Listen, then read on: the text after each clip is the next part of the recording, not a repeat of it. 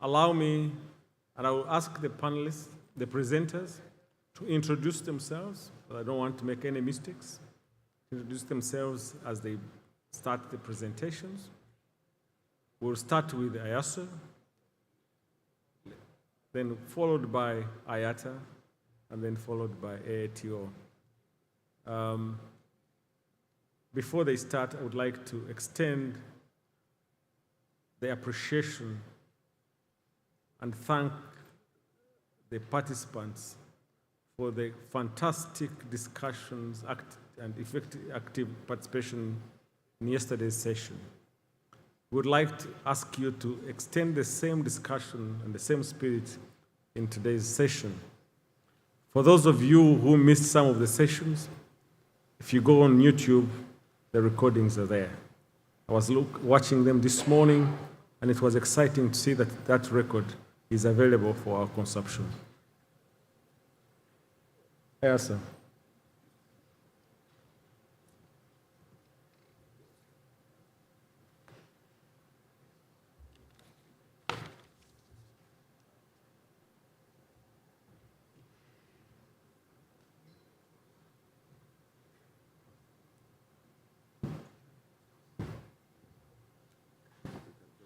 Okay.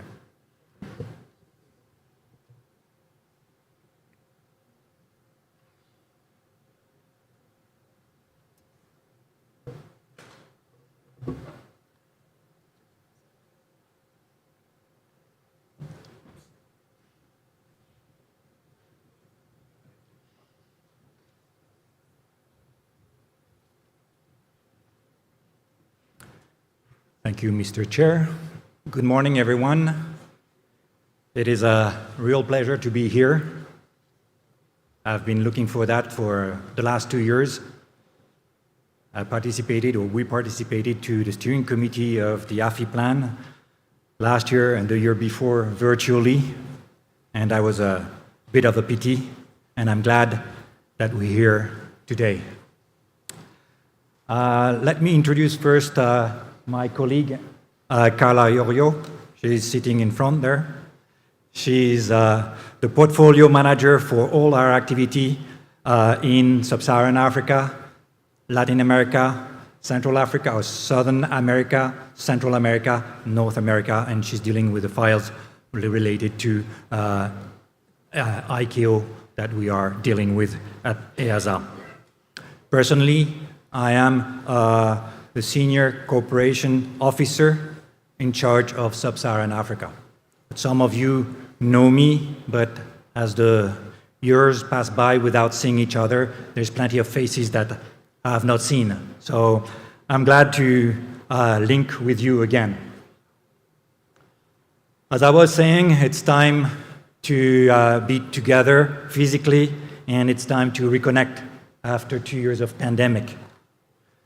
The impact of COVID-19 has been severe, and it has disrupted lots of our activities. But I believe we all, in one way or another, have been able to adapt. We had to use innovative ways to stay in contact. We had to find those new ways to implement activities. How do you implement a training when it was supposed to be physically before? And these past 2 years have allowed us to draw lessons and assess all the methodology of how we implement cooperation with different partners. And today, I believe we have a portfolio of means to deliver activity that is much larger than we used to have. I'm not going to talk on behalf of others, but I'm sure there is online training with lots of AATOs, members. Lots of people have embarked on that. We've heard yesterday of the IPAC. All that is linked together, and this is part of those different methodology and means that we have been able to build. This being said, what is the current focus of EASA before I go into the details of the project, especially related to safety? Of course, Safety for the European Union Aviation Safety Agency is one of the highest priority. But this being said, we have also other concerns or other focus. The environment is one of them. We are doing some activity related to Corsia, but not only. We are having activity in general related to climate change action, be it sustainable aviation fuel or LTAG. So all that is something that we are looking into very carefully. Since we were talking about COVID, health safety is another issue. We've talked about it over the last few days, just to highlight the fact that at the European level, we just updated or published an updated version of our protocol, and that was done just 7 days ago. We heard yesterday also about that data collection and analysis, and some of you are familiar with ACARES. The old version is not anymore maintained by the Joint Research Center in Europe, and EASA has been tasked to develop a new version. That's the version that we call ACARES 2.0. And I'm glad to report that in March, we had an agreement signed between ICAO headquarters and the European Union in order to see how we deploy this new software. Yesterday, I recall Togo talking about cybersecurity, and this is also one of our preoccupation focus. And I'm happy to have listened to the fact that Togo was organizing a big event not too long ago in Lomé. So this is a good thing. This is also something that we are looking into at EASA and we want to invest in. And as you can see in the slide, we are preparing some regulation, what we call Part IS, that will be published by the end of this year. We heard the terms drones also, and I've put that under a wider title, new airspace user. And so we are considering eVTOL certification, because the European agency is in charge also of the certification process. But how do you manage those drones, and especially when they enter specific airspace? And we have some regulation on that. And I know that some of you have studied that regulation already and have analyzed it. So before we go into the nitty-gritty of the project, I would like to highlight a few things, a few guidelines that guides us in terms of implementation of project. And one of them is something that we want to bounce back because it was raised yesterday and the day before. When we implement project, we don't want to start from scratch and bring only European guys to speak and maybe bring some point of view of Europe only. I believe there is capacity on the continent to be able to do the work. Sometimes we just need to do the facilitation process in order for it to happen.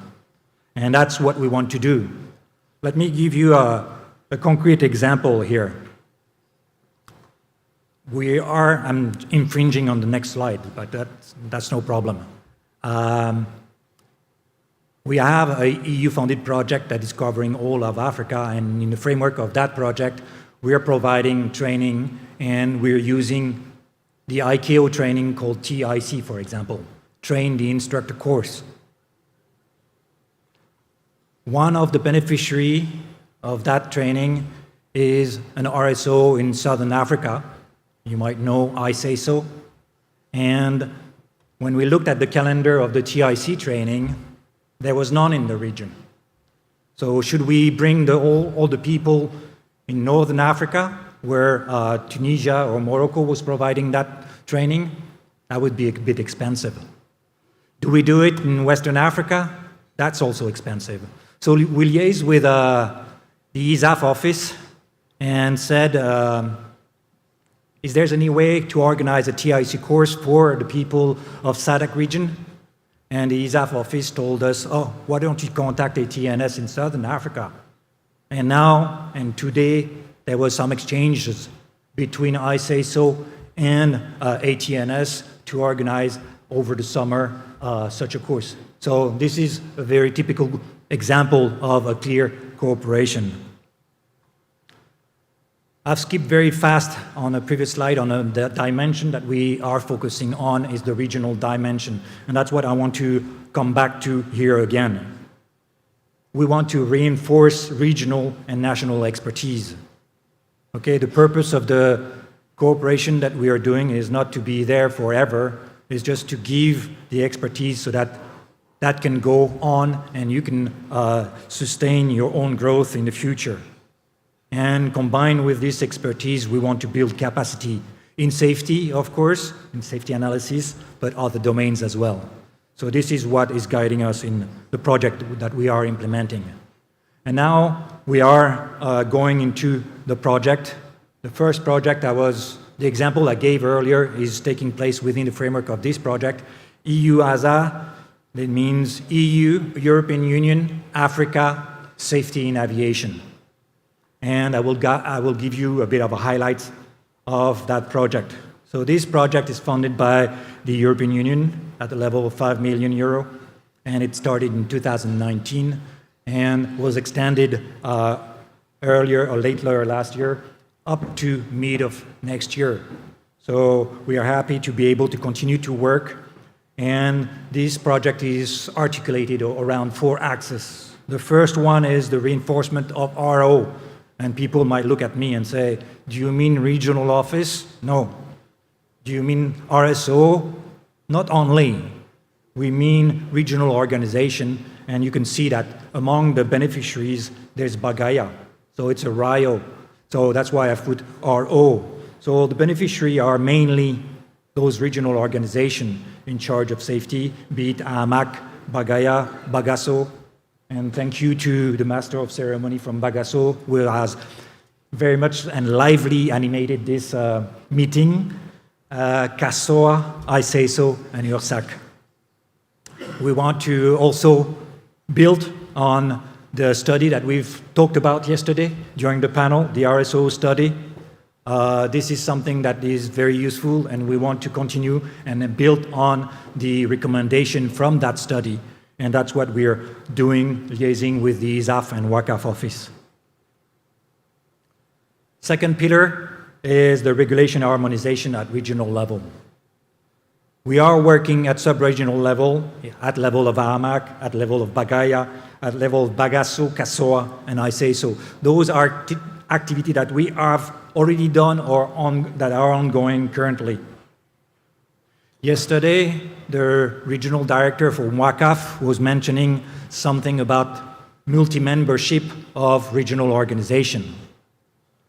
And he mentioned there was 17 countries that are members of ASECNA that are also members of a different RSO, be it ASAC or URSAC.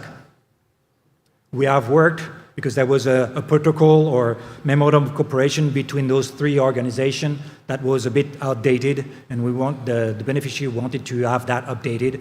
And this was done last year, and hopefully this will not stay in a drawer and will be signed. I don't know when, but this will be signed soon, maybe at the assembly or by then, I don't know. But we worked on developing and updating that memorandum of cooperation. The third pillar, once you have the regulation, then it's to use it to carry out some oversight. And we want to support that. And what we're doing is we're helping organizations like AFCAC with their AFI CIS program. I believe James Danga yesterday, when he presented on behalf of AFCAC, mentioned the support that we gave. This is a mutual relationship where we find benefit each other. We also supported financially a team from UMOA that went and attended to the needs of Guinea-Bissau. Okay, so that is practical example of how African can help Africans, and we are here just as facilitators to enable that kind of activity. We supported AFCAC also in its induction training that was mentioned yesterday when they train new people a new inspector that could participate to those AFI CIS missions. I mentioned earlier the example of the TIC course. So we are currently organizing that for ISASO, but we have done it for AMAC and BAGASO. The fourth pillar and last pillar of this project is safety data collection and analysis.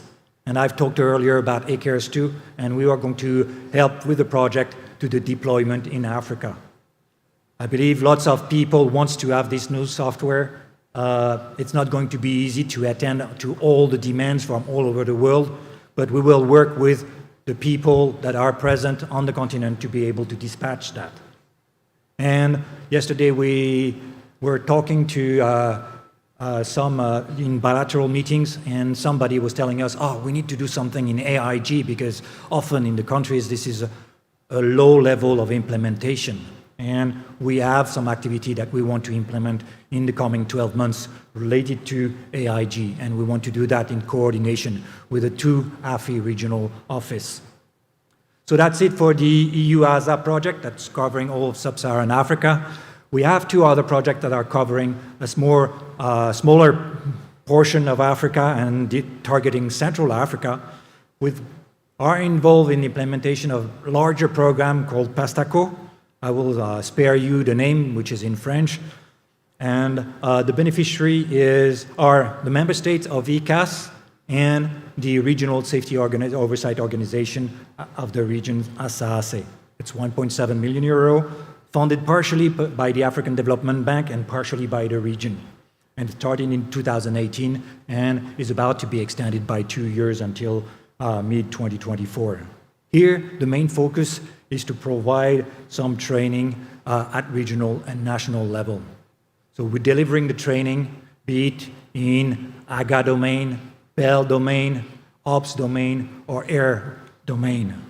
We're going to have a second project that just been signed but not started, called PAGIRN, another acronym in French, I will spare. Same beneficiary, about the same amount of money. It was signed, as I said, in April and should start next month. But here, the focus is slightly different. I told you that we have trained some instructor in the previous project, but what we want to give those instructors is the mean to dispatch some training, and we're going to develop trainings for them, or with them, to be able for them to be autonomous in those domains. And I don't want to frustrate anyone, and I'm not saying I'm going to put AATO on side. When we are delivering this kind of training, we use the facility of the training center of the Cameroon Civil Aviation Authority, which is a Trainer Plus organization. So this is all linked together. There's too many things to be able to say in the short period of time, but we are very much in line with all that. Additional project beyond safety. I spoke too quickly because the first one is also dealing with safety. But up to now, I've been focusing on sub-Saharan Africa.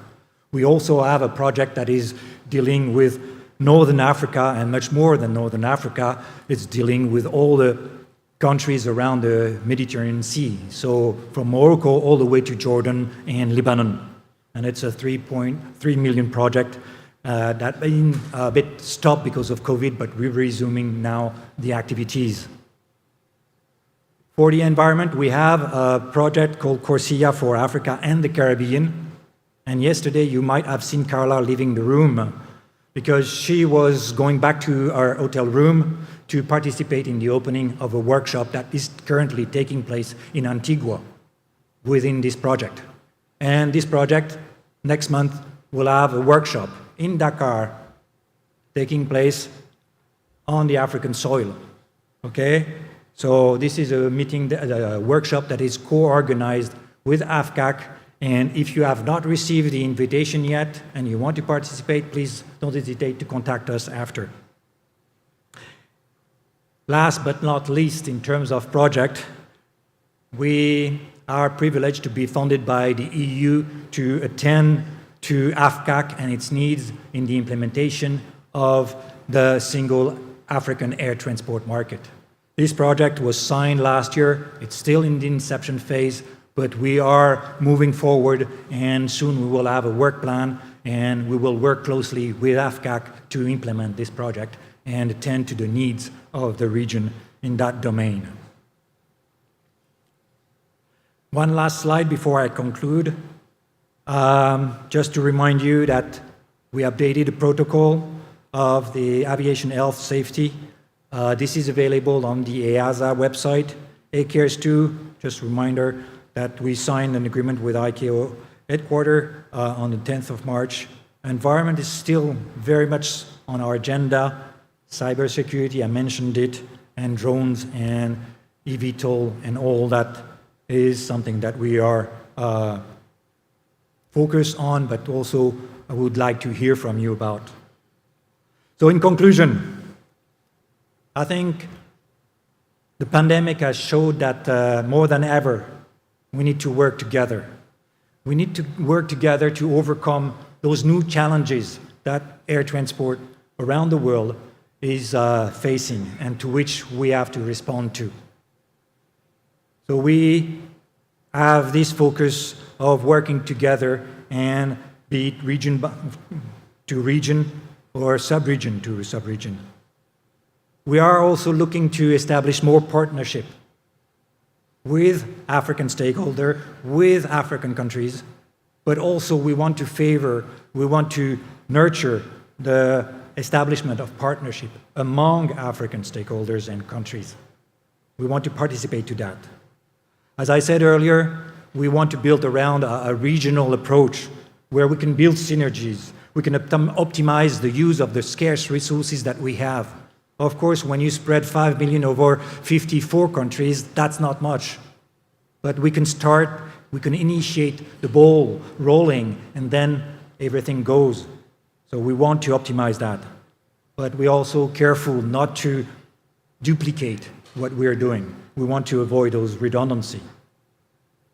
And my last word will say that with the pandemic or without the pandemic, our commitment to Africa remains strong. Thank you for your attention. And if there's a question after, I'm available.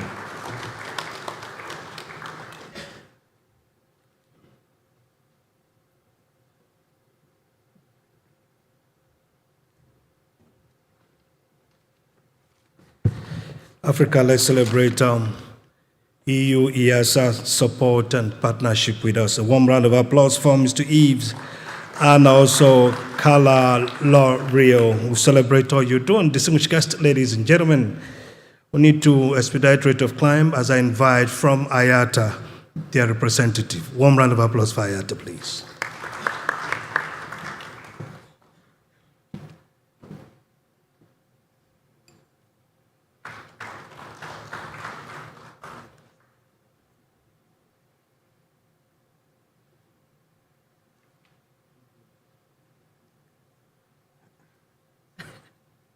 You just gave me the PDF.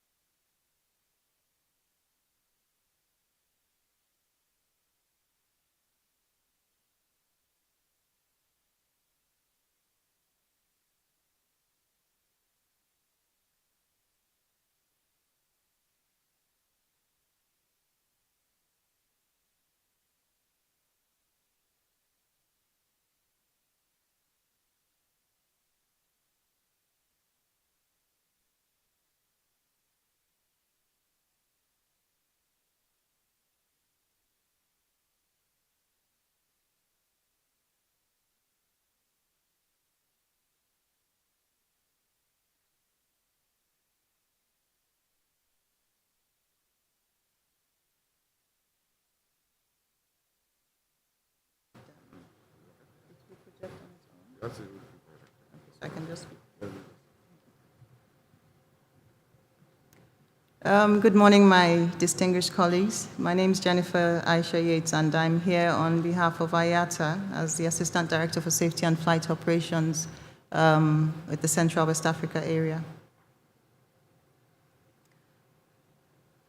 Our industry has faced one of the most trying periods in recent times, and the onus lies on us as stakeholders to determine how we regain balance and correct for the drift presented by the pandemic.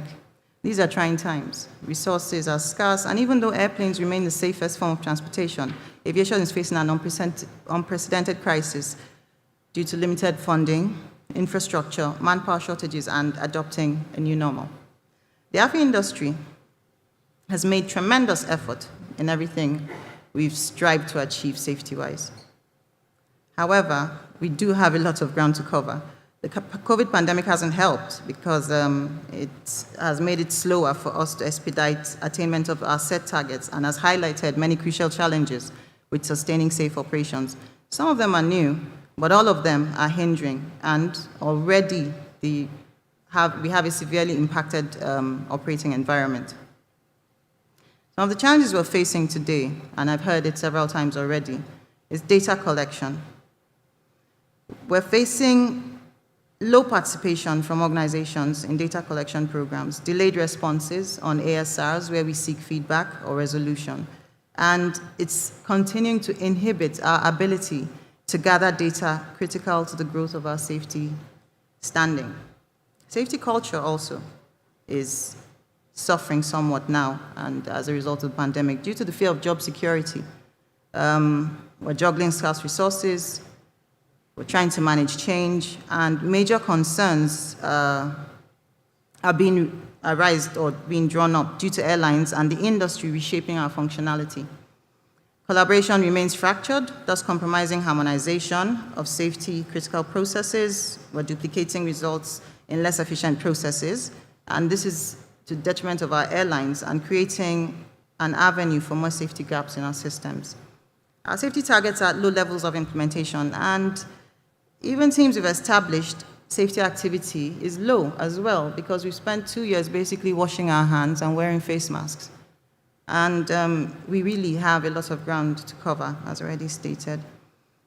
Community programs should be considered or given a consideration towards achieving more results, and I'm really happy to hear that EASA has a huge project for AFI. Our goals as IATA, and dare I say, aviation stakeholders, should continue to focus on attaining operational risks at a level which is as low as reasonably practicable, and strive to advance safety management systems consistently towards maturity and recognize new or dormant safety issues which are now critical. An attainable strategy for achieving this is through safety leadership, recognizing how critical leadership is at this time, and taking as many opportunities as we can get to speak on how, as leaders, we impact the holistic safe system. Secondly, we need to identify and assess safety risk more. The IATA Global Safety Risk Management Framework, as a repository of aviation hazards and safety risks, is now accessible to all through the IATA website. The framework is evolving from specific issues identified from the COVID-19 pandemic to provide intelligence developed by IATA industry partners to mitigate safety risks through generic safety risk assessments, IATA guidance material, and documents created by other aviation safety practitioners. Thirdly, a Safety Connect program is critical to bind our industry by creating a connected community of safety professionals and allowing the sharing of safety critical information across the global airline industry, because this is essential for continued progress in refining the industry approach to identifying, managing, and generally resolving aviation hazards and safety risks. Though AFI had the second highest overall rate across the categories in 2021, it has still registered an improvement over the 2020 rate of which is 5.66 versus 8.22 of 2020 rate, but it still remains way below the set target of 2.5 million accidents per sector, as established in the Abuja Declaration. Another achievement was the continued zero jet hull loss, both in 2020 and 2021. Unfortunately, the same is not true for the turboprop category, where the region experienced 4 accidents, 3 of which resulted in 41 fatalities, putting this at a 3.26 rate per million sectors, still higher than our #1 target from the Abuja Declaration. All 4 operators involved in the accidents were non-IOSA members, so this is why it's critical that operators should be encouraged to undergo the IATA audit programs.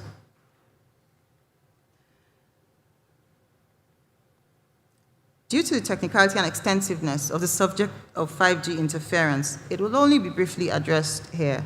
However, IATA has created a working paper for presentation to the APRIG and the RASC. What's important to note is that awareness of the propagation of the effects of 5G deployment on aviation safety is critical. Stakeholders need to be involved at the inception stages and when discussions are being made as to how installations are going to be made and how to ensure that they are located in areas where they do not impede on safety around the airports. 5G deployment is a change which must be carefully managed, and an understanding of the technical impacts and operational implications should be informed by the inclusion of subject matter experts in the decision-making process. Our audit programs. So, it's the IOSA, ISA, and ISEGO, which I'm pretty sure everyone here is familiar with, is basically global safety audit programs designed by IATA. They've been developed to provide the industry with an internationally recognized and acceptable evaluation system for assessing the operational management and control systems of the world's airlines, with audits conducted to assess the standardized application of documented and implemented processes within 8 operational disciplines. The programs serve as a tool to complement SAATM by propagating safe and efficient operations within AFI, facilitating global safety standards, enhancing safety compliance, avoiding duplication, as we've already recognized is very important, and also in the allocation of resources towards improved safety and security. It also serves to complement state civil aviation authority oversight activities. The Abuja Declaration of all AFI operators being IOSA, ISA certified by 2022 currently sits at just 24 AFI operators currently having IOSA or ISA certification. Through funding from the AFDB and a tripartite agreement between AFRA, IATA, and AFCAC, 12 airlines currently in SAATM states are in the pipeline for IOSA and ISA certification. Training has been provided towards this, with gap analysis and follow-up activities of the individual airlines currently ongoing. As we strive to meet our Abuja safety targets, specifically target number 8, and indeed all the targets, states should endeavor to gain and enhance the awareness of the IATA safety and auditing programs. They should sign IATA safety MOUs and define how they plan to utilize these signed MOUs, because the MOUs can be operationalized to best suit each state's specific needs and pressing security or safety concerns. There are countless benefits to it, such as providing cost-free solution for states to resolve some of their pressing safety concerns through knowledge shared in resulting technical partners and access to IATA safety experts. Reducing cost, we've talked about duplication and basically maximizing our resources to our best advantage. Signing safety MOUs with IATA generally ensure that states have access to reports which they can use to complement and supplement some of their oversight activities should they choose to do so. Conservation of scarce resources. I'm beginning to sound like a broken record, but resources are indeed scarce, so it does help us conserve our scarce resources. And then position AFI airlines more strategically for code share purposes and TCO applications based on the IOSA certification status as evidence of an ICAO, FAA, and an EASA recognized world safety standard. Also, lastly, it would facilitate strongly harmonized safety activities and standardized practices across AFI, which would support the generation of joint solutions more expeditiously in our continent. As already highlighted over and over, data is an issue for us in AFI.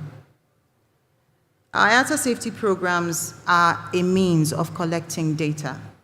We've got the Flight Data Exchange Program, the Accident Data Exchange Program, and the Incident Data Exchange Program.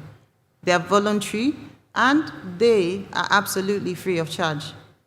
Participation ensures that we collect safety-critical data across our continent and trend it, utilize it to map our airspaces better, and ensure that we improve on our functionality. So please, I'm sure you've heard it several times already, we need to find a way to harness our data better and utilize it more efficiently.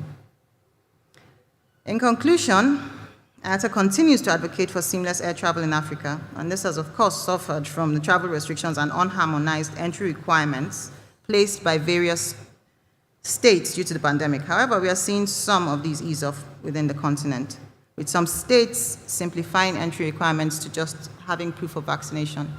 It is my hope that the whole or parts of this presentation resonate with all of us long after we leave here.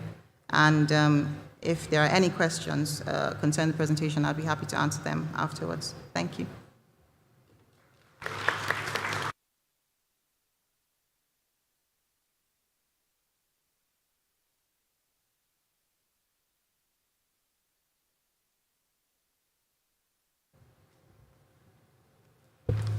Director, I don't think there's any other question. Do we move on?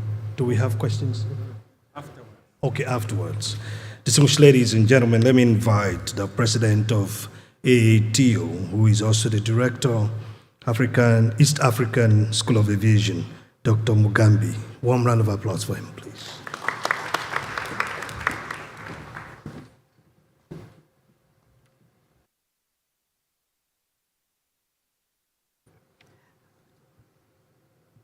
Mr. Livas Mabaso, Chairman AFI Plan, Mr. Caps Twijuke, Chairman AFI SECFA, distinguished guests, ladies and gentlemen, good morning.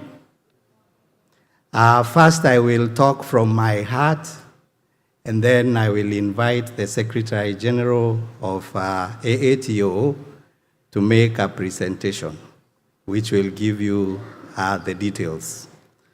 I will begin my brief statement that will be 3 minutes with a proverb in Kiswahili. It goes like this: Panapo wazee hapaharibiki jambo. Directly translated in English, it means where there are wise men, nothing goes wrong. And because I believe in gender equity, I will rephrase it. Where there are wise men and women, nothing can go wrong. Ladies and gentlemen, here in this room, there's a lot of wisdom. AATO is a body that was formed, as I said yesterday, following a recommendation of AFI Run 2008. And in 2013, the organization was constituted here in Abuja when the African Training Organizations, AATOs, held a constitutive assembly.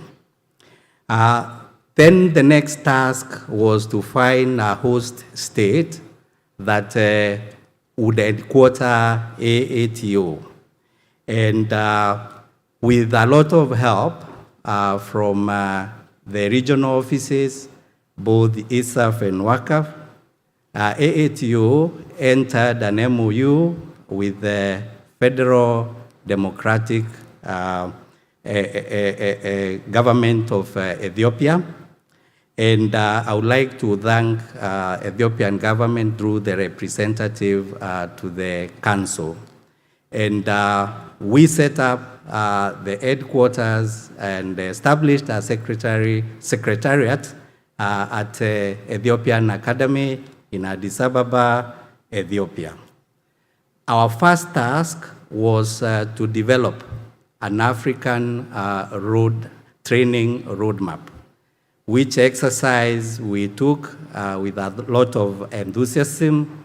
And during AFI Week in Kampala, the roadmap was approved. The next phase then was implementation, and then COVID happened. The same year, I was elected by members as the president of AATO at the third assembly in Accra, Ghana.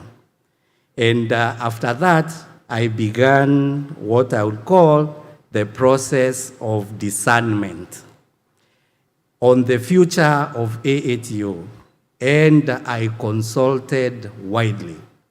The Ethiopian representative to ICAO will bear me witness that I even went to consult in Ethiopia, and the DG, the Colonel, asked me, "Is that what brought you?" And I told him yes, because this is very, very important. Why did I begin this process of discernment? It is because I realized the way AATO is set up, it cannot sustain itself. What is the current setup? The current setup is it is an association of members who are training schools in Africa. Right now, we have 10 active members who have tried now for 9 years to sustain this organization through subscriptions. And it has reached a point where we have realized this is not workable. So last year, early this year, we held 23rd AATO Council meeting. The Secretary General of ICAO mentioned it. We had support from Barry, and also Prosper and sent an expert to support us in this. And we realized that it is true, AATO cannot survive in the current form. We looked at many scenarios. We did a scenario building, and we settled on one. Contextually, AATO is a regional body for training. If you start from the basics, then it means AATO has to have a character that is regional. It has to be within the African Union setup. And traditional logic will tell you AFCAC is the agency of African Union on aviation matters. So we see that the only way this organization can really survive is if it is under African Union, AFCAC, and then resources can be mobilized through that. Yesterday, Livers Mabaso asked us to ask, and now I'm asking. And he said, you come up with a proposal. I've given you the proposal. Come up with a budget. I'm giving you the budget. So we have gone through what we need in the immediate term, which is 3-year plan. And we have already come up with some workings. First year, which begins this year, if we have US dollar 210,000, we should be able to meet staffing costs and updating the aviation training, African aviation training roadmap, because update is required because of the COVID-19. The second year, we would require 400,000, and this will meet the staffing costs and the implementation of the roadmap, which Margaret is going to briefly highlight to you. And the third year, 224,400, again meets continued implementation, staffing costs, and recruitment of the new Secretary General. Margaret is retiring. If she retires and we don't have a plan for succession, then AATO may face imminent death. And God forbid, it will be recorded, it is during the presidency of one Dr. Mugambi Ntonchevere, when Livas Mabaso was the person who was in charge of the whole aviation activities in Africa, assisted by CAPS, and with RD as Prosper Suminto for WACAF, and Barry Kashambo for ISAF. And I rest my case. Now I'll ask Madam Secretary General to take you through briefly.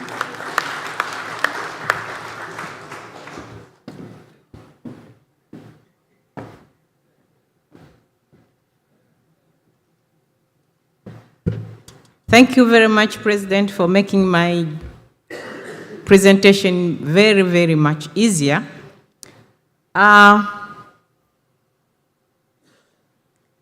Thank you.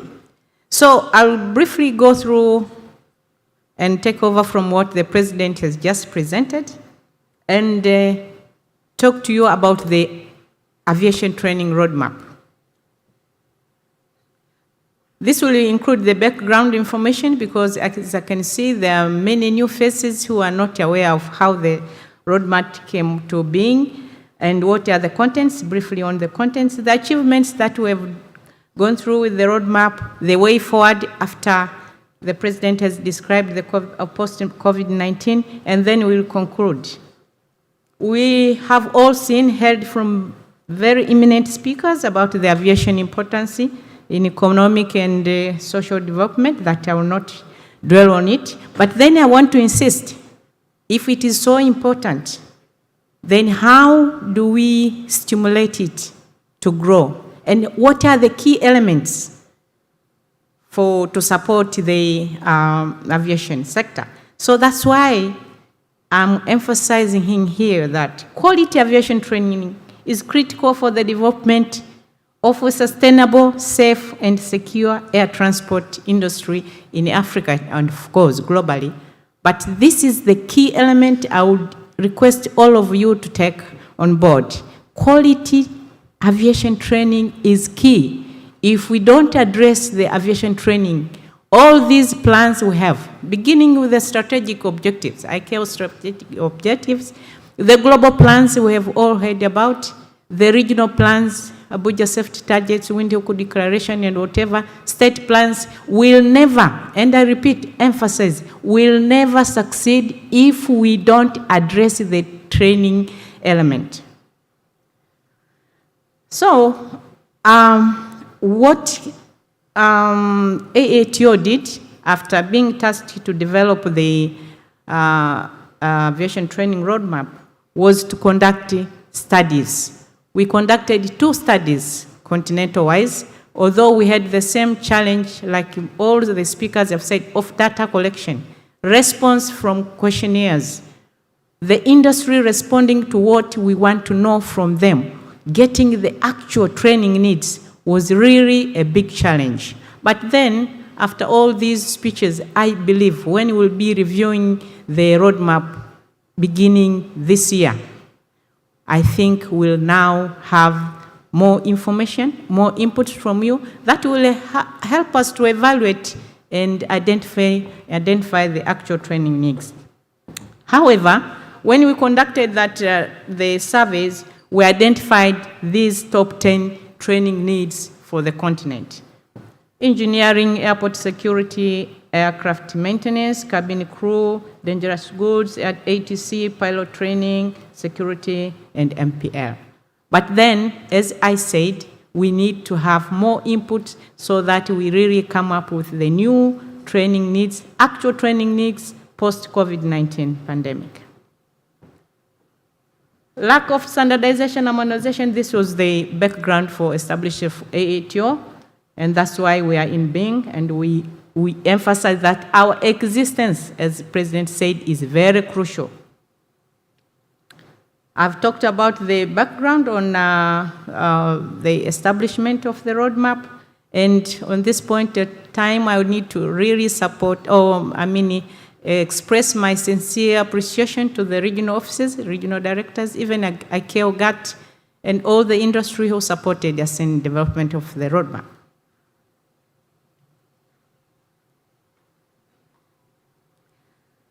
So the roadmap was adopted by this same meeting, steering committee. The last one we held face-to-face in Kampala. And thereafter it was presented to the ICAO General Assembly that same year, the last 40th General Assembly in Montreal.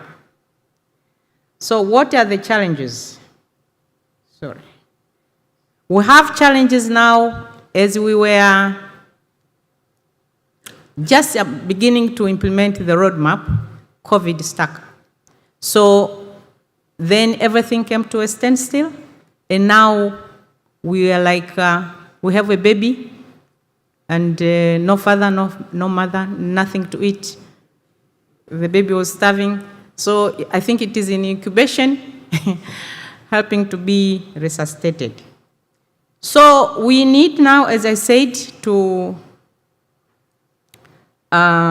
begin from where we stopped and continue working on the roadmap, improving it, and having now the new training needs, which now will display the true picture of training needs in Africa. So we need also to update the database, because alongside with the roadmap, we had a database of instructors for the continent, which is very crucial when we need now to collaborate and train more professionals continent-wise. So we need to know who is where and what are the qualifications. This is very crucial. So alongside with the roadmap identification of the training needs, we'll also need to improve the database. So we'll also continue with a very crucial objective for AATO, which is harmonization of the curriculum, because this is exactly what is our objective for AATO establishment. So,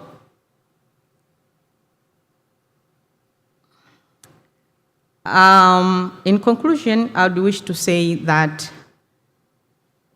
we have all seen that most of the presented global plans, regional plans, even state plans, one of the representatives was saying lack of, I remember very much the term he used, lack of, and most of the targets were not met, if I'm not mistaken. If I even quote even one of the aerodrome certification, I think one of the key elements is missing the professionals, the right professionals to carry out the certification.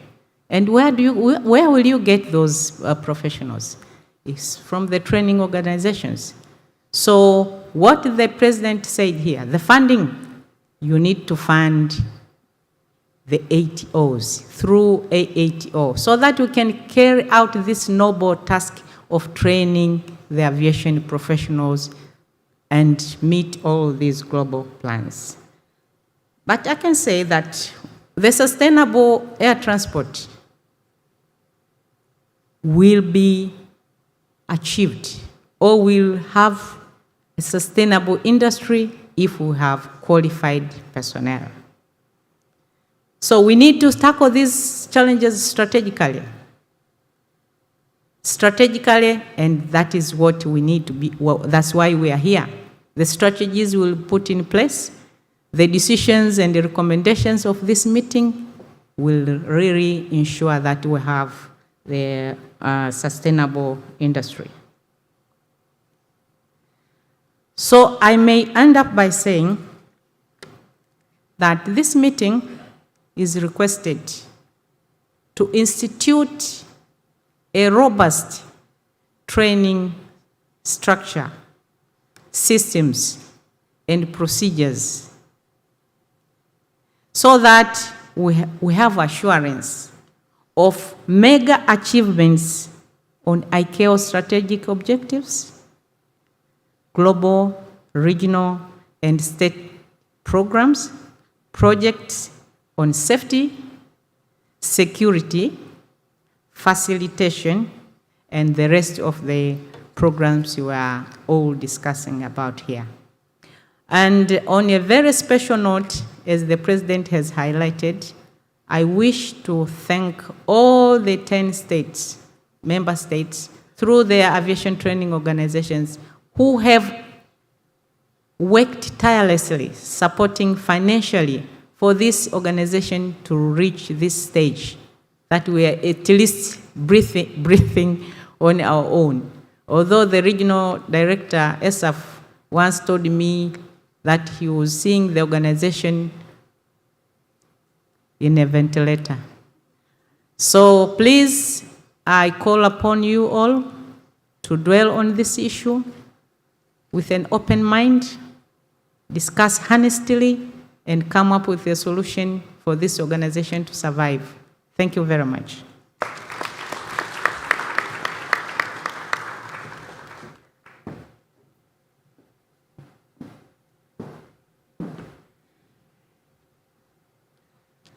Please, dear delegates, make sure the AATO is not an orphan. This AATO must have father and mother, because it's not Melchizedek.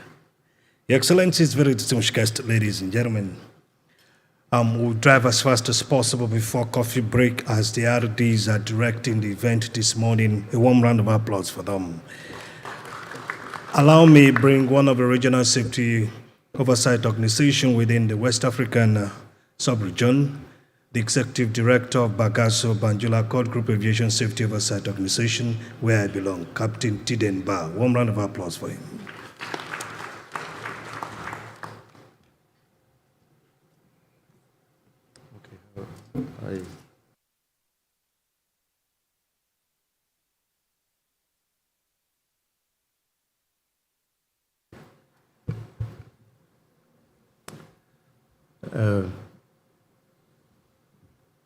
Director Regional, ICAO Director Regionals, good morning. Good morning, distinguished delegate. Good morning, DGs, ladies and gentlemen. I will present the contribution of BAGASO to enhance the safety within the BAG region and West Africa. Through the critical elements, I will go through it to highlight to what BAGASO is doing to contribute as a main actor in the sub-region in order to enhance the safety within the region. As the outline, we will talk about the BAGASO achievement. I will use the critical elements in order to highlight what we have done and what we plan to do. And of course, through that, we have challenges as any other organization, particularly with the COVID. Okay. And after that, we will talk about the future capability of the organization, and we conclude. Critical element 1 and 2, primary aviation legislation. The related activity that BAGASO has done, we have developed a generic law from the ICAO FAA model currently being updated. So we update that regulation and law regularly, and we even complete a compliant checklist to support that development. And we have worked with our member to review their law when it's necessary. We are supporting them to update leg and leg specus in order to comply to the standards and recommendation practices. We have developed generic regulation from the FAA and the ICAO, the model regulations, because we are working based on the MCARs. Those regulations are available on the BAGASO portal, and we work with the member states to adapt them. We adapt with Guinea those regulations, Liberia, Sierra Leone. On critical element 3, the state civil aviation system and safety oversight functions. BAGASO is first signatory of AFI CIS. So we work closely with AFCAC in order to deliver support and assistance within the regions. We have joined AFI team on several missions. For example, in Guinea, BAGASO, we have some challenges. We have 3 languages we are covering within the region: French, English, and Portuguese. Sometimes we don't have all the resources with some other languages, particularly in French. When we need to support Guinea, we use our sister AROSOs, like UMOI, IRSAC. We use AFCAC, and we use some other state collaborating with us within the regions. We participate in coordination with ICAO, WACAF, for the ROS missions. We are members sometimes on the ROS mission, and we use the report of the ROS mission in order to help our state to develop a CAP, a corrective action plan, and address all the deficiencies. We, within the region, we have developed a CIS inspector scheme, a cooperative inspector scheme. We have, within the region, 3 big states, very advanced, with a high EI, and we have another ones who have a low EI. So we use, with the CIS we have developed within the region, the expertise of the advanced states to help the less advanced states in order to enhance their level of effective implementation. On the CIS, we have added the BAGASO CIS, AGA, ANS, and PEL in order to cover all the audit areas.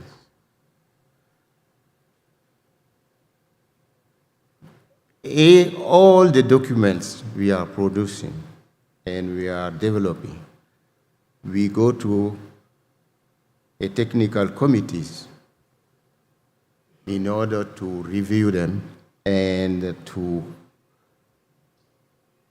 adapt them and propose to the board in order to be approved. We have adopted within the region the ITS, Inspector Training System Policy, for all members. Assistance to the state on critical element 4, it's the lowest, I think, worldwide from the establishment of the CEA.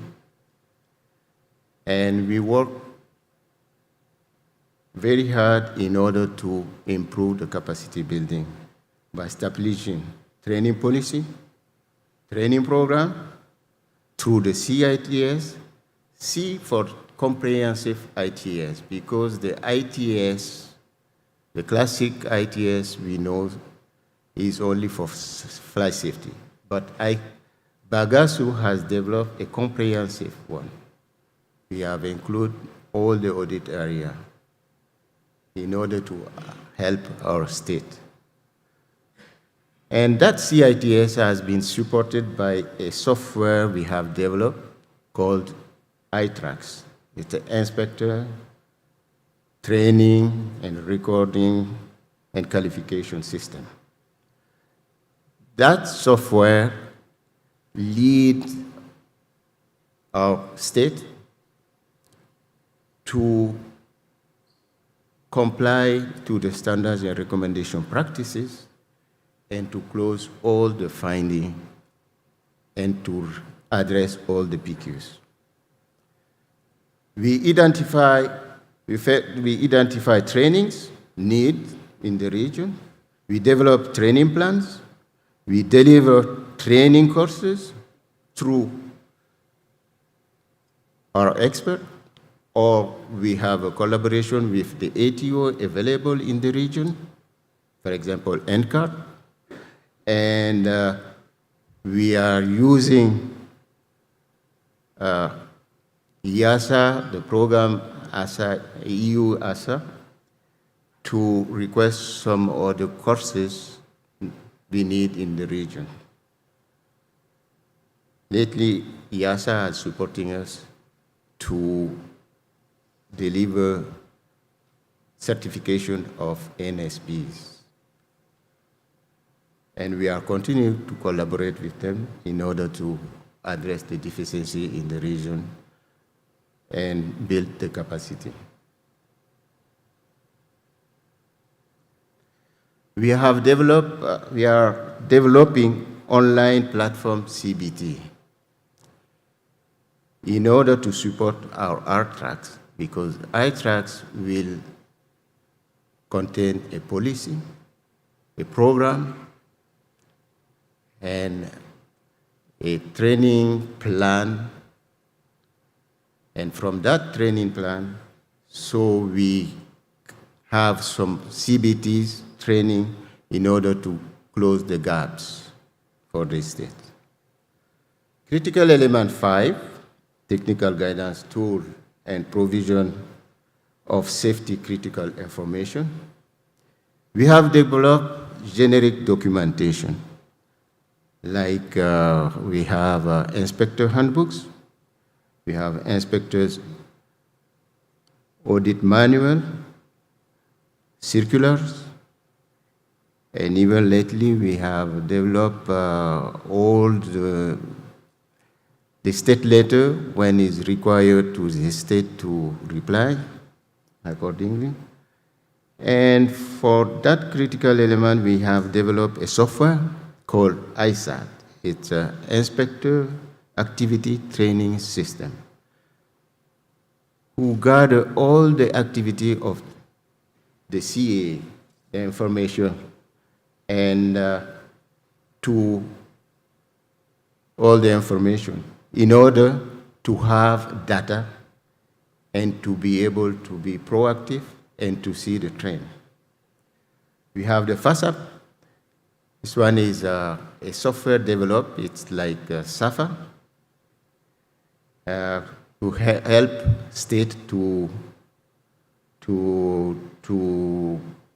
fulfill their responsibility for the foreign aircraft oversight. We have the PELMAS. It's another software we have developed for medical examination.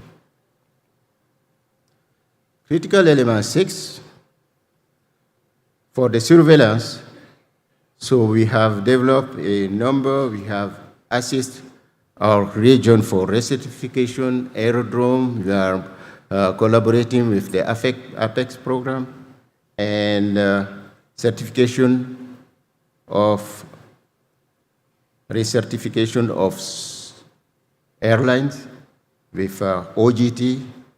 We are delivering, we are working with WACAF on the program to certify the aerodrome in the regions with APEX. And we have helped all our regions in order to close the corrective action plan. And resolution of safety concern of critical element 8. So we are giving, with the collaboration of FAA, we have developed resolution of safety concern courses and ISAT to address that the resolution of safety concern. I gave you an overview of the contribution by CE, by critical element of our region, and I won't go too deeply on it because the time is not permitting. And if you have a question after, we can discuss on it. And we base our contribution according to the AFI Plan and the Abuja safety target you have on the table here. We have some challenges, as every other organizations with the COVID. So our main challenge is the contributions of the state. With the COVID, the states recovering slowly, and they were very weak financially. And we need to have a sustainable funding mechanism in order to be more stable financially. So we have the way forward.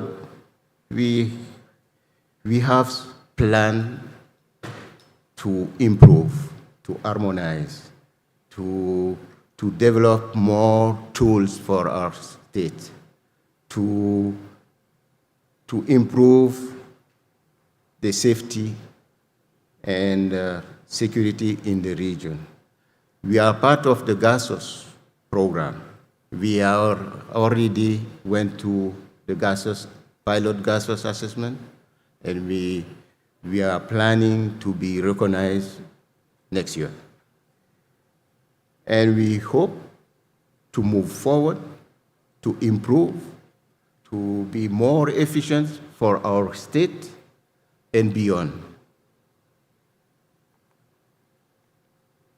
So I cannot conclude before to say thank you with our collaborators. We have IASA, ASA, EU ASA project. We are very active to support a lot of our activities. AFCAC, with AFCAC, we work closely to support our state. We have FAA, who are supporting us, and we have signed a number of MOUs with our sister ROSOs, EAMAC, URSAT. We have ISASO and CASOA. We work closely with them in order to share knowledge and competency, and to help to raise the effective implementation in the AFI region. Thank you very much. If you have any question, I will be here for now. Thank you.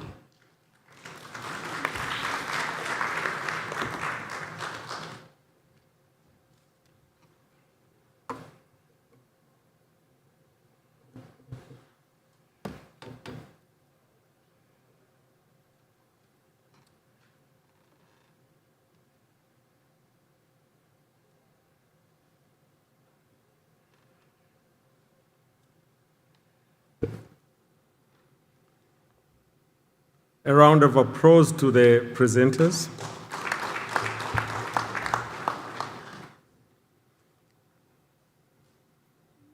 We have about 20 minutes or so, maybe 30 minutes for question and answers.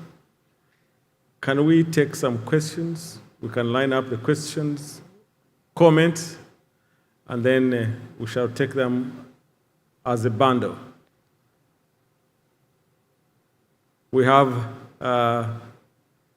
quite a number. We have got ladies first, representative of Ethiopia to Keo, representative of Uganda to ICAO and ANC member, and also representing the DG, representing Uganda at this meeting, African Union Commission, any members from the States, Senegal, those are 4. Okay. AFI Plan chairperson, number 5. So ladies first.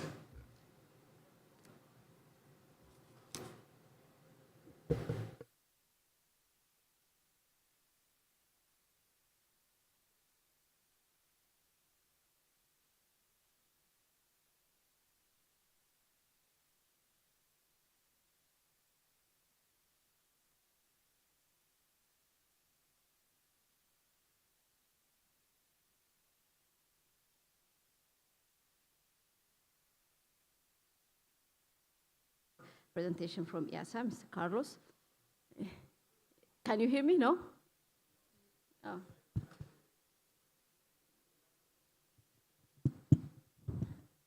Now, is it working now? Okay, thank you very much. I'll go in order of the presentation. It's very clearly, we've seen the experience of IASA. You have gone through a lot, and it's clear to see that you are focused. And it's now we can see which area that you are working on. It's solve current and future problems. As you might see, and as you have experienced in Africa, we are struggling a lot of things. We have a backlog to catch up. We have to solve current and similar challenges like COVID and so on, which are the same to all of us. And of course, the future is coming, and new things are coming. Drones and other technologies are coming. So we have a lot to catch up in. From your experience, what do you see? Are we really, where do we shall be focused, because the same challenge, the same struggle was there for European countries 30 years back, 40 years back, to make aviation part of their economic development, part of their trade, part of tourism, part of solving their social and economic development. Now aviation is an integral part of everything in Europe, So it has to be that way. I mean, we, as human beings, we deserve that. It's an advanced and advanced technology that human beings brought to this world. So this is what Africa deserves. And at the same time, we have a challenge to make aviation affordable, aviation accessible, and aviation reliable, at the same time sustainable. We have to reach to that balance at the same time. So what do you think should the focus in Africa be? What's from your experience in sub-Saharan Africa, what do you observe? What do you suggest? That's the first thing I would like to ask. The second thing is, and recently we passed through a challenge due to the largest accident, I can say, in the past some years in Africa for 737 MAX in Ethiopia. And we have seen the gap in accident investigation. I would like to thank here IASA for unwavering support at that moment that you gave us, and you show your commitment to the aviation security and safety to the world. So I would like to congratulate you for that, but at the same time, there is a huge gap. We learn a lesson. We learn that Africa should do something to have and a well-advanced accident investigation department or office that can work even for all over Africa, at the same time. And I heard that you have a program to work with AFCAC in the coming 12 months. Can you give us a little bit update what it is targeting really? Because it's an important challenge that we have to tackle, that I believe. The second question goes to Jennifer, and I heard that there is 5G is a challenge. Yes, but 5G is something that we cannot avoid. It's coming, So I think the operators, manufacturers, they have to catch up, So what's your suggestion? We cannot avoid it totally, We have to work on it. So I would like to hear your suggestion on that as well. The last of my intervention goes to AATO.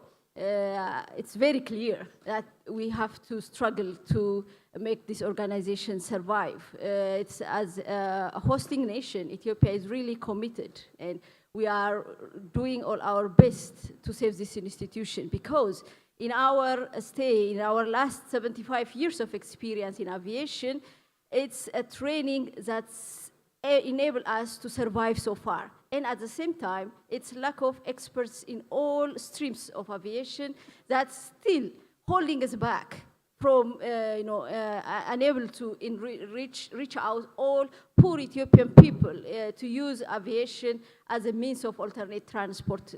As a landlocked country, as a big land, and having a lot of population, it's still training is holding back. So we believe strategizing, African training capacity, African demand is a means. And as we have seen in the earlier presentation from EASA, using our resources, using in a responsible way is the best thing for Africa. We don't have any option. So there's those all training facilities, excellence centers, things are the best to utilize. But I wonder how far that African Union was informed about this, and I'm sure Eric is here as a representative.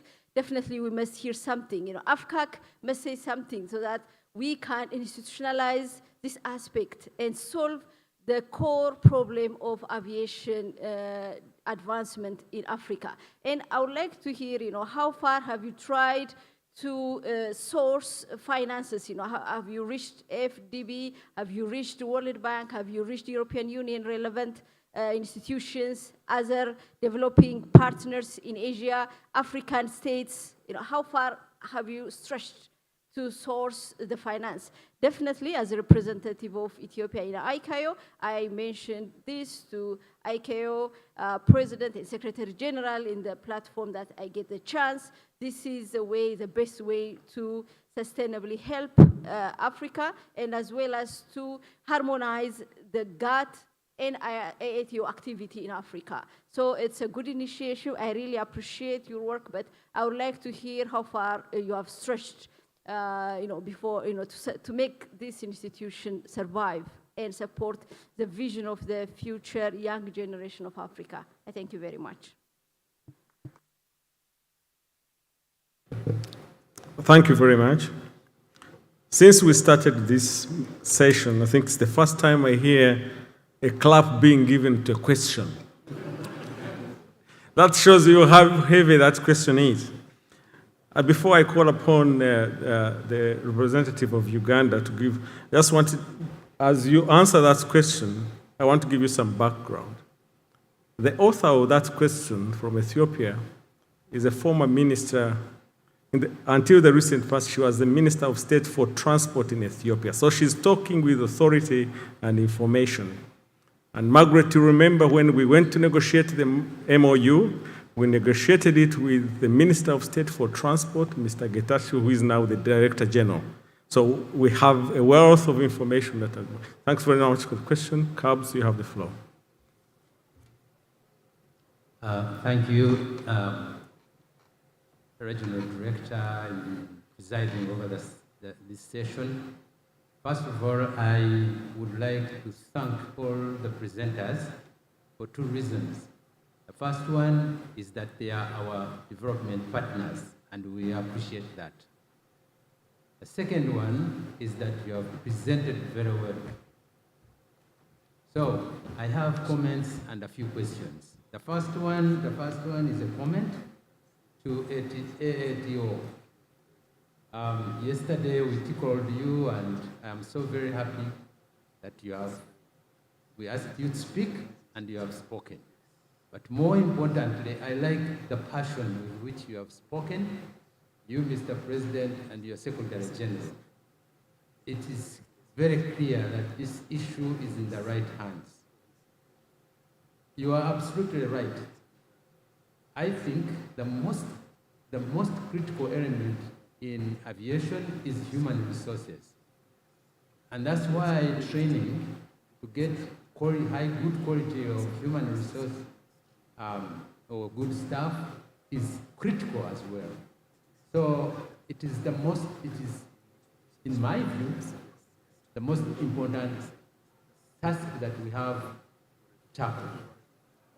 I have listened carefully, and in order actually to avoid getting arrested, as you said, Mr. President, I have whispered to the chair of AFI Plan, and now I can also say, in my capacity as chair of AFI Plan, we will try to alleviate your orphanage by incorporating you partially in our plans. And I whispered to him, and he also appreciates that. We are also struggling with finances, but we are not in the same situation like you. So we cannot promise to take over everything, but we will support you. The next comment is to EASA and IATA. Thank you for highlighting the issue of data, but also AATO and also BAGASO. I think you also all talked about data. And data is everything also. Without data, you have nothing. You cannot manage safety without data. You cannot manage security without, you can't carry out risk assessment. You are absolutely with nothing. So, and since we started this event, we've been talking about lack, to use the words of the representative of Senegal, of especially data, among other things. Now my question to you, since you have focused on this, what is the missing link? Is it because the states don't want to provide data, or is it because they don't have it? What is the missing link? It has been said very many times. How can we reverse this situation? How can we arrest it? How can we develop this data and share it? So I would like to hear a little more about that. IATA, before I go to IATA, yes, you talked about the software relating to data impact. I'm just wondering if you can talk a little more on how that software can be accessed for our purposes. For IATA, you talked also about the possibility, the potential of 5G interference with the air aviation systems, especially around the airports. Do you have real-time incidents or situations where such interference has kind of occurred anywhere around the world? Because I know some countries are already using 5G. Is there real situations that you could quote? Because others really seem to doubt that it is actually a big problem. And lastly, because I don't want to leave out BAGASO, I also have a small question for you. Thank you very much. You've done a lot of good work from what you have indicated. And I know there are still some RSOOs in Africa which are still struggling. They are still in formative stages. I think you can be a very good place to study from. Just for you, about how many staff do you have? What is your staff contingency that helps you to do all of this? Thank you very much. Thank you very much. I imagine to be able to manage the time well, you take note of all the questions, and when you are responding, you respond to all the questions in a cluster. Otherwise, we will not be, because we are going to finish the 30 minutes receiving the questions, so we will have to add some time for you to respond. Senegal is next to be followed by South Africa. Senegal. Then we'll end with Eric, if you don't mind, your questions will be the last. Merci, Monsieur le Président.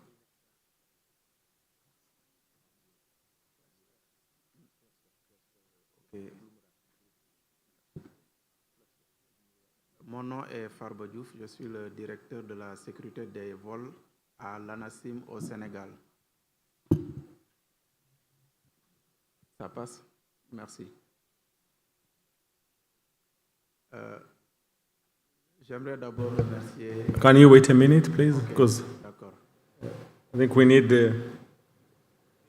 headphones for the panelists. Some of them don't need headphones urgently. Sorry for that.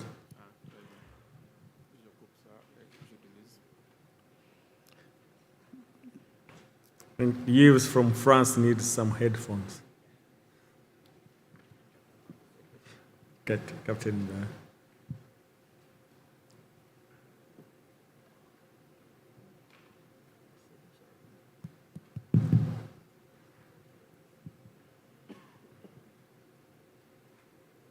Parla français?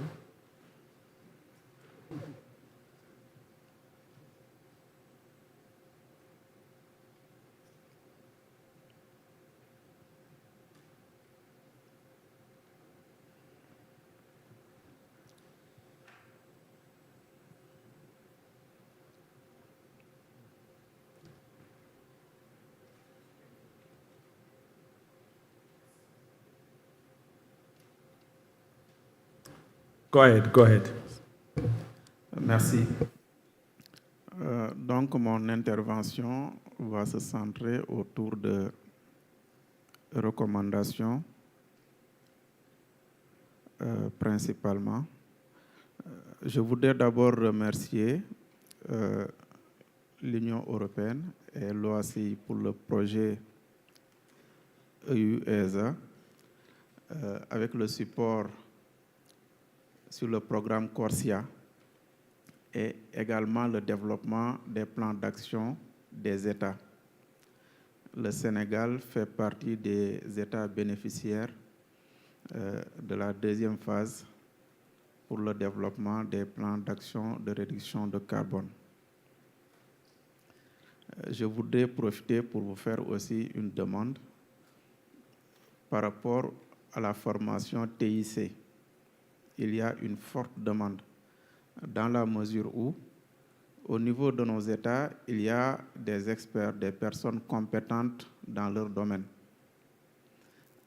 En faire des formateurs serait une excellente chose.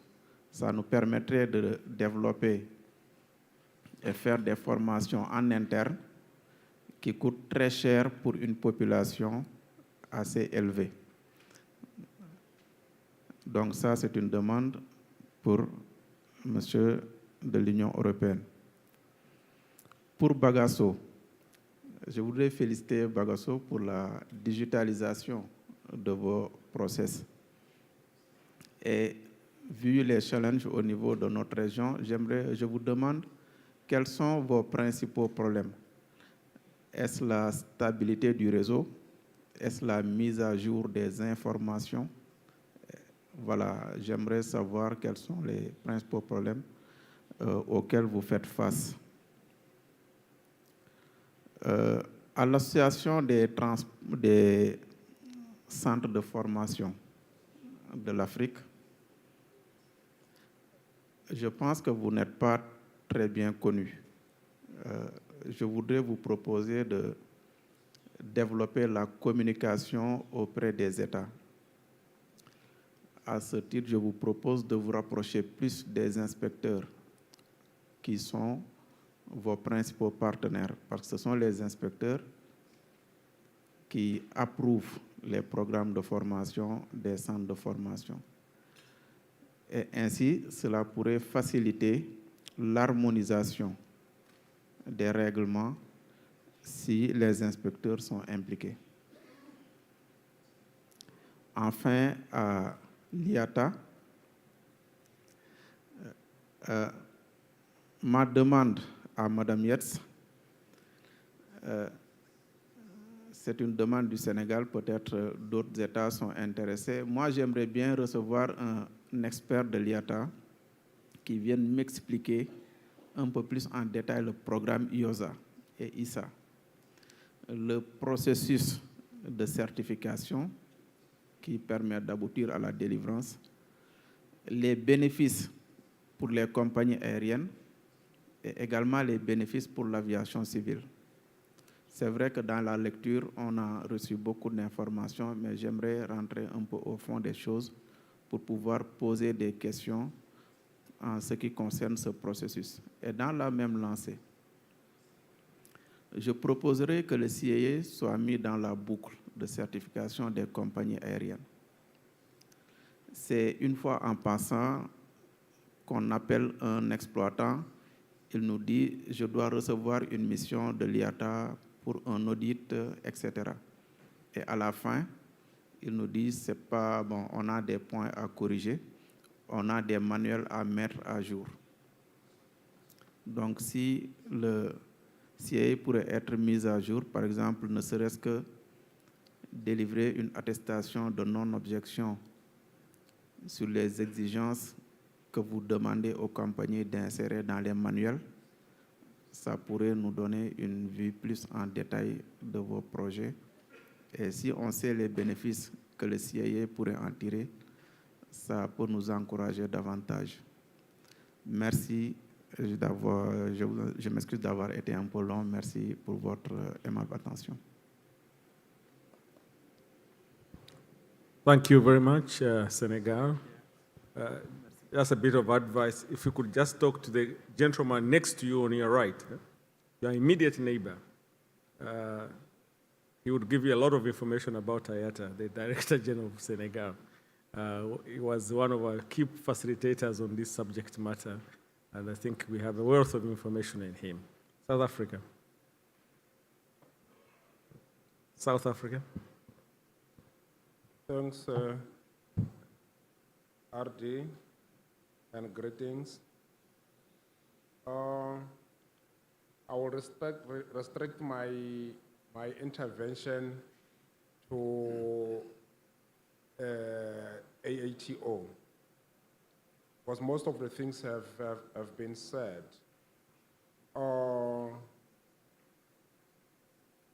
AATO is one of the issues, one of the entities that is close to my heart.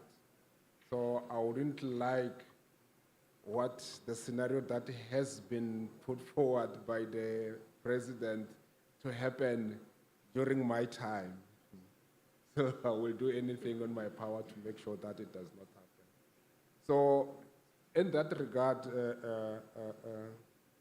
it's just to check, because I am prepared to advocate for the inclusion of AATO as one of the projects handled under the AFI Plan project. And then I think the same can be done for the AFI SECFAL project.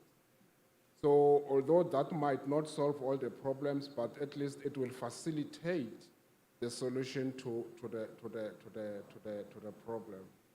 So I would want you as the Secretariat to reflect on that, to see how we can accommodate that, perhaps to see if there is a way we can include it in our conclusions, which will be presented tomorrow. And then to also check with our development partners. So of course, the EU, because it's up there, they will be the first to respond. But if there is any who feel they need to respond, amongst the development partners that are not on stage, they can also respond. Otherwise, then it will not be closed, because this perhaps is something they must reflect on. The strengthening, you have talked about strengthening of RSOOs and all other areas. Is it possible to include the AATOs in that project?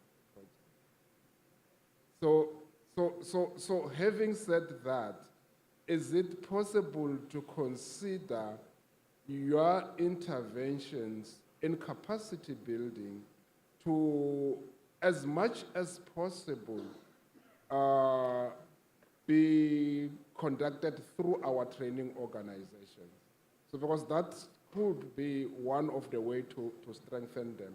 We are going to talk about HRDF tomorrow, so which is a capacity building exercise. So these two, of course, then whatever strategy that we have on HRDF should include the AATOs and vice versa. So from our development partners, so it's to check whether is it possible to filter. We can start and then move gradually. Because to me, to tell you what really I wish to see happening is that every training intervention should be conducted through the license with AATOs. Because in that sense, it builds capacity both even in the training organizations and also on the member states. Thank you.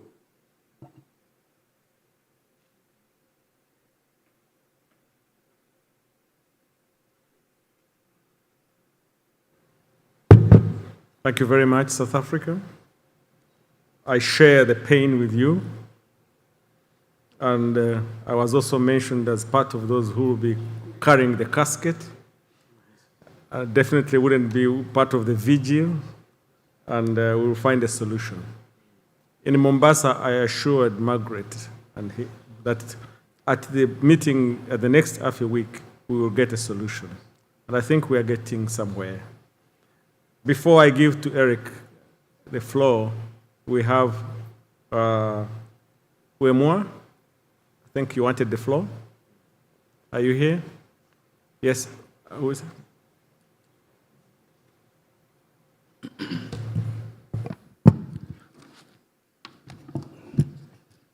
Merci de me donner la parole. Je suis Jacques Douka. Je suis le coordinateur général de l'unité régionale de supervision de la sécurité et de la sûreté de l'aviation civile des États membres de l'UEMOA. Je voudrais faire un commentaire et terminer par une question. D'abord, au nom des instances de la commission de l'UEMOA, je voudrais remercier l'ensemble des partenaires techniques, notamment l'EASA, pour son soutien aux activités de supervision de la sécurité et de la sûreté de l'aviation civile à travers l'URSSAC. Permettez-moi d'évoquer deux cas d'activités soutenus par l'EASA. D'abord, une vidéoconférence sur la modélisation des conditions de reprise des vols commerciaux du Boeing 737 MAX dans l'espace UEMOA et la Mauritanie, qui a été organisée du 22 au 24 février 2022.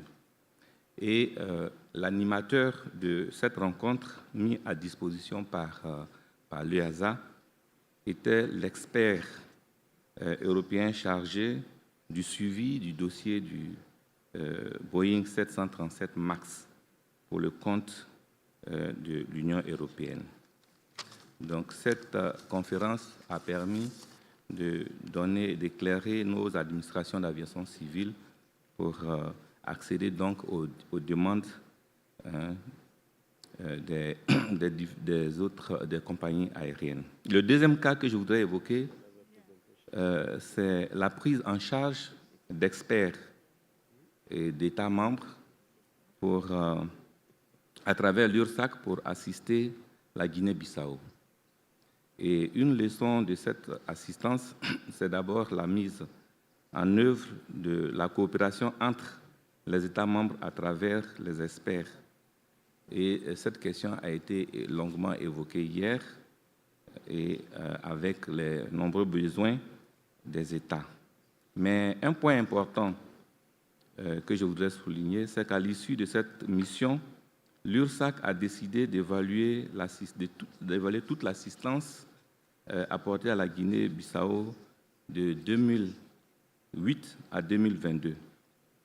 Cette évaluation qui a été effectuée sous forme d'audit à blanc, avec la participation des experts des États membres, nous permet de dire que la Guinée-Bissau est confrontée aujourd'hui à un défi de ressources humaines, notamment parler du CE4. Alors, je voudrais lancer un appel aux partenaires techniques pour l'octroi, j'allais dire, de bourses de formation ab initio des ressortissants de la Guinée-Bissau pour les former dans le domaine de l'aviation civile. Sinon, d'ici 2 ans, l'agence de l'aviation civile n'aura plus de capacité d'assurer la supervision de la sécurité et la sûreté de l'aviation civile. Je me suis permis d'évoquer ce cas parce que c'est un de nos États membres et ce n'est pas que le personnel en place est bien formé, mais en nombre insuffisant. Donc c'est pour cela que je me suis permis de faire cela. Et donc la question que je voudrais poser, est-ce que les projets des partenaires techniques ne peuvent pas s'étendre à la formation ab initio? Je vous remercie.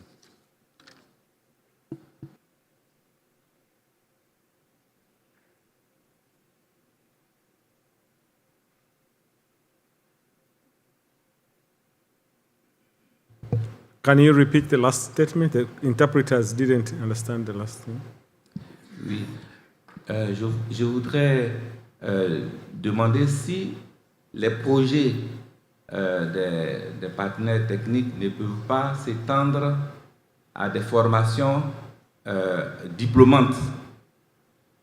Parce que la plupart des projets, quand on parle de formation, c'est des formations de recyclage. C'est ce que je voulais dire. Merci. Merci. Now, as I give the floor to the last intervention, and I hope it's the last intervention because we have already consumed our 30 minutes for the questions. And which? I say so. ISASO. Okay, so ISASO and then, okay, AUC, since your question, I don't want them to dry. Eric. So Eric, AUC, then ISASO. And then I think we will close there, then we'll give the floor to the panelists to respond.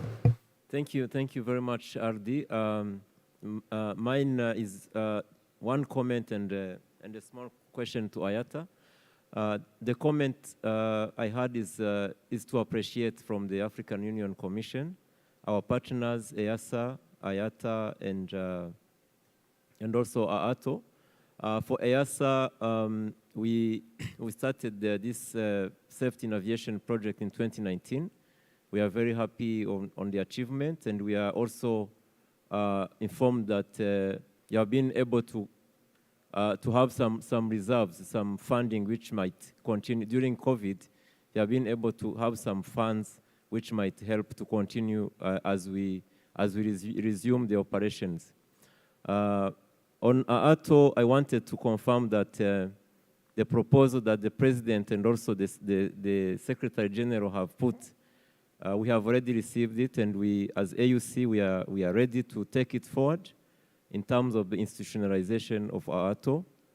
We had a meeting during this AFI week with the help of the 2 regional directors. We have agreed on the way forward. The SG has already, we have already communicated the focal person in AFCA who is going to assist in discussing all of this. So I think we are in the right track. I want to assure the representative of Ethiopia to ICAO that AUC is ready to take this option forward. Then lastly, the question I had, IATA, thank you for being our key partner in the implementation of SAATM. During 2021 Joint Prioritized Action Plan, IATA had one important action that had promised to assist on in terms of cargo and trade routes to identify some important cargo and trade routes in Africa, which we can start as a pilot. So I wanted to check from you if something has been done on that side, because we have seen that with SAATM and also with the CFTA, the African Continental Free Trade Area, there are a lot we can do together. We have already put IATA in touch with the CFTA Secretariat, so I wanted to check if there is any progress on that. Thank you, Chair. Thank you very much. We didn't time the questions, but we are going to time the responses so that we keep, the organizers are asking to, I want to put a slight disclaimer, Eric, sorry. We did not agree, on AATO, we discussed. We cannot agree without consulting the stakeholders. Mr. Mugambe mentioned it very well. The AATO is a brainchild of AFI Plan. The AFI Plan was a decision, it was a decision of AFI Plan to have, so it has to be consensus including all parties. But I think the dialogue we had with the Secretary General is very productive and it is going to take us to another level. So the discussions are in advanced level, to use it a diplomatic language. Thank you very much. Isaso, you're the last one, and then we will be giving the timed response to the panelists, to the presenters. Thank you, Chair. My comment is to IASA. Let me thank IASA for extending the project for another 18 months, because ISSO started slowly, and we finally picked up the pace. So we feel that the 18 months is a welcome blessing. But I have a question. Are there any plans beyond 2023? And I think this question is related to Mr. Mabazo's question. If not, can there be that consideration? My last comment is to my brother, Captain Ba. I'm glad that you are participating in the ROST mission. But as I say so, we'd like to be guided as to what we need to do to participate in these ROST missions, because there's been 2 missions to the SADC region, and we haven't been involved. Thank you. Thank you. As I hand over to for the responses, I wanted to give some guidance on 2 aspects. Number 1, based on your last intervention, you remember we talked about states having dual membership in several states. One typical one is Democratic Republic of Congo. Recently joined East African Community. By protocol, they must join CASOA. They are already members of ISASO. They are already members of another RSO in Central Africa. So they are members of 3 RSOs as we talk. Which one are they going to be active in? Which one are they going to contribute in? And which one is going to benefit? That's the big question. Number 2, when my friend Yves was giving his presentation from IASA, and he was displaying figures, I tried to apply my primary school mathematics, and I added the figures, it came to about $18.4 million that IASA is using, and we have Peter Bombay with us in here, and the team from European Union. Is it possible that we can tap into those resources? The more than 18 million euros, by the way, not dollars, euros, so which comes to about $20 million plus. Can we tap into those resources to remove AATO from the incubator? The AATO budget was less than $1 million for the next 4 years. We have $20 million from European Union. Is it possible to consider? Because our objectives seem to be the same. We are all targeting critical element number 4, capacity building. Most of that money is going to critical element number 4. Is it possible to share that resource for the benefit of that critical element that is the weakest on the continent.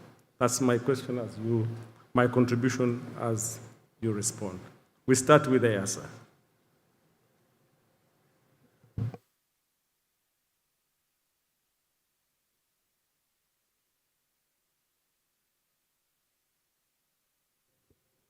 Thank you, Chair.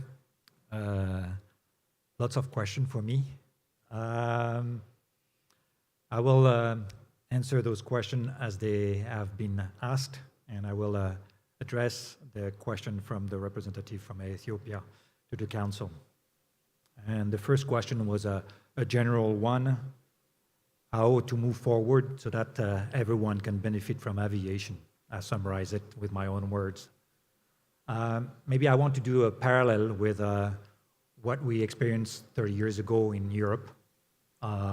We went for a single market in Europe. By then, in the 90s, not everybody was taking airplanes. And 30 years later, we are more at ease with taking an airplane and flying across Europe. And therefore, I would emphasize this flagship from the African Union, which is a single African air transport market. But this is not an easy task. The Yamoussoukro decision dates back from quite a few years back, and nothing has been moving too much until recently, I would say. And unless there is political and operational action, this will not materialize. So I might be a country with an airline that is national carrier, and if I'm not willing to give in a bit to be able to establish this single market, then this single market will never come. So I think it's a big issue.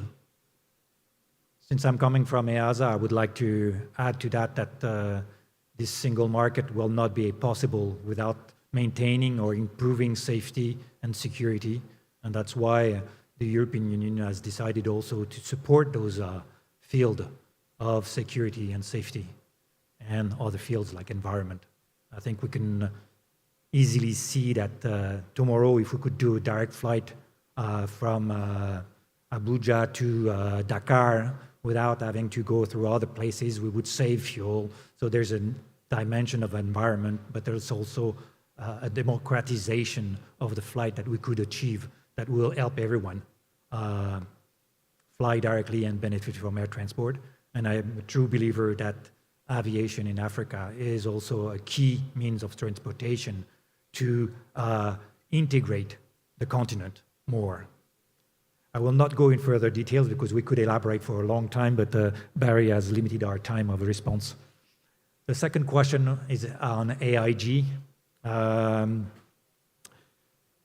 You were saying that not every countries have got the capacity to have the manpower and the knowledge in this domain. And I would likely make the parallel again with Europe. It's also in Europe, not all the countries have that capacity to do so. What we have put in place in Europe is a network of accident investigator, where it's called ACIA, and it's not managed by the European Aviation Safety Agency, it's managed by the states themselves.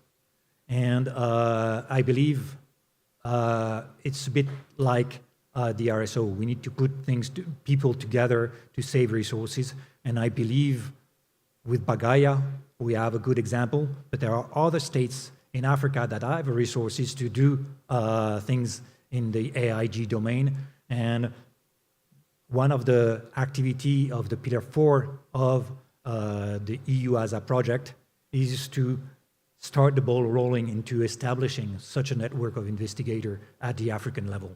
So that's our contribution to such a crucial question of accident investigation. The representative of Uganda was talking about data and why are we so much difficulty in collecting those data and analyzing it. Is it a question that we don't have the data or that people are not providing. This is a true question. I think both are true. The answer, I would say yes to both questions. But I would add to that that also the framework within which we report and we communicate data might not be fully in place. Let's imagine for a minute that I'm an airline pilot. A small event happened to me during my flight. Am I at ease with sharing the data that was recorded during the flight with everyone? What is my protection as a flight crew? So there's lots of issue around data. And in the EUASA project, the data that we were collecting, that we plan to use for the ECARES as related to mainly to accident investigation or incident investigation, which is complementary to what was asked or proposed by IATA or the other partners. I hope this answers the question from Uganda. Allow me to switch back in French, since Senegal asked the question in French. Le Sénégal demande des formations de formateurs TIC. Nous avons pu dispenser ce type de formation dans le cadre du projet EUASA pour d'autres RSO. C'est possible aussi pour la zone UEMOA. Il suffit que la demande soit envoyée via l'URSSAC pour qu'on puisse faire un arbitrage sur les fonds qui restent à allouer sur les activités. Donc ça, c'est possible. Il suffit juste de faire un arbitrage sur les priorités entre les activités prévues et celles qui sont demandées. South Africa was mentioning the strengthening of RSOs. I believe the main focus of the EUASA project is that specifically, and I believe in each of the regional organization, we have states that are more advanced and states that are in need of assistance. And I believe for ISASO, South Africa is one that can provide also assistance to the rest of the member states. And I think that's what we are trying to do. Earlier, URSSAC was mentioning the assistance we provided to one of its member states. We have some funds for ISASO also to provide some assistance to one of the member states of ISASO. I believe this is very important. And in the strengthening process, we want to help the organization have its own structure established fully. And since I'm here, I've got the mic, I would encourage all the member states of ISASO to ratify the charter so that we move from ISASO to SASO. And it's not anymore an interim say-so. That's my plea, so that the organization can be fully fledged and deliver some assistance to the needy states in that region. But that's true also for all the other RSOs. URSSAC was asking a question, so I will move on to French again. Formation initiale. Il y a des possibilités de faire quelques formations initiales. Ceci étant dit, il est difficile de sortir du cadre qui a été fixé au début du projet. Et les procédures internes au système européen font qu'un projet se décide à un moment donné et la mise en œuvre commence 1 à 2 années plus tard. Revenir en arrière sur ce cadre qui est défini au préalable est difficile. Ceci étant dit, on peut peut-être envisager dans le futur de faire ce genre de choses. Ceci étant dit, c'est pas forcément facile et ça consomme beaucoup de fonds comparé à un maintien de compétences pour d'autres personnes et choses comme ça. Donc il y aura toujours un arbitrage à faire.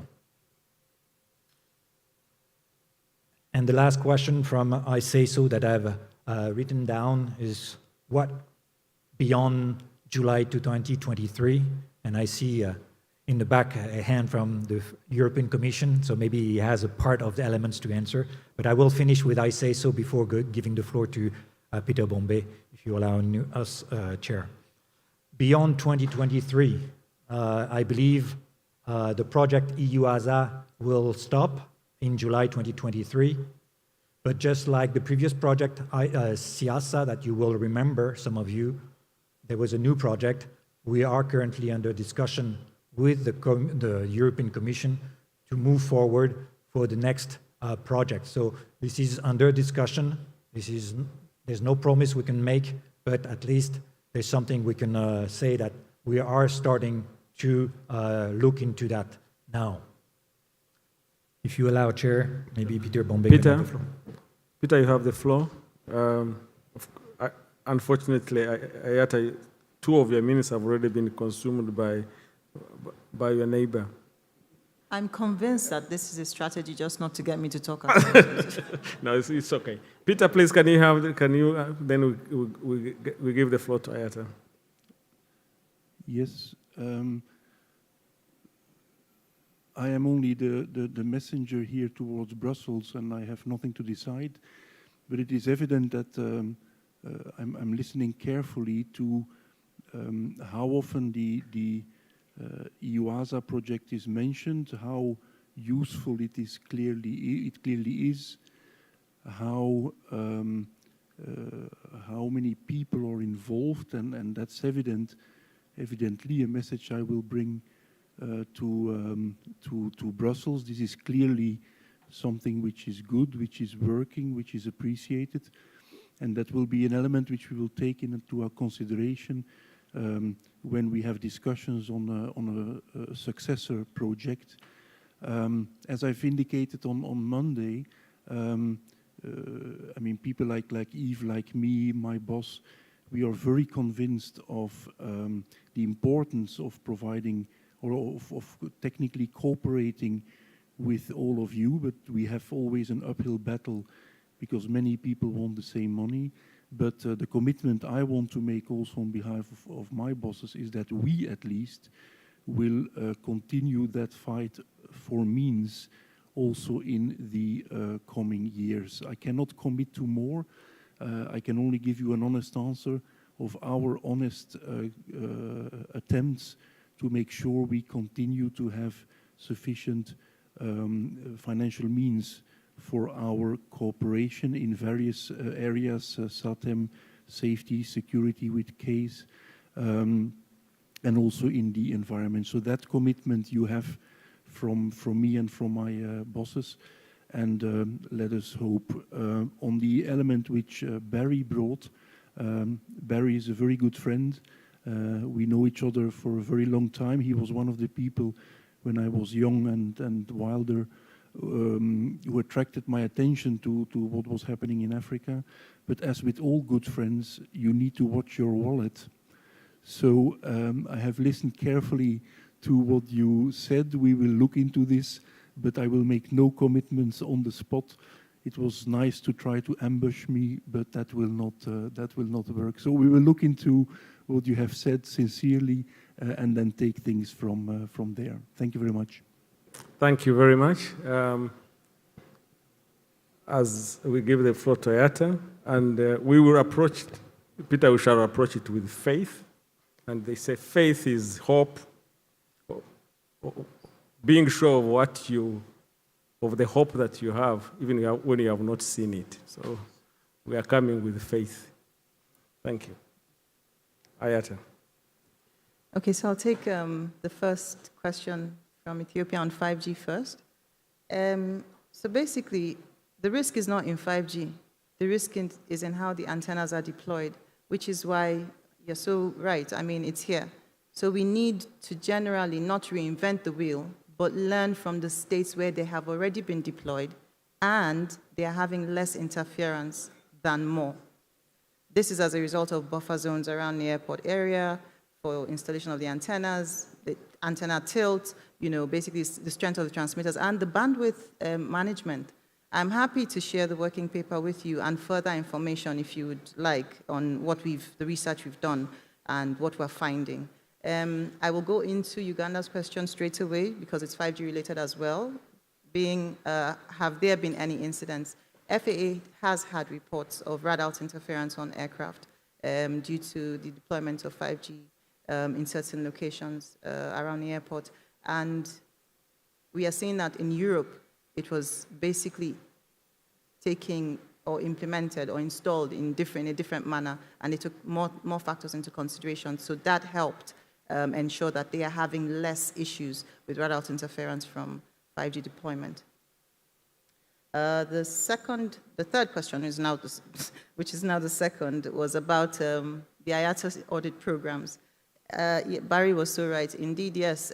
Senegal, we have reached out to you several times to provide background and awareness on our audit programs, and I'm happy to set up, a virtual meeting where we could provide you in-depth briefings on each of the programs to inform how you could use them to your advantage as a state CAA. And after the presentation, I'd be happy to come by and get your specific details, because I personally sent informative material to your office and received very little feedback. So maybe, with COVID, lots of things have been set in motion that may have affected the process. Studies of, so the trade routes, Eric? So basically, it's in process, but as you know, the last 2 years have been somewhat of an upheaval when it comes to cargo. Any data we would be collecting would not be true, because we've had much more cargo movement of recent than we did prior to COVID, which is why it's sort of prolonged, feedback on the report. But I'll be, I'll definitely get with the MER team and speak with Sandile so he can reach out to you with whatever they're finding and a specific position. Due to lack of a pen, I think I didn't get any other questions, or maybe I'm just pretending I don't have them. So I hope I haven't missed out anything or not answered any questions that were raised. And after the presentation, I'm happy to have an aside talk with anyone that wants to chat on anything. Thank you. Thank you very much. Barry, I deserve a prize. Yes. Thank you. You deserve a round of applause. Thank you very much.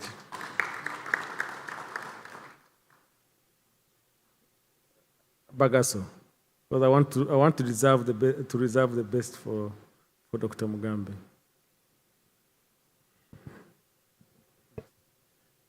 Okay, so the first question is coming from Uganda, representative. How many staff Bagaso have? Overall, we are 15, but expert, we are 5. 5 experts.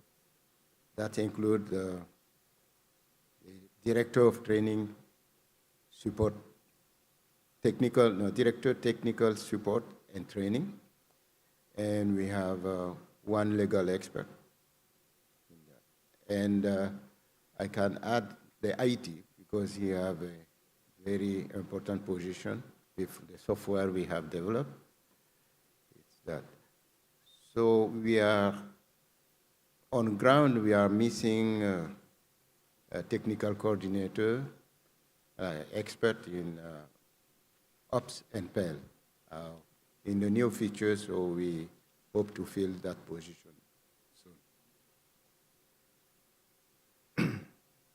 But we are achieving all those, what we achieve, we are using really, we have a BAGASO CIS inspectors.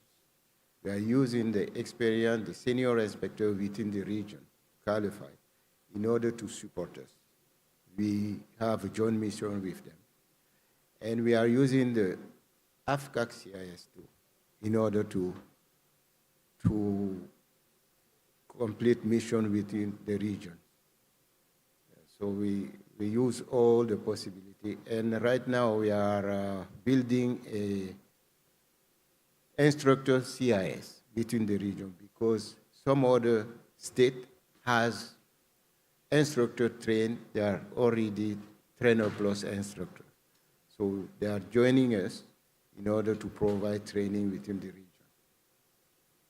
I think it's that reply answer your question. Okay, now it's, the second one is Sénégal. Je vais répondre en français. Les problèmes qu'on a Donc, si je comprends, c'est avec le déploiement de nos logiciels. La première des choses, c'est que c'est l'infrastructure dans les pays. Parce que nos logiciels sont des web-based. Alors, certains pays ont un Wi-Fi Wi-Fi qui est vraiment instable. Ce n'est pas de la haute vitesse. Alors, on a ce problème-là dans certains pays. Et on a aussi, on a aussi le changement de culture. Il y a des vieux inspecteurs qui sont habitués au papier, etc. Alors ça aussi. Et puis, il y a de la difficulté à comprendre les logiciels. Ils ne sont pas de la nouvelle génération, comme les jeunes inspecteurs. Ce n'est pas difficile. Au contraire, ils aiment ça. Mais les plus âgés et les plus expérimentés ont une certaine réticence. Ce sont les problèmes qu'on a. Et comme tu dis, d'utiliser au maximum les inspecteurs, on le fait. On a des pays qui sont très avancés, on a des pays qui sont en retard. Fait qu'on utilise des inspecteurs qui sont plus expérimentés dans notre CIS pour pouvoir aider. La dernière fois, on est allé au Libéria, on a utilisé des inspecteurs du Ghana, du Nigeria, pour compléter nos experts pour aller aider le Libéria. Alors, c'est ce qu'on fait. On n'est pas nombreux, mais on arrive à faire beaucoup de choses parce qu'on utilise le potentiel à l'intérieur de la région. Merci. J'espère que j'ai répondu à ta question. OK, merci. Thank you very much, Dr. Mugambi. And then we shall wrap the session with a comment from my brother, Prosper Zominto, Regional Director, WACAF. You will close this discussion. Thank you very much, R.D. Barry. A lot has been said about AATO, but you shall realize that all this was in support of the AATO so that we do not die. There was only one question and one observation that I would like to respond to. But before that, let me say it was intentional to start with the proverb because I had seen Cabs and Mabazo, very wise men. You see, they have already given us a very good proposal of incorporating some of the activities of AATO and AFI Plan and AFI SECFAL. And that gives me a lot of joy in my heart and a lot of gratitude to the two plans and to ICAO and all partners. Now we have faith that the going will be smooth. Now faith is being sure of what you hope for, being certain of things that you've never seen before. And that is what we have now in AATO. Secondly, the question came from Ethiopia representative to ICAO, how far we have gone in sourcing finances. And Madam, we have gone to great length in sourcing for finances. I almost walked even to Addis to come and source for financing during very difficult times. In fact, people are even telling me not to go. So we have done this. And we have gotten response. And I would like to appreciate Uganda CAA, actually, who every year supports AATO with $10,000 US. Kenya Civil Aviation Authority, who have seconded an expert in planning and also facilitated holding of AATO council meetings. We have also the schools. The academies, besides the regular contribution, they have also been making donations. And I would like to recognize the effort by NCAT, who besides the normal regular contribution also put up 2,500 USD every year. IASA, this is the original IASA since 1954. We have ATNS, Sekina schools of Airmark and RC, and the efforts are there. I know the friend of Barry said that in Africa, you have to be careful about your wallet. If I may give some assurance, at AATO, whatever comes there, I can guarantee that it will be used, it will be utilized effectively. Actually, if you look what AATO has been able to achieve practically with nothing, sacrificing. The Secretary General going without salary, we have a salary. You will see really it is because we are driven by passion, because we know what this is about. We know what is how training will integrate Africa. We are driven really by passion. And whatever goes there, I want to give the assurance that it will be taken care of. Of course, at times you realize that when a small organization like ours is pitching for support, it comes with a lot of difficulties. But now I am very appreciative of the African Union Commission represented by Eric, because now really if you take up this, I believe mobilizing resources will be so easy. Finally, on communication, we have tried the best we can by having a website, by writing letters, because you realize also if you're to have a robust communication strategy, it requires resources, huge resources. But as we move forward, we will also try to create visibility, brand ourselves, and I believe we are going to achieve. Thank you very much indeed. A round of applause. Prosper, can you give the words of wisdom as we close? As you can see, the clock is flashing 000 in green and white, meaning Nigeria is telling you that we are late for the coffee break. Thank you, Brother Barry. I think I won't be long. I just want to build on two questions and wrap up for the rest. There is the issue of training strategy in Africa. Through the AFI Plan, we have established the Association of African Training Organization, it is AATO. We have established it. I was privileged being involved in selecting Margaret, who is a very brave woman, and also establishing with Ethiopia the headquarters of ATOS in Addis. Another challenge, but we went through. Now that the ATO has been operationalized, we are having issue.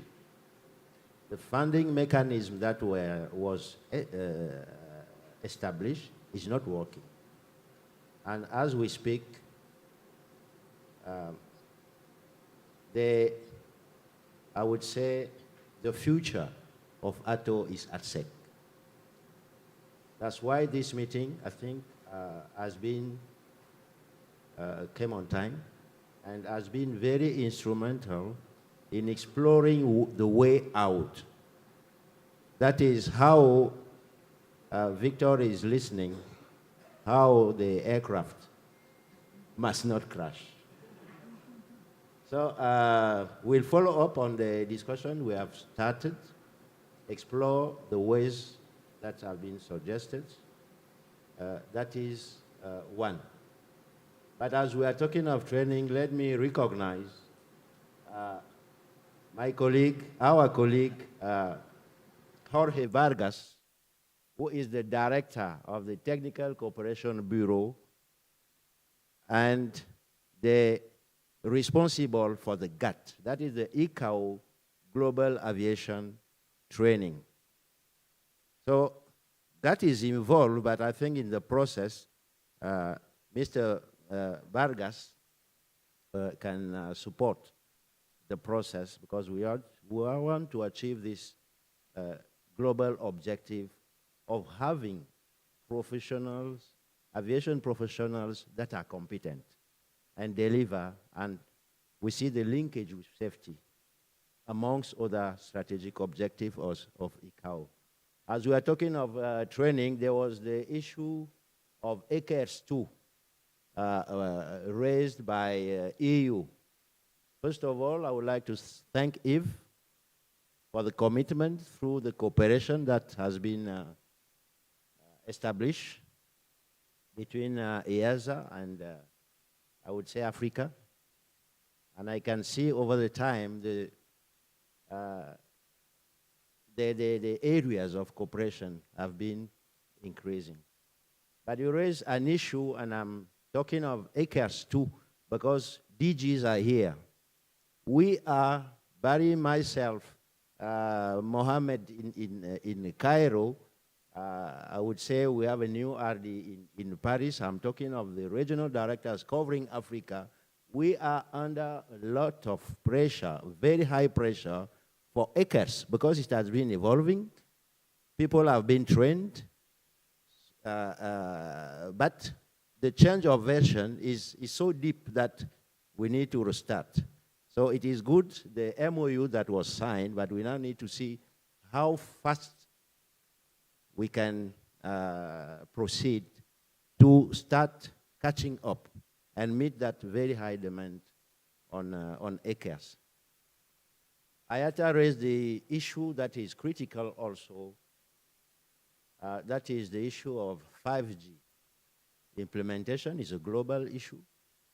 It affects radio altimeters and some other aeronautical system. Now, ICAO, we have developed a position for the World Radio Communication Conference to take place in 2023, where aviation defines the radio frequency spectrum that is being located to them. It's not easy.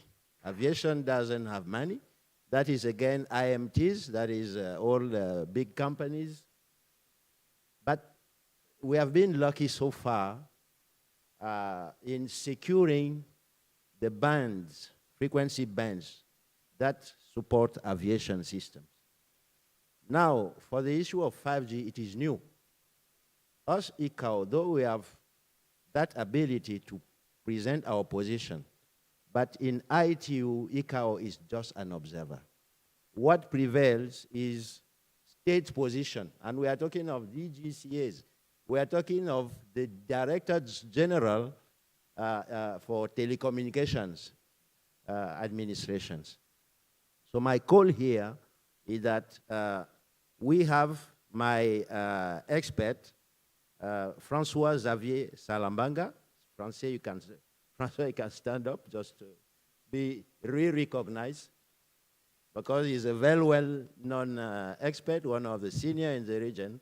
And François is coordinating for Africa the aviation position and promoting the, I would say, endorsement of regulators in telecommunication of ICAO position. Now, due to the critical issues of it, we have to document. So one thing is to see the issue, the other is to document. And you document the problems through reports. So my call to DGs here will be to really amplify the ICAO position when we document properly the issue of 5G so that we get the buy-in of regulators. Otherwise, I see Barry started looking at me. The panel was very well done. I think we have covered safety-related issues. We had the, I would say, the regulatory part covered by RSOs. We have the good representation of the operators. They are the one taking us in planes for us to travel. And we have covered well training as Margaret put it, we cannot do anything, we cannot go anywhere without well-calibrated human resources. So, Barry, I think you can take it from there. Thank you. Thank you very much. A round of applause to the panelists. Very good performance. 34 minutes for presenting the questions and 33 minutes for responding. Almost equal. We are really running late. However, I would like to request your indulgence that we perform one activity before we go for the break. As mandated by the AFI Plan and the RASC-AFI, the RASC-AFI is mandated and required to produce an annual safety report. For the last 7 years, since 2015, this report has been released during the AFI Week event.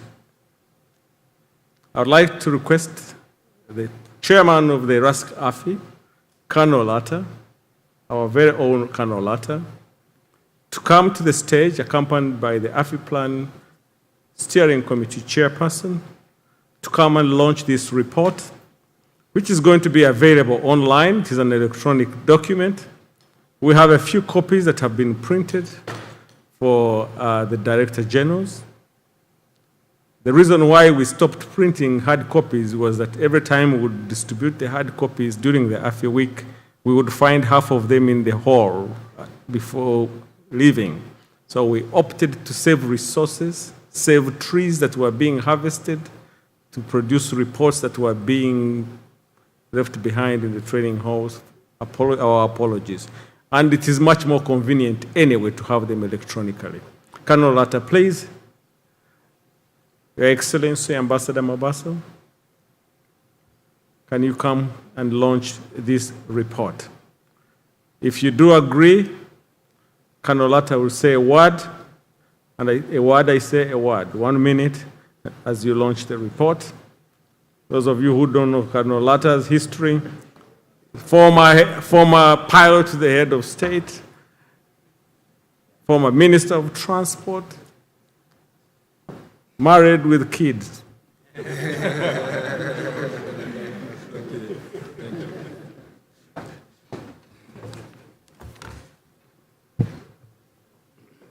Bonjour tout le monde. Je voudrais ici saluer le leadership des 2 directeurs régionaux de l'OACI et de l'OACI naturellement.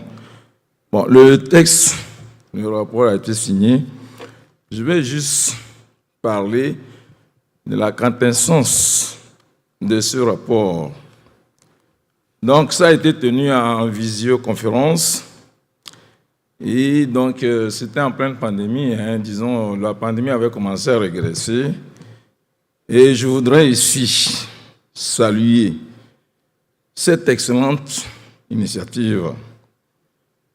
Et surtout saluer l'OACI, la CANFAC, les CR, les RSO, l'AFRA, les partenaires, les IATA, et puis la Banque africaine et la Banque mondiale.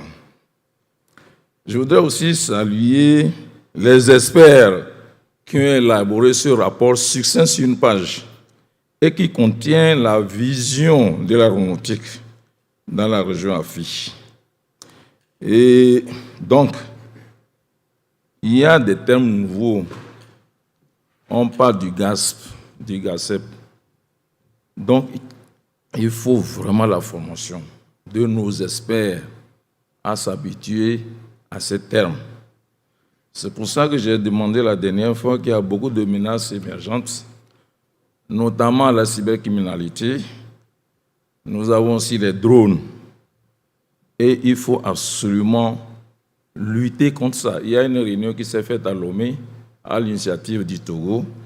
Ce n'était pas pour l'Afrique, mais pour le monde entier. Et alors, ça veut dire qu'il faut qu'on se mette ensemble pour être fort.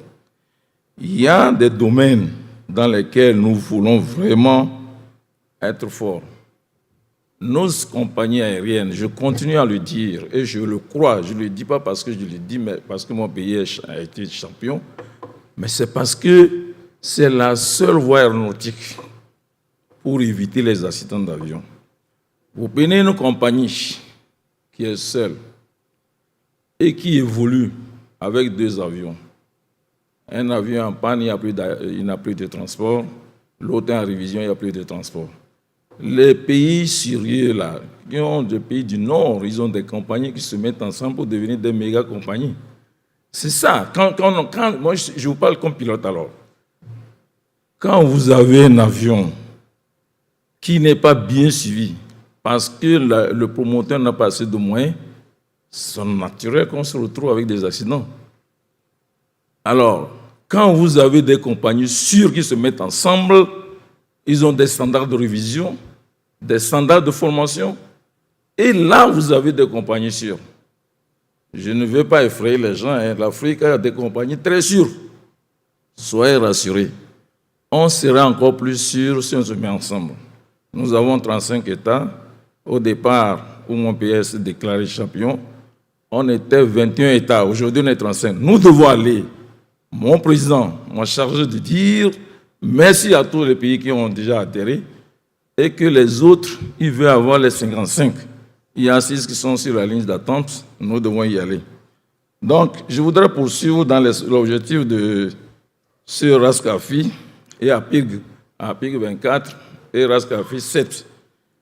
Depuis qu'on a fait la réunion le 5 novembre, où il y a un nouveau bureau qui a été mis en place, permettez-moi de ne pas abuser du temps, le Togo assure la présidence, le Rwanda la première vice-présidence, l'île Maurice la deuxième vice-présidence, et l'IATA exactement la troisième vice-présidence. Je voudrais vous annoncer qu'on va retrousser les manches, on va travailler sérieusement. Depuis qu'on a fini la réunion, plus rien.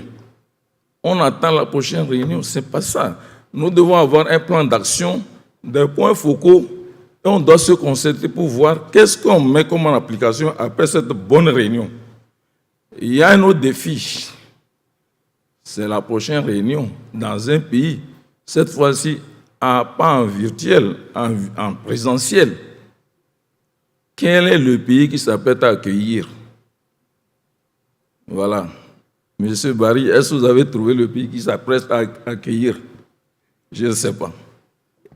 Monsieur Prosper, vous avez trouvé le pays? Yes, we have. Yes, we have. Yes. Donc applaudissez. The next meeting is going to be in Rwanda. Oh, nice. Huh? It was in Rwanda, Kigali, Rwanda. No, the last was in Kigali. No. No, le prochain. The next meeting is going to be in Kigali, Rwanda. Justement, le prochain pays, c'est quel pays? Isaf. C'est Wakaf, non? D'accord, ok, thank you very much. Bon, donc, je ne vais pas vous lire tellement le résumé qui a été signé. Donc, on a embrassé tous les problèmes de sûreté, de sécurité, et surtout, nous avons beaucoup parlé donc de la Covid. Heureusement, tous les pays ont fait un grand effort et la Covid est en train d'être partie. Et nous souhaitons bye-bye à cette Covid qui nous a fait trop de mal. Nous avons aussi parlé je pense que des approches sous-régionales. Et nous connaissons beaucoup d'exemples. Il y a beaucoup d'organisations qui sont bien. Nous avons les partenaires qui doivent continuer à nous financer pour aller plus loin. Il faut absolument que l'expression « no country left behind » soit une réalité. C'est-à-dire quoi? Ça veut dire que, à partir d'aujourd'hui, les pays qui sont identifiés comme un leader devaient pouvoir accompagner les autres pays. Et donc, les directeurs, nos directions régionales devaient accompagner comme ils le font. Je parle du cas, par exemple, de WACAF. WACAF accompagne beaucoup de pays et ESAF aussi fait pareil. Il faut absolument que ce soit ensemble parce qu'on n'a pas une sûreté des pays en voie de développement, une sûreté des pays développés. C'est la sûreté, elle est mondiale et elle doit être ainsi. Donc, pour ne pas être long, je voudrais saluer vraiment une initiative qui a fait un grand pas. Et je connais quelqu'un dans la salle, vraiment pour le document 4. Franchement, ce document 4 nous a beaucoup aidé parce qu'ils ont défini des sections et des actions qu'il faut implémenter et ça nous a beaucoup aidé. Il y a un dans cette salle-là, il se reconnaît, qui est vraiment un grand vraiment technicien dans ce domaine. Donc, pour finir, je vais laisser donc le président AFI pour voir qu'est-ce qu'il a comme mot pour nous dire. Et je voudrais saluer ici surtout le pays qui a organisé cette réunion AFI Week, qui est très, très, très importante. L'accueil est formidable. On mange tellement bien qu'on a des difficultés à se réveiller le matin. Et je vous remercie.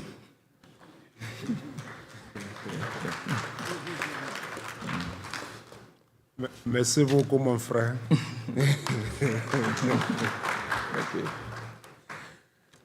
Thank you very much. I just want to put a challenge about this safety report. It's available for everyone. I will plead with DGs that now when you recruit people to deal with safety, most of the questions should come from here. So if the people have not read this, then you should not hire them. So I'm just thinking aloud that perhaps also for the DGs coming to Montreal, if you cannot tell me just one area where the 2021 annual safety report is better than the 2020 annual safety report, then you will not be allowed into the archive building. Thank you. So as part of the launch, can we stand here? Raskafi Chairman, AFI, please, you have the opportunity to join them. RD Wakaf should have a copy. And then we'll take a picture, and then we'll hand over to Victor to make announcements as we move for a break. Thank you very much, Victor, and the organizing team for the patience. And thanks very much, delegates, for the patience. We have taken long, but I think the session was very interesting. A last round of applause to the panelists.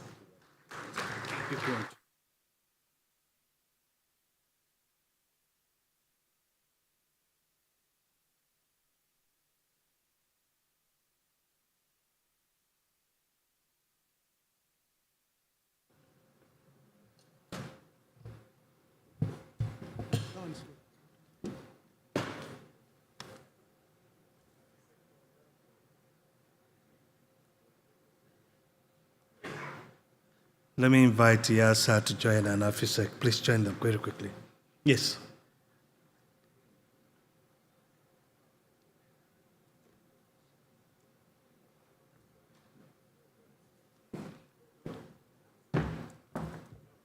Caps, please. Very quickly. Caps.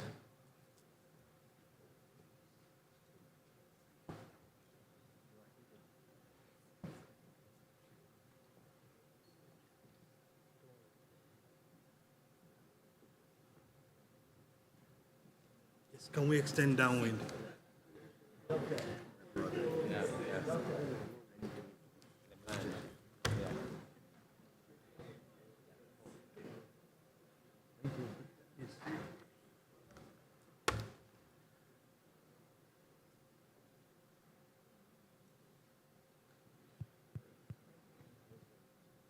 One round of applause for them, please.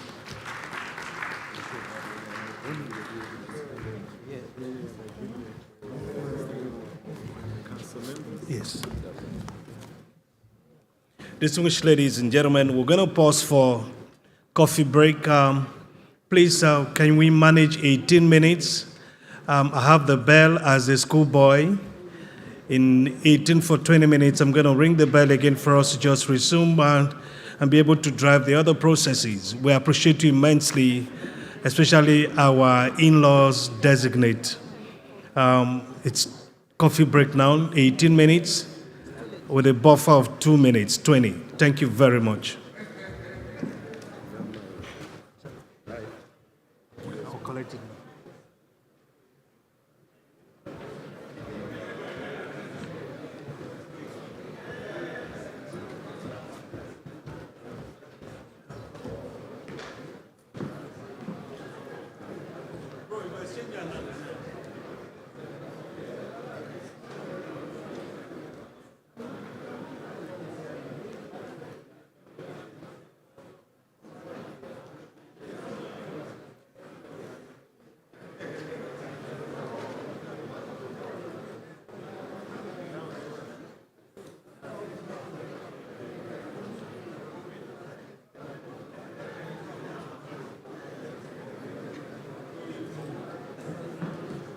That is, you know, that is your, so you have to get a MOU.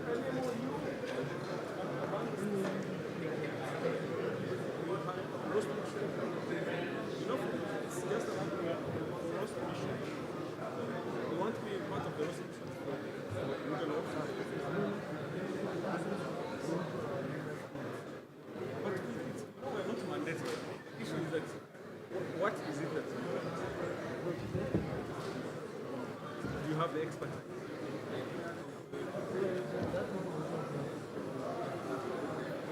So that's the thing.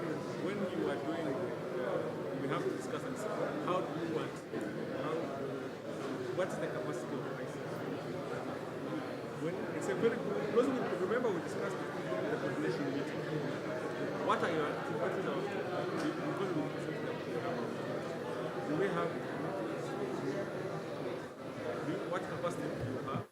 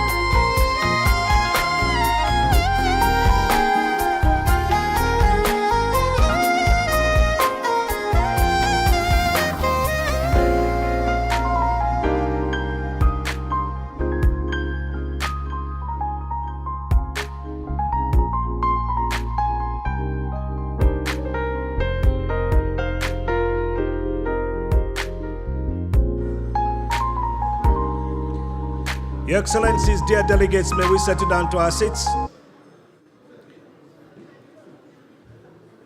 Thank you very much. Thank you very much.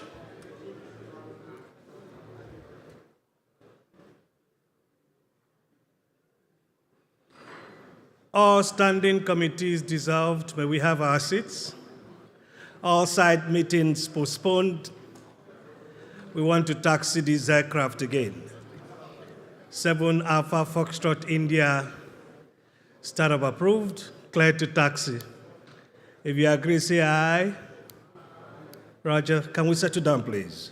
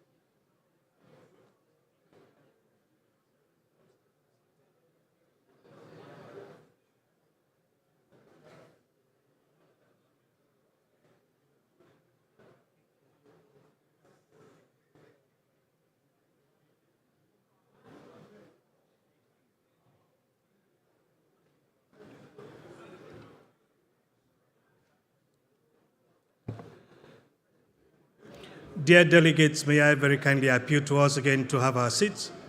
Please, can the main entry door, can you close it up, please?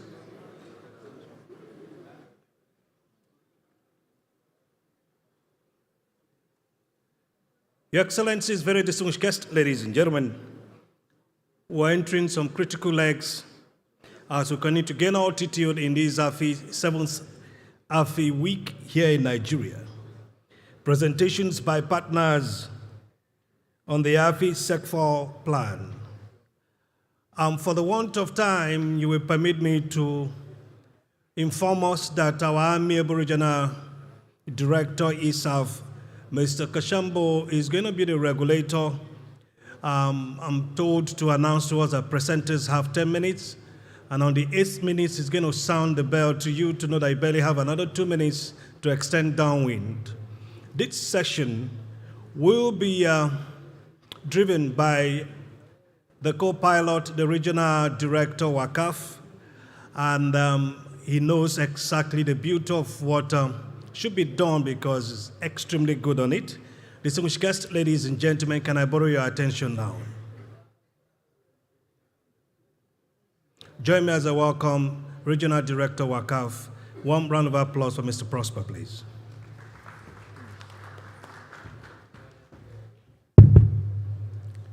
Thank you, Program Director. I think to implement our program under this session, I will appoint Barry Kashambo, RD ISAF, as senior timekeeper. If he is ready for the task, accept it. So, on that note, let's proceed with the session. We'll have presentation by partners, that's EU case projects in Africa, ASTC activities. We'll have ACI Apex project, Interpol on border control projects in Africa. We'll have two partners presenting remotely. That is UN-OCT in Africa to provide an overview on counterterrorism programmatic activities.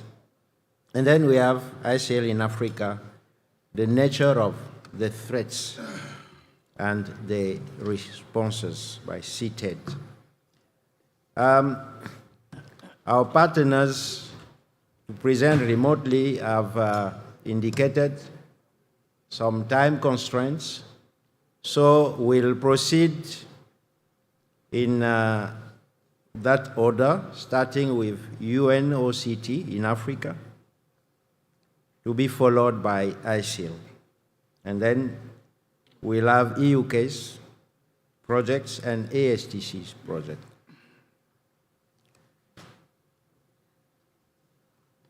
So can we confirm UN-OCT is ready?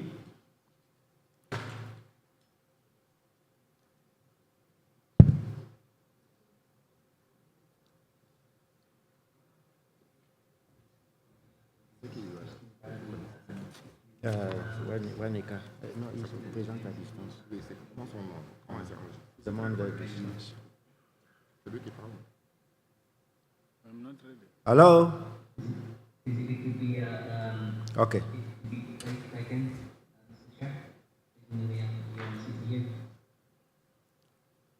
Say again, sir. We can't hear you clearly. Good afternoon, sir. Just asking permission to be placed in second position, just to allow our speaker to get ready. Yes, you have the floor now. Thank you, sir. So I will not be representing UN-OCT. I'm just informing you that we will be speaking, if you allow us, in second position rather than now. Okay. So, yes, we take note. So we start with ASIL in Africa. Are you online? Hmm? No, ASIL. Give me 1 second. You have 2 seconds, sir.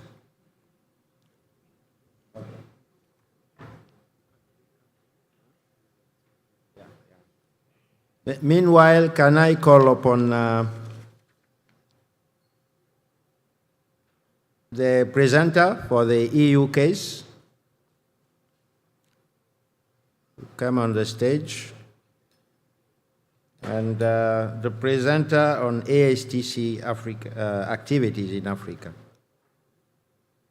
Hello, ECAC case project is actually being presented remotely. Also? Yes. Okay, understood. I can do that now if you like, or I can wait for others. We already have a first presentation assigned to ISIL, and then we'll come to you. Okay, do you see me on the screen?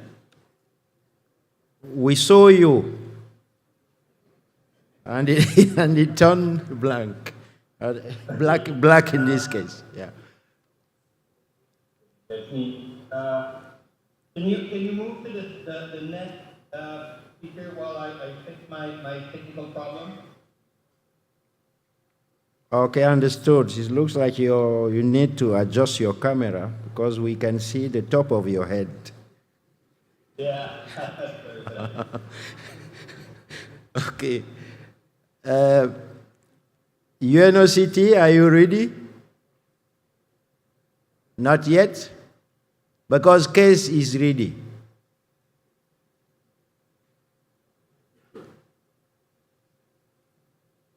I think for the sake of time, Barry, since the presenter on the EU case is ready, let's start with him. Are you listening to me? Okay, yes, I can begin if you like. I'll just touch on the screen so that this will work. Okay, let's proceed. Sorry for the EU case project. Over to you, sir.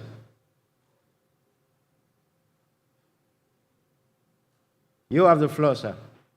Okay. Yeah. I'm just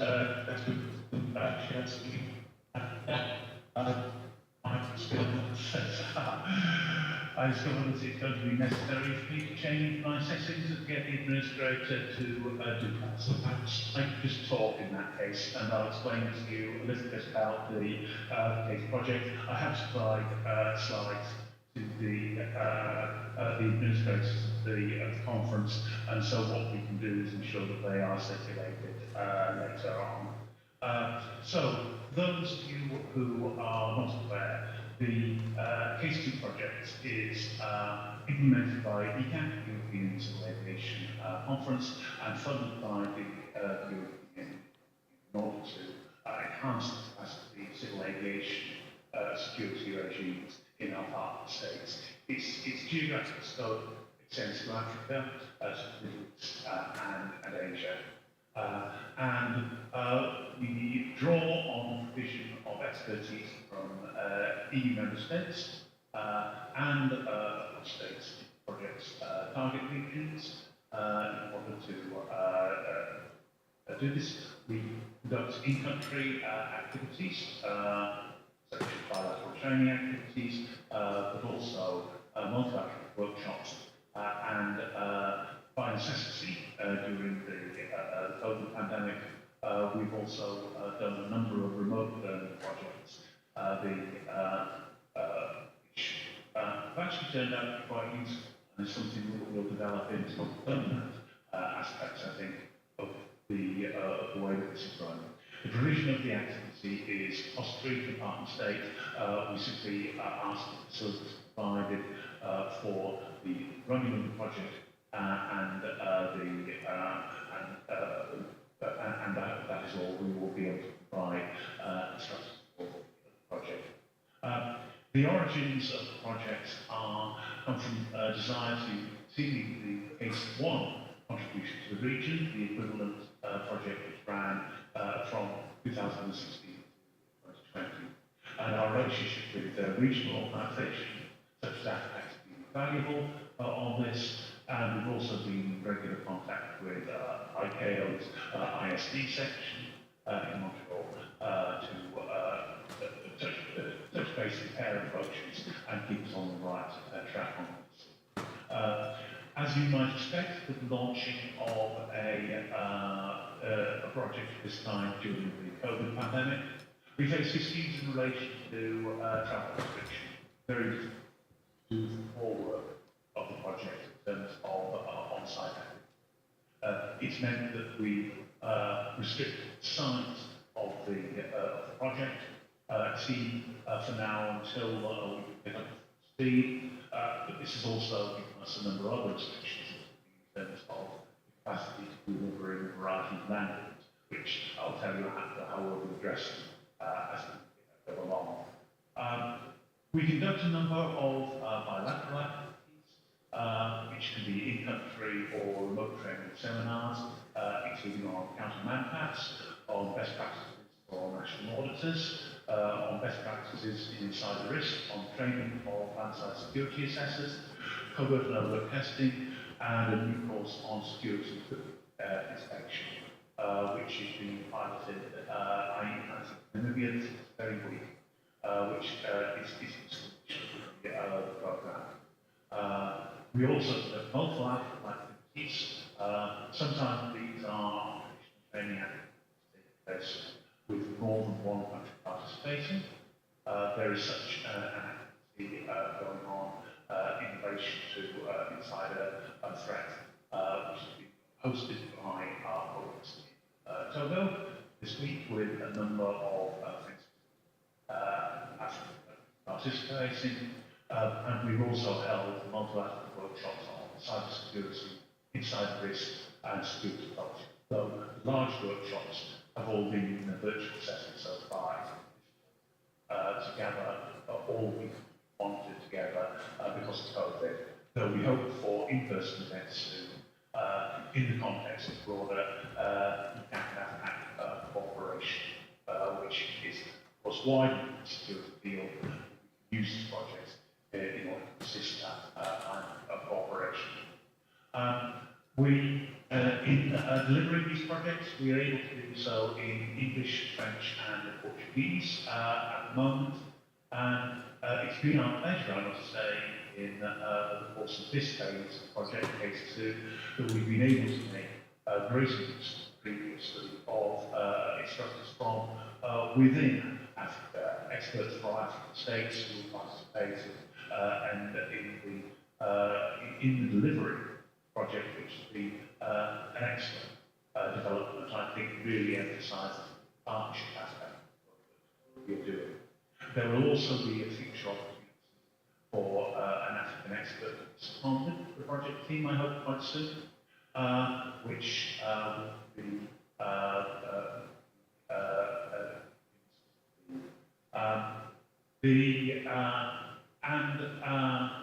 finally, I'd say that for the remainder of 2022, the acceleration of our delivery is going to support expansion of these activities.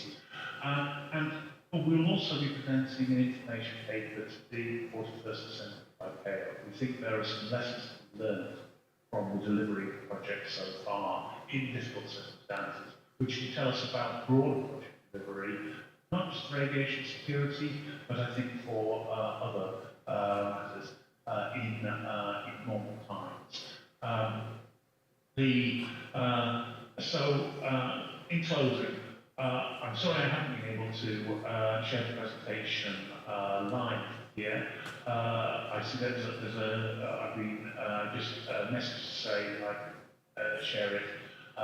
As far as you're concerned, I think the problem is the same as well in terms of sharing of the slides, but I have made them available to the organisers, and you'll find on the in the slide pack details of how you contact the CASE project if you're interested in participating in activities, or if you just want to know more generally. So I hope that will be a useful information when you receive it. I assume, given the remark about at the end of the last session about not receiving information on paper, this will still be electronically. So I hope that's helpful.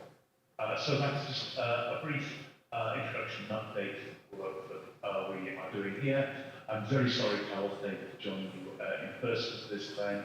Unfortunately, some health issues are from travelling at the moment, but I hope that this information is still useful to you, and of course I welcome any questions or comments you have.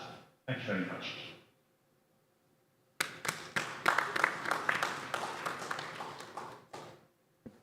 Thank you very much, sir. We definitely miss you. Thank you for the information that you will complement your short presentation. I think you have given us a good, I would say, perspective of the scope of the CASE project and the plans that you have, including the submission to the next assembly meeting, mainly on the cyber security. And we also note your involvement in the March event on cyber security. Please stay with us, because we'll have a Q&A session, and we may have from the floor comments or questions. We thank you very much. Can you help us with the introduction of yourself? I didn't get the name of the representative. Just for the record. I would introduce myself. Yes, my name is Mark Rodmell. I'm the Deputy Executive Secretary of ETAC and the Project Director of the CASE. Thank you very much. So we won't call you sir every time. Thank you very much. Thank you. So can we check now whether UN-OCT is ready?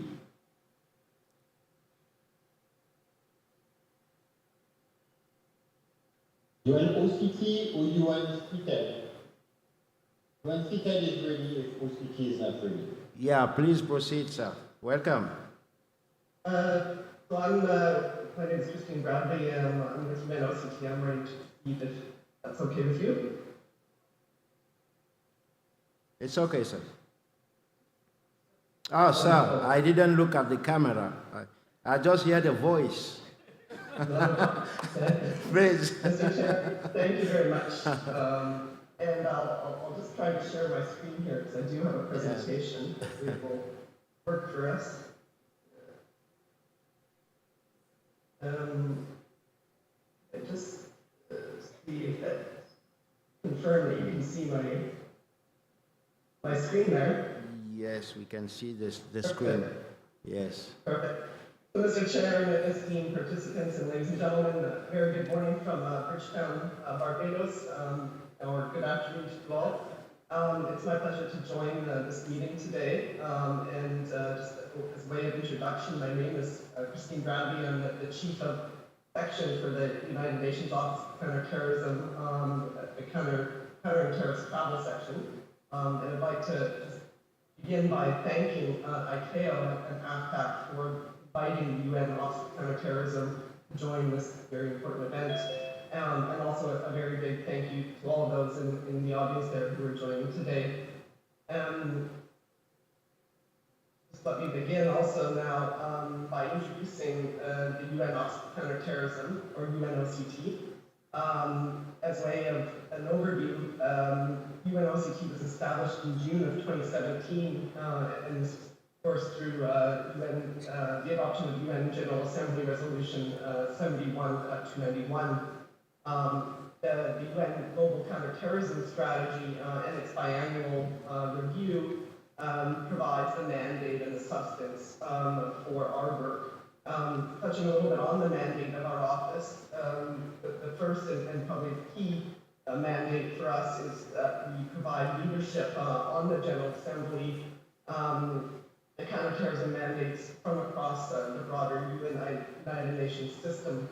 A second key mandate is enhancing coordination and coherence across all of the Global Counterterrorism Compact entities to ensure that there is balanced implementation of the 4 pillars of the Global Counterterrorism Strategy. Another key element of our mandate is the provision and the strengthening of the delivery of counterterrorism capacity building assistance. And that's something that I'll be speaking a little bit more on in the further slides. A final of our mandate that I'd like to mention is that we work to ensure that priority is given to counterterrorism efforts across the United Nations system. And this includes important work on preventing violent extremism and ensuring that the work is firmly rooted within the Global Counterterrorism Strategy. Over the next 10 or 15 minutes or so, I just want to provide a brief overview of some of the work that our office does in terms of technical assistance delivery and capacity building work. And this is specific projects and programming that we have within Africa when it comes to securing the global air network from terrorist threats. You will notice during my presentation that a lot of this work is done in close partnership with other UN partners, and that includes ICAO, as well as our colleagues from the Counterterrorism Executive Directorate and UN-OCT and Interpol. Today I will be taking you through 4 key programs that are being delivered within Africa. And this will include, firstly, the program on threat assessment models for aviation security, also known as the TAM program. And the second one will be the Global United Nations Countering Terrorist Travel Program, also known as Travel. The third program will be the Global Program on Autonomous and Remotely Operated Systems, or AROS. And the final program will be our global program on cybersecurity. So touching on the first program, this is the UN-OCT program on threat assessment models for aviation security. I mentioned the TAM program. It was launched back in September of 2021, and its main objective is to assist member states in addressing gaps in national interagency coordination. Within any member state, the successful identification, the assessment, and the management of terrorist threats to civil aviation must really be a collective effort, which requires, of course, close coordination across various parts of the government. However, in practice, often implementing interagency cooperation does remain quite a significant challenge, and this can lead to inadequate security measures. So we have seen this, of course, with 9/11, and we continue to observe incidents, terrorist threats and incidents targeting the global civil aviation network. And in fact, looking at this past year alone, there has been quite a number of terrorism-related incidents that directly impact civil aviation infrastructures. So this TAM program has been developed as a response to help member states address these threats. It works with member states to develop and test national interagency information sharing frameworks that will enable the transmission of relevant terrorist threat information from the information holders. Of course, is that the counterterrorism agencies or security agencies, and sharing that information to the aviation security decision makers, which is the civil aviation agencies. This enables member states who are part of the program to implement timely and risk-based aviation security measures that are in line with the UN Security Council resolutions 2309 of 2016, as well as ICAO standards, Annex 17, their provisions on aviation security. I should mention that the TAM program is implemented in close partnership with ICAO and integrates expertise from UN-OCT, UN Office of Drugs and Crime, as well as Interpol. Just highlighting that the program has recently completed the first program in Africa, which was our partnership with Botswana. We've completed and developed a new framework for interagency cooperation there. And we do plan to begin and continue working with other member states, 5 in total. This does also include Nigeria. And we do also foresee future delivery across Africa, and very much welcome that. I'll move on to the second program that I'd like to touch on, and this is the UN flagship program on countering terrorist travel. It was launched just over 2.5 years ago in May of 2019, and it is truly an all-of-UN partnership. It's of course led by the UN Office of Counterterrorism, and we work in close partnership with a number of UN partners. They're listed at the bottom of your screen there. This program, the main aspects are to provide comprehensive yet tailored assistance to member states to establish and strengthen their capabilities to detect and prevent the travel of those who pose a terrorism-related threat, as well as serious criminals, using travel information, so both advanced passenger information, or API, and passenger name record data, or PNR data. And this is in accordance with a number of different Security Council resolutions, as well as international standards and best practices, and human rights principles. And this program provides assistance to member states across 4 key pillars of work. And these are 4 key pillars for the successful establishment of API and PNR systems within a member state. The first pillar looks at the provision of legislative support. So this is work to, or assistance to draft or strengthen legal frameworks that can regulate the collection, the transmission, the use, the retention, and the sharing of travel data in compliance with internationally recognized standards, as well as human rights principles. The second pillar of work is operational support that will enable a member state to establish the capabilities or a unit that can use that data and analyze that data to support risk-based border management as well as traveler processing. So we do look at establishing what we call a passenger information unit, or PIU, again, which has that capability to use an intelligence-led approach to conduct risk assessments. The third key pillar, which is where our partnership with ICAO comes in, is ensuring that there is connectivity and engagement with the transport industry. So in the air mode of travel, of course, that is the air carriers. So we work to ensure that data then can be collected securely via electronic means. And the fourth pillar of the program, which is perhaps also the most well-known, is the technical support. And this includes the provision of and the deployment of the UN's specialized software, which is of course called Go Travel, and this enables the member states to collect and analyze passenger data, and also should be noted that within this pillar of work we ensure that there's interoperability with other border management systems as well as Interpol databases and watch list systems.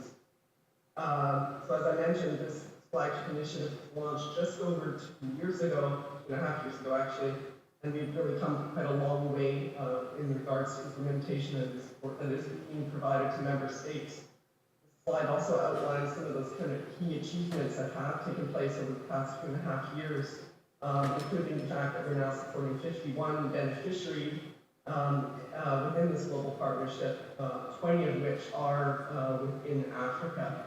And I'll touch a little bit more on our specific footprint in Africa in the next slide here. So again, looking more closely at the global travel program's footprint in Africa, we are supporting 20 African member states who have joined this global partnership. We've been working with a number of these member states for the past several years, and this includes Botswana, Cote d'Ivoire, Ghana, South Africa, Sierra Leone, Sudan, and Togo, and we've seen quite tangible and solid results in terms of the development of API and KNR capabilities. For other member states that are highlighted on the screen there in green, we are just at an early engagement stage and we will begin concrete implementation very shortly. I should note that the implementation that I speak of, it entails building a very long-term cooperative partnership to support the provision of comprehensive yet tailored support to establish what we call a single window for data collection, and this is really crucial. And this includes support to establish these capabilities in both the air and maritime environments. So we have added that component for the collection of maritime passenger and crew data, which of course is crucial for a number of member states within Africa. And this, of course, entails building those operational capabilities that I mentioned to analyze the data, to support border screening efforts, cross-checking it against national and international databases, and then ensuring that all relevant national authorities receive timely threat alerts that can be actioned and have appropriate security measures put in place. I should mention that our work also extends and expands beyond the national level to include coordination and cooperation with regional and sub-regional organizations. So within Africa, this includes SADC, ECOWAS, IGAD, just to name a few. But we have also begun work to further enable regional collaboration through the establishment of informal working groups at the regional level, so IWGs as we call them, on passenger data. And these are really concrete platforms that are provide additional support to member states to share best practices, to share lessons learned, to have that crucial networking capability to link member states. So last year we established the regional IWG for West Africa, and we've just had our first working group meeting last week in Sierra Leone. This working group is chaired by Sierra Leone. Later in June this year, we will launch the IWG for Southern African member states, and this will be chaired by Botswana. Again, this is a critical platform to ensure sustainability of the program, but also to ensure that member states have connectivity across the regions to share information, to share best practices and lessons learned, and talk through any challenges that they are facing. Moving on now, I'll touch on the third program that I had mentioned that is being delivered by our office. This is the global program on autonomous and remotely operated systems, also called AROS. It's led by our special projects branch in close partnership with the UN Counterterrorism Center, UNCCT. This program was launched as the Unmanned Aircraft System Program, UAS program, in January of 2021, and it has a number of different objectives. The first being to enhance global coordination and awareness on UAS threats, and as well as benefits and awareness raising. It also includes exploring and sharing the uses of digital forensics for countering UAS threats, through information sharing and gathering. We also look to support member states' efforts to understand, to mitigate, to investigate, and to counter threats and risks posed by UAS for terrorism-related purposes. And finally, we also promote and provide capacity building for human rights compliant, non-lethal use of AROS capabilities.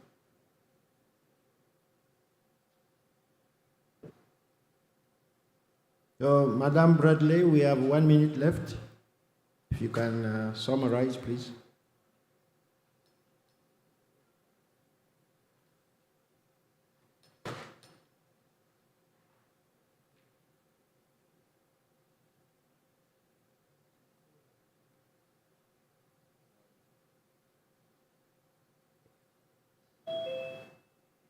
The screen is frozen. Can you hear us?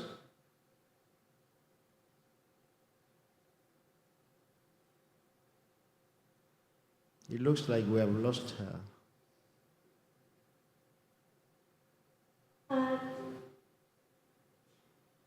Good afternoon, colleagues. While we wait for Christine to return, may I continue to present on her behalf?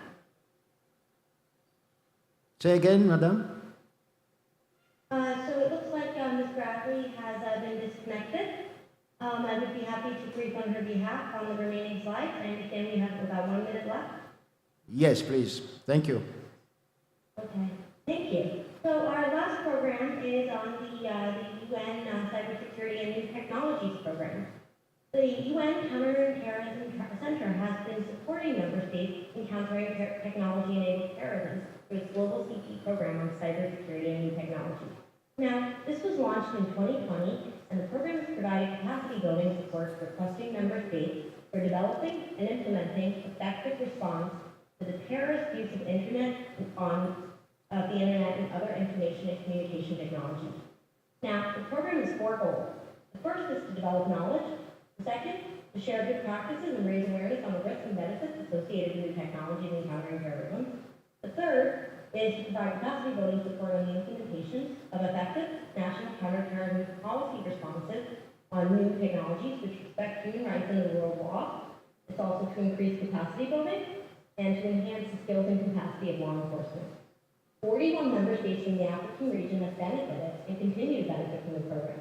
The most recent including Senegal, Mali, Burkina Faso, Chad, and Ethiopia.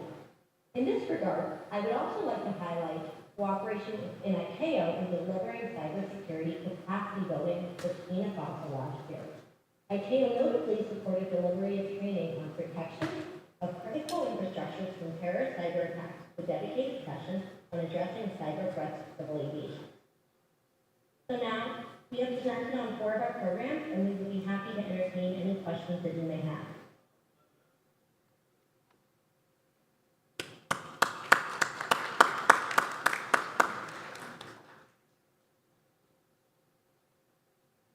Thank you for this comprehensive presentation.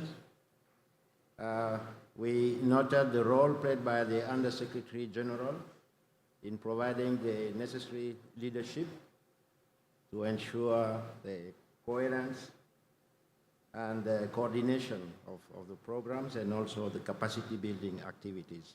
We took note of the major programs that you are having in the region. Globally also, we have the assessment of the threats. We have the counter-terrorism travel program. We have the global program on terrorism and the issues of technology. Of particular relevance to aviation, you mentioned the support for the implementation of API and PRR with legislative framework, the transport industry, which is well known, the operational support that you are providing, and also the technical support. So thank you for staying with us until the Q&A answers session. Next, let me check on ISIL. I'm ready. If you are ready, it's over to you now. Thank you. Thank you. Let me now share my screen. Can you see my screen? Yes, we can see your screen. Okay, very good. So, esteemed participants, I'm delighted and honored to address the AFI Week by presenting the finding of my office on challenges and response related to terrorism in Africa. Can you help us with your name, please? That's your quick yes, introduction. So Yes. my name is Marc Paulet. I'm a senior legal officer in the Counterterrorism Executive Directorate. Our office is a subsidiary body of the Security Council, Counterterrorism Committee, and our role is to assess the implementation of a series of Security Council resolutions, starting by Resolution 1373, which was adopted in September 2001.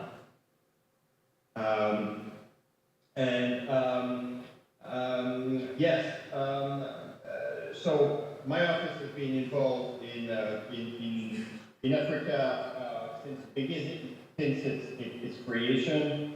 We have been visiting countries. Vast majority of countries now have been in Africa have been assessed by in-country visit, in addition to our desk review of their response to terrorism, including, of course, on issues related to civil aviation, a topic on which we are working hand in hand with IATA. On 7 April, the Counterterrorism Committee organized with the Al-Qaeda and ISIL Sanction Committee an open briefing on the threat of Daesh in Africa. The debate and document of the briefing are available on the Counterterrorism Committee website. In the fall of 2021, to gain insight in relation to ISIL in Africa, CITED also convened 2 roundtables gathering over 50 representatives of civil society organizations from 15 member states on the continent. A report resulting from these roundtables is also available on the CTC website.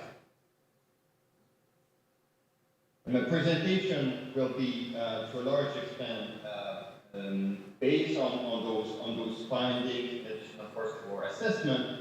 But I will also cover the threat of Al-Qaeda, which in some region is the biggest threat. The genesis of ISIL in Africa can be traced back to 2014, since then, ISIL growth there has been gradual but consistent.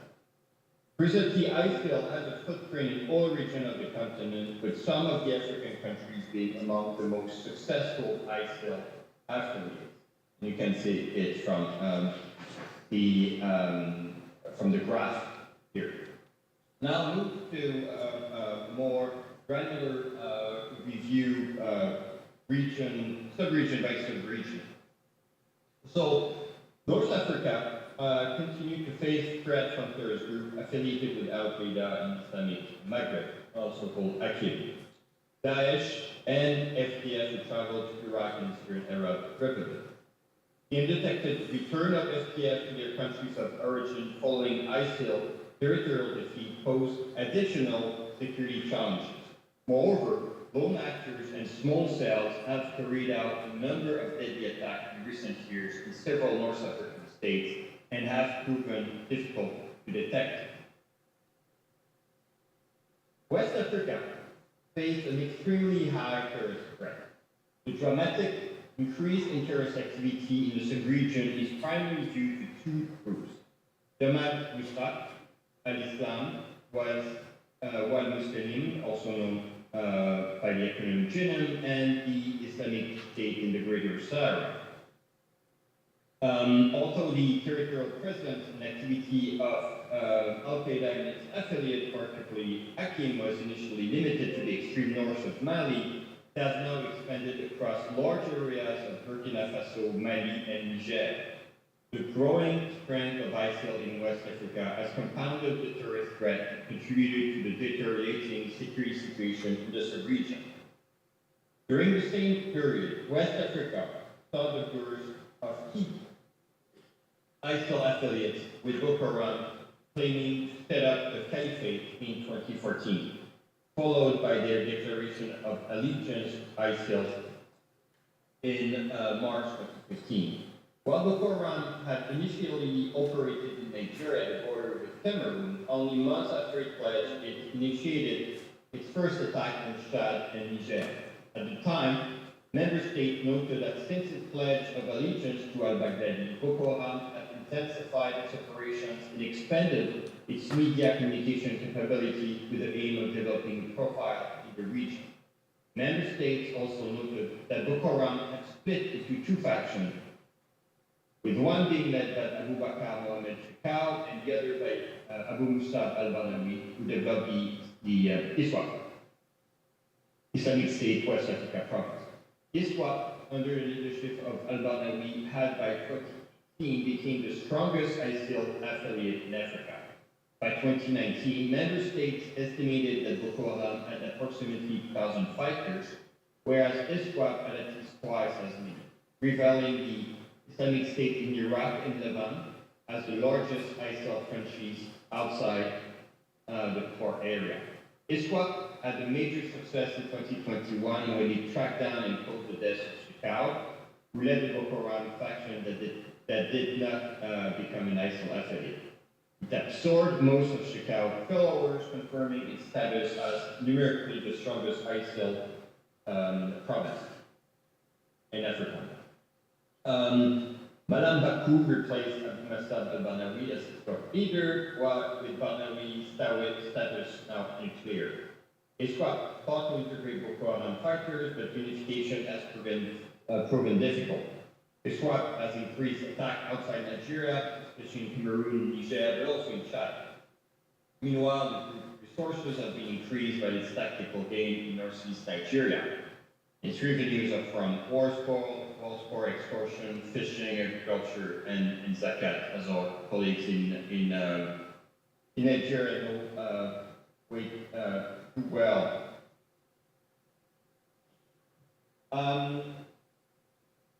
Now turning my attention to southern and central Africa, in November 2017, when the Madina Tawhid wal Jihad (MW), a group active in North Kivu region of the DRC, pledged allegiance to the ISIL leadership. Following a speech by Abu Bakr al-Baghdadi in August 2018, 2015, calling for fighters to deploy to various locations, including Central Africa, member states began to observe increased activities by the group.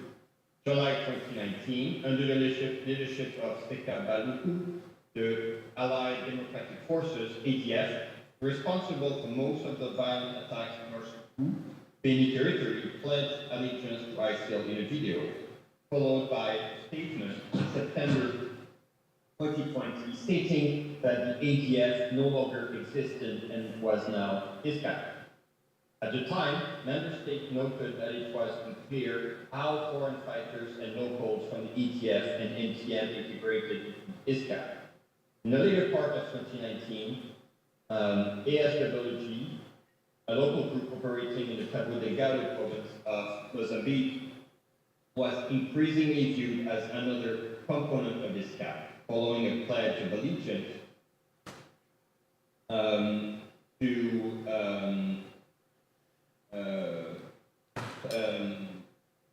to ISIL by a group of unknown members of ASWG.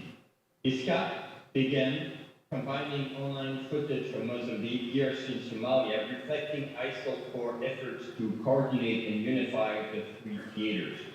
At the time, member states observed a striking increase in quality and content of propaganda material. The extent of ISIL's core control over ATF and ASWG is a matter of debate, with regional member states more skeptical than some outsiders. There is, however, no doubt of the existence of Al-Qara office in Somalia, the hub of the ISCAP regional network. The question is how far ISIL General Directorate of Provinces is able to flesh out these regional structures and how far they influence and enhance the impact of their component parts. In Mozambique, within the Cabo Delgado province, ASWG greatly increased activity for 2021.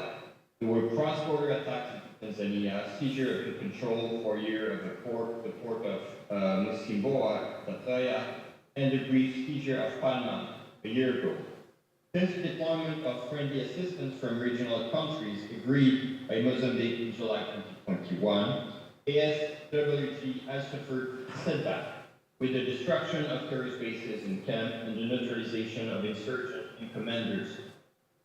There's been an increase in violent attacks on civilians in more remote areas. The SWG was forced out of some districts but appears displaced rather than defeated. Fighters continue to regroup in small cells, mounting raids, looting villages, beheading civilians, and abducting young girls as sex slaves and boys for recruitment as child soldiers. SWG has between 600 and 1,200 fighters, many of them Tanzanian and led by national Assad. Regional member states fear the spread of violent extremism beyond Cabo Delgado, both inside Mozambique and across borders SADC region. In DRC, Baluku branch of ISCAP has increased attack on civilians and soldiers in North Kivu. But his approach has caused a rift with Jamil Mukulu, lead of ADF, a group that rejects alignment with ISIL and denies that ADF is defunct or assimilated into ISCAP. There is some official engagement with this group indicating negotiation for joining a political process. Despite DRC military operation targeting ISCAP, they have escalated attack expanding into Ituri province. They are composed of Ugandan and Congolese, with FTF from Burundi, Kenya, and Tanzania. A Jordanian was arrested in Benin, reportedly contact with ISIL core. Excuse me, sir. Sorry, it's just for the sake of interpretation and for best understanding of the participants. May I ask you to reduce the speed, flow information? Sure. So can you tell me? Of course. And also, we have to wrap up in 2 minutes. Very good. I'll do my best. Thank you. Yes, so, I mentioned recent arrest of 13 individuals in Kigali, bombing in Uganda, in relation to ATF.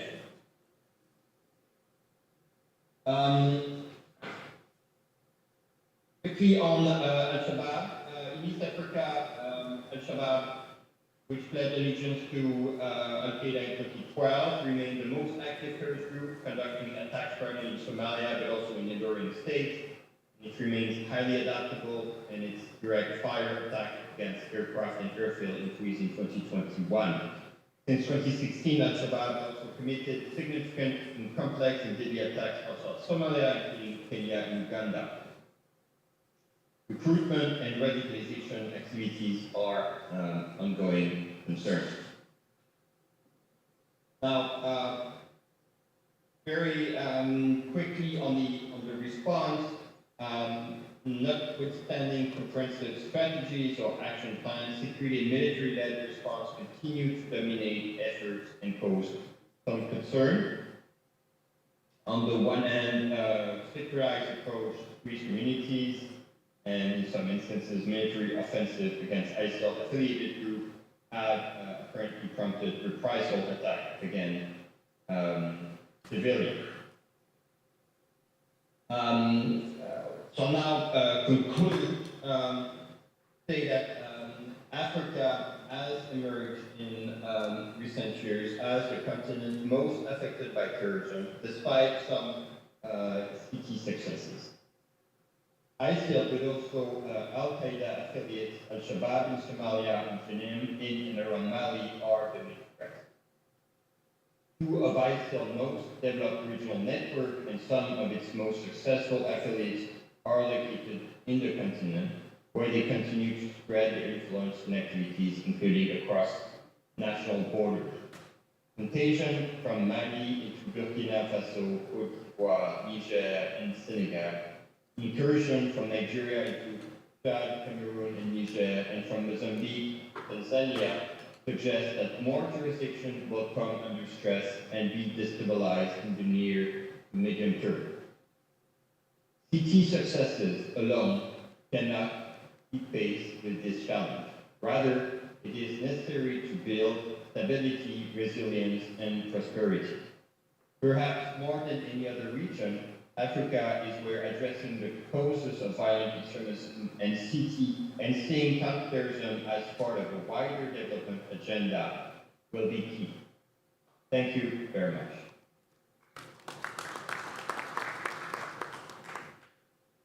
Thank you, Sited, for this comprehensive presentation on the threats in the region and the responses. The conclusion is a bit, I won't say it is sad, but at the same time, I think it's an alert to all of us of the fact that while some years back, terrorism was looked at by Africans as something happening somewhere else in the world, it is now, I'm talking of Africa, the most affected region. And we can see from the north to the south, there's no region that is spared. And when you say they will succeed, you said it somewhere, I was like, unfortunately they succeed. And it's something that is likely to happen one day or another, since we already have we already have records on that. So thank you for this comprehensive description on the situation. Please stay with us for the question and answer session. Yes, I'll stay with you, and again, sorry for my technical problem. I'll have to unshare my screen. So my apologies if it takes a minute or two before I found. Oh yeah, that's fine. Okay. Thank you, sir. Yeah. So, can I proceed with ACI now? Ali? Okay, thank you. Please introduce yourself. Bonjour tout le monde. And then you continue. Ali Tounsi, Secretary General of ACI Africa. May I have my presentation, please?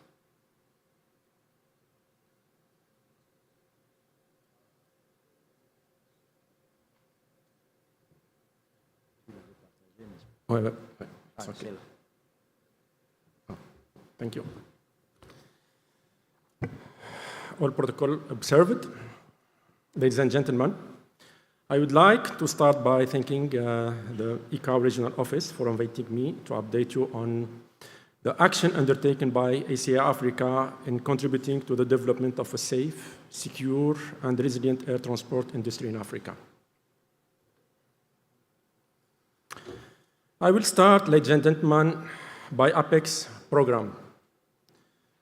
128 APEX in safety reviews have been conducted to date with 54 of them in Africa, thanks to the unconditional support of ICAO, EASA, and the African Development Bank. Under the ICAO AEDB project, a total of 10 African airports have hybrid reviews conducted. To date, because of the COVID, documentation portion was covered virtually, and then a smaller team was dispatched for the in-site reviews. This is a project where ICAO and ACI collaborated through funding from the African Development Bank, where airports were supported in hosting a review and helped to get set on a path to certification. However, there seems to be a slowdown in APEX reviews in Africa. Most capital airports in the West region have already benefited from an APEX, in contrast to the airports in the East, which have not yet demonstrated a high interest in hosting APEX reviews. Over the last few years, all reviews have been conducted by a majority of African experts. I now turn to APEX in security reviews. A total of 11 APEX in security reviews have been conducted in Africa since 2016. The last project conducted in Africa was in Harare, Zimbabwe, in November 2021. The airport conducted a review on a voluntary basis. ACI partnered with the European Union on a project that provided funding for airports to conduct security assessments. In the future, it will be important for funding organizations, states, and airports to work together in order to support such initiatives. We currently have a pool of 13 African security experts. This needs to increase over the next few years as demand is increasing. We believe that more should be done to develop regional expertise. Ladies and gentlemen, ACI Africa has implemented the African Airport Development Program, or AADP, since 2017 to complement the APEX program. This program has grown from strength to strength to become now one of the lead programs of ACI Africa. The AADP has been designated to be a follow-up on the APEX reviews, or even to lead in assisting airports in efficiently implementing the recommendation and bridging the gaps identified in the reviews. Furthermore, the AADP mission is to facilitate and democratize access to knowledge on the continent to African airports by providing accessible and affordable training courses and various types of expertise, including those leading to the aerodrome certification. This program is led by Africans for Africans. Thus, African trainers and experts are the backbone of the programs, helping African airports achieve excellence in airports operation and management. Here, I would like to make an appeal to the ICAO region offices and to the funding agency to give your support to the African Airport Development Program of ACI Africa. Ladies and gentlemen, cooperation and collaboration with industry players remain key for ACI Africa in its objective to advance the air transport system on the continent through AADP. In this context, ACI Africa has partnered with a number of institutions, airports, and training academies, including AFCAC and AFRA, in a bid to establishing common position and advocacy on a major issue of common interest at regional and international level, as well as in joining forces to support and promote each other program and services. The last collaboration was at ACI Africa Regional Conference in Mombasa in March 2022, whereby ACI Africa partnered with AFRA to deliver a workshop in roots network development in Africa.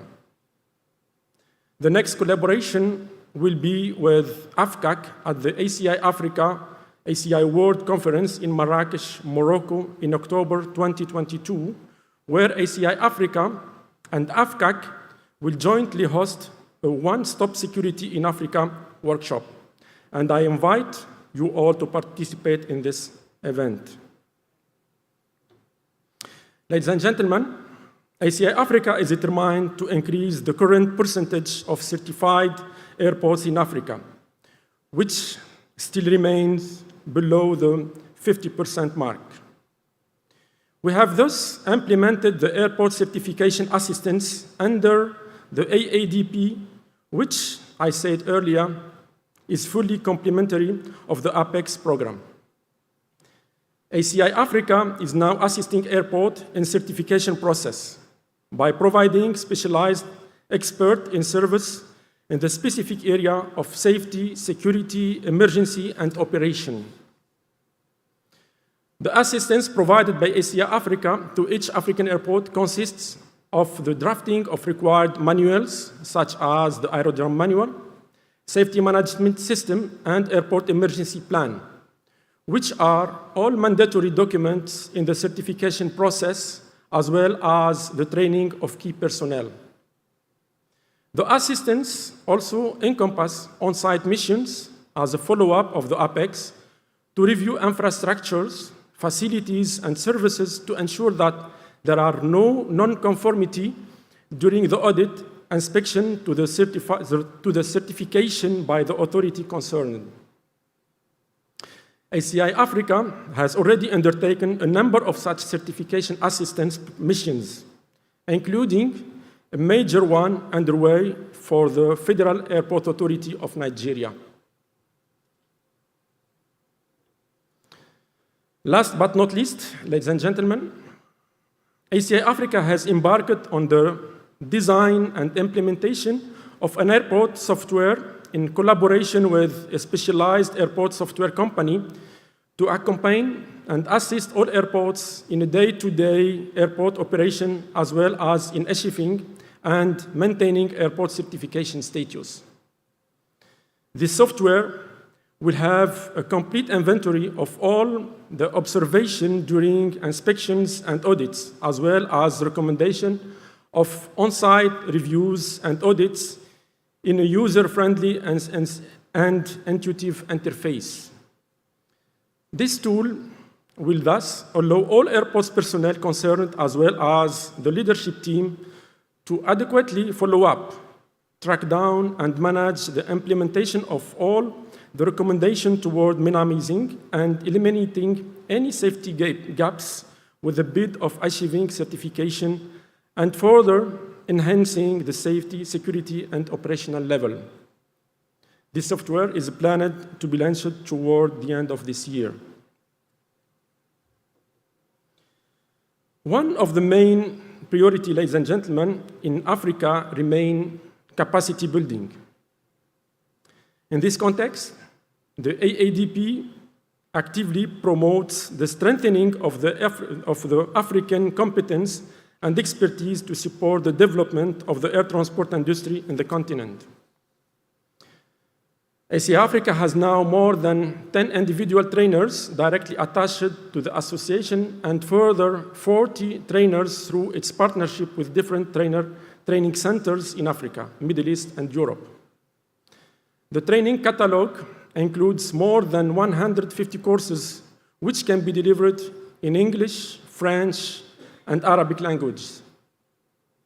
From 2018 to July 2021, more than 800 airport personnel in Africa have been trained in different areas under the AADP.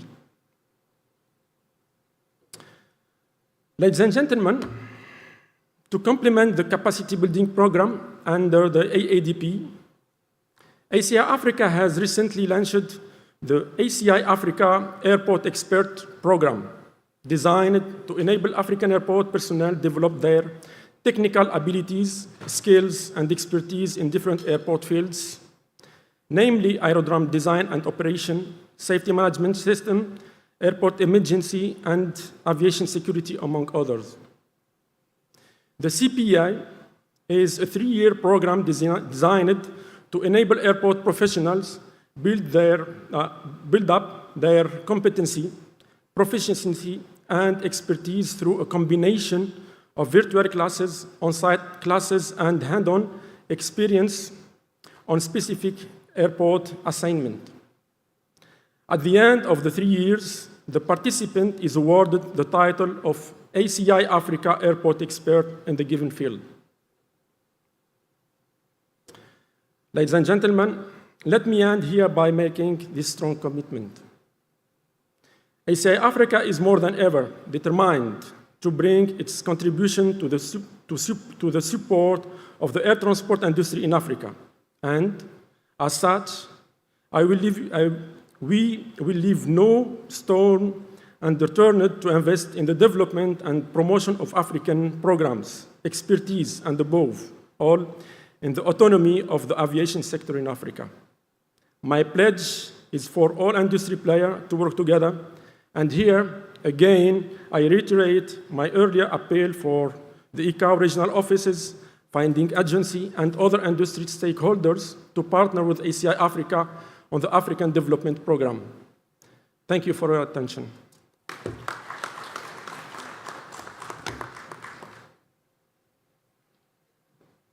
Merci beaucoup, Ali, pour cette présentation. J'étais un peu inquiet vers la fin quand j'ai vu License Skill. Je n'avais pas vu le S. Ça m'a rappelé un film célèbre. Voilà, cela dit,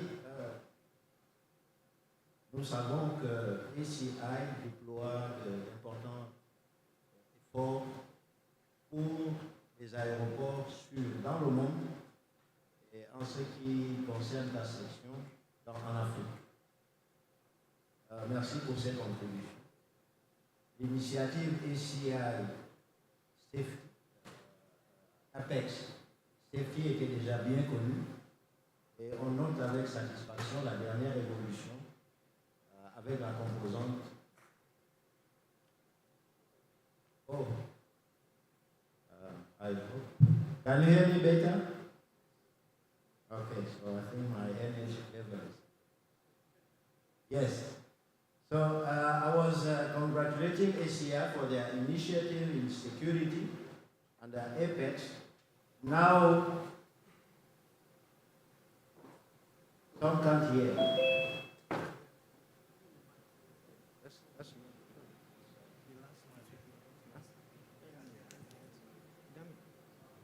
They are having a high echo in the.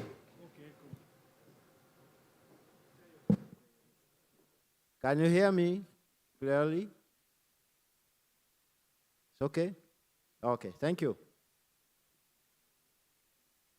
Oh, okay, let me proceed until the technicians help us hear better.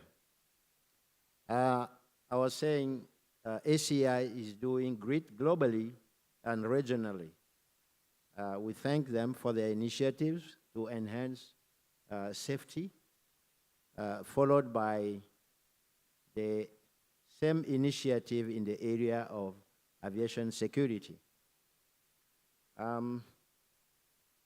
We take note of the new development, that is, so far Apex review were, concluded by just findings and recommendations.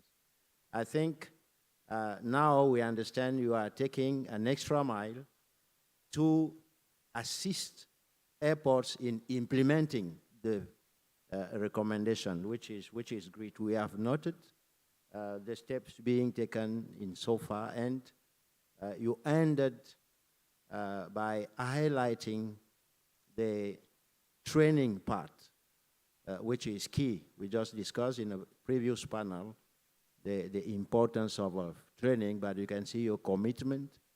You mentioned 150 courses in your portfolio, and also the 50 understood courses that are available online, which is great. So I'm sure this presentation will raise questions when we come to that session. Can we now have a presentation on ASTC? Please, you introduce yourself, and we'll be all ears. Thank you.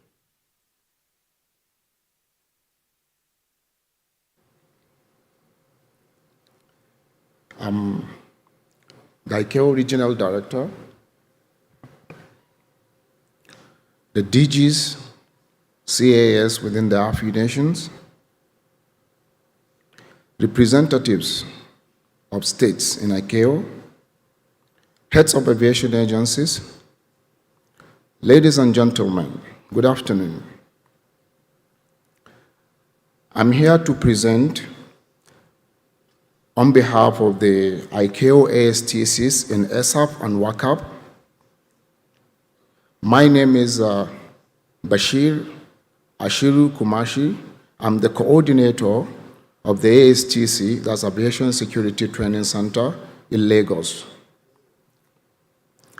I am actually presenting on behalf of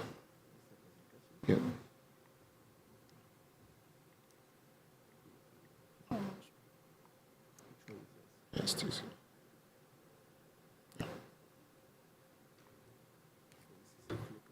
Thank you. My team and myself have done a very wonderful job of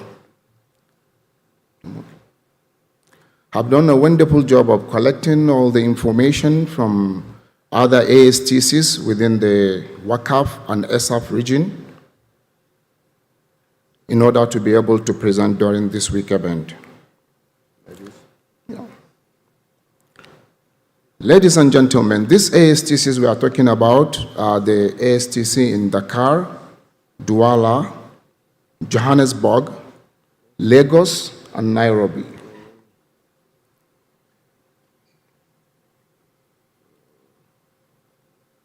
That's it.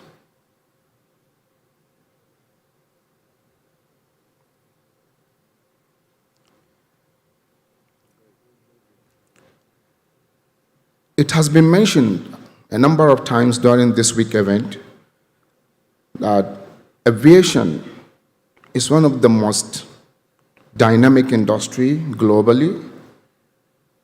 Safety, security, and facilitation are some of the key aspects within this industry. The dynamic nature of this industry resulted in the need to train and retrain our operatives, especially the aviation security officers, on the emerging security threats globally.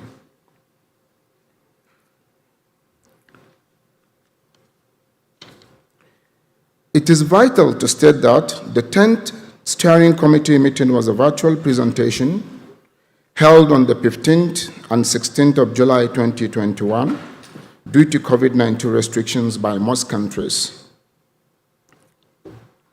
The restriction had a major adverse impact on the operations in the regions till late 2021 when most restrictions were downplayed.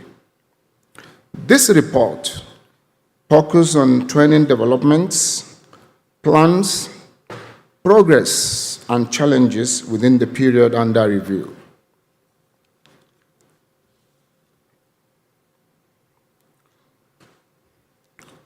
Ladies and gentlemen, in 2021, ASAF and WACAP ASTCs have been able to train a number of aviation security courses, both ICAO developed and ICAO sponsored and non-ICAO courses, and also special courses. About 1,087 aviation security officers were trained within these ASTCs in WACAF and SAF on different ICAO courses. Some of these courses include AFSEC basic training, airport security supervisors, AFSEC management, instructors, cargo and mail, and so on and so forth. Other type of courses include the non-ICAO trainings, which includes the screeners course, initial and recurrent. Let me give an example with Lagos ASTC, which have been able to train a significant number of aviation security officers to obtain a screener's license with the support and contributions of the Nigerian Civil Aviation Organization, NCA, Authority NCA. Thank you. Special courses like dangerous goods awareness, dangerous goods Cat 6 and Cat 12 were all trained. Security officers were trained on these courses, still within these ASTCs. Going by this trend, we can now be able to see that Lagos ASTC have been able to develop a number of courses and train significant number of aviation security officers. The same thing with Dakar, Douala. Well, here you can see that on the case of Johannesburg, we have something, we don't have anything.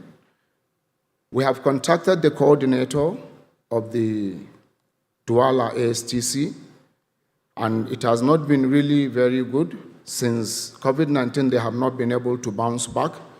And this is why I said I'm even going to make an appeal to the DGCA of the South Africa to please look into the affairs of the ASTC Johannesburg.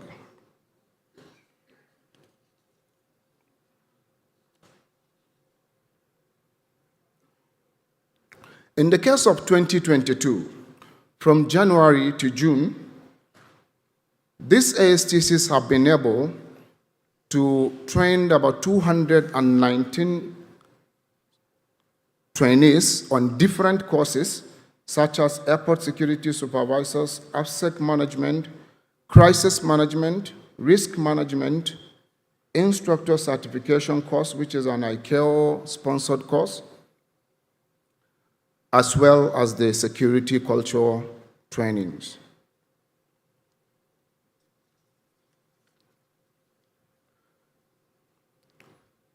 As I've said earlier at the beginning of this presentation, that we are going to talk about the developments, the plans, the progress of these ASTCs within the ASAP and WACAP. For the time being, for the 2022, we have courses like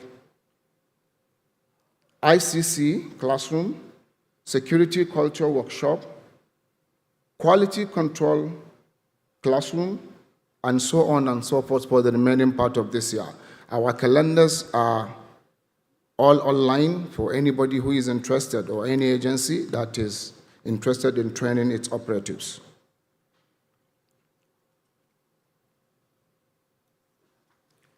In the case of ASTC Lagos, for the time being, the remaining part of the year, we also have courses like cargo and mail, which is coming up in June, crisis management in July, AFSEC managers course, instructors, cargo and mail again. So as I said earlier, we have the calendar online for all interested agencies, and the same thing with ASTC in Nairobi. I'm trying to see the different ASTCs, what they have, for you to see on the board. Ladies and gentlemen, most ASTCs have been commendably developed and are implementing AFSEC screeners course as preparatory training to certification, recertification of screeners in compliance with National Civil Aviation Security Training Program, which is NCASTP, of their respective countries.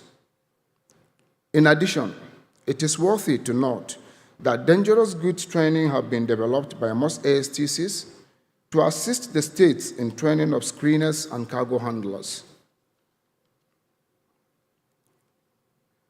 Available statistics indicates that majority of the ASTCs in the region were engaged in conducting trainings. When we sum everything up from 2001 to this to date, that's 2002, May, about 1,790 personnel were trained.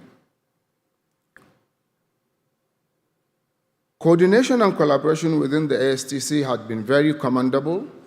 This is with the assistance and the support of the ICAO WACAF office in Dakar. They have been so helpful and so supportive. Thank you very much. Most ASTCs have their training schedules advertised on their websites. I've said it earlier. Now, going to the challenges. The ASTCs within this region, the WACAP and ESAP, actually are passing through some challenges. Some of these challenges are as a result of COVID-19. For example, we mentioned the low recovery process from COVID-19 travel restrictions. A lot of ASTCs have not been able to pick. I have given an example of Johannesburg in South Africa, which have not been able to train any number of personnel based on the communicated facts we get from them.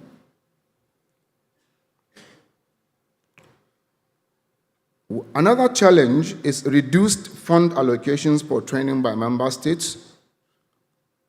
This may also be connected to the COVID-19, which has really had a very serious impact financially on all these ASTCs and some of the organizations, and maybe also the global economic crisis. ASTC Johannesburg is heavily affected by COVID-19 related challenges, hence yet to record any activity. Can we wrap up in 1 minute? Yes, sir. Recommendations. Regular deliberations and coordinated meetings of ASTCs, coordinators, directors in the regions, including staffers, is really recommended. There is a need for greater interaction and exchange programs between AFI ASTCs to share their practices and experiences.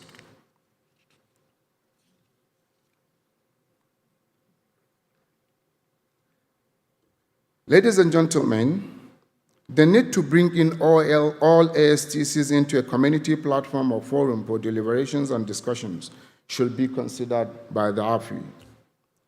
ICAO could, where necessary, increase the number of sponsored courses in each ASTC from 1 to 2 or more in order to be able to train more personnel on ICAO-sponsored courses.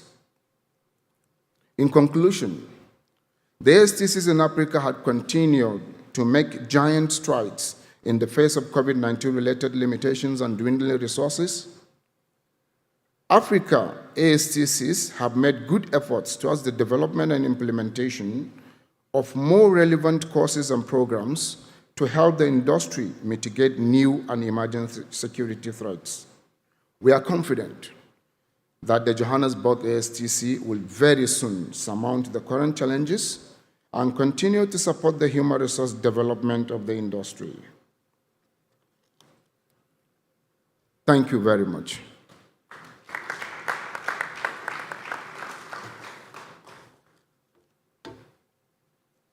Thank you very much, Rashid, for this comprehensive report.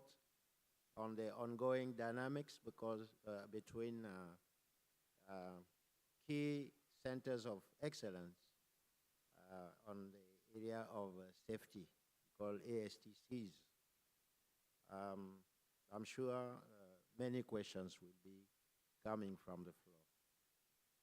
Now I will call upon my brother Francis Ruego from Interpol and ask him to do a very painful exercise. That is, knowing the complexity, the sensitiveness of the subject and the passion that you have, to talk to us only in 10 minutes, only. Please.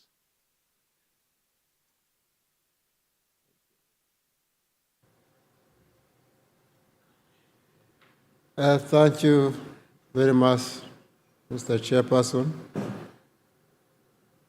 I'm Francis Ruego. I'm the Special Representative of Interpol to the African Union, and I'm going to talk about Interpol border control projects in Africa.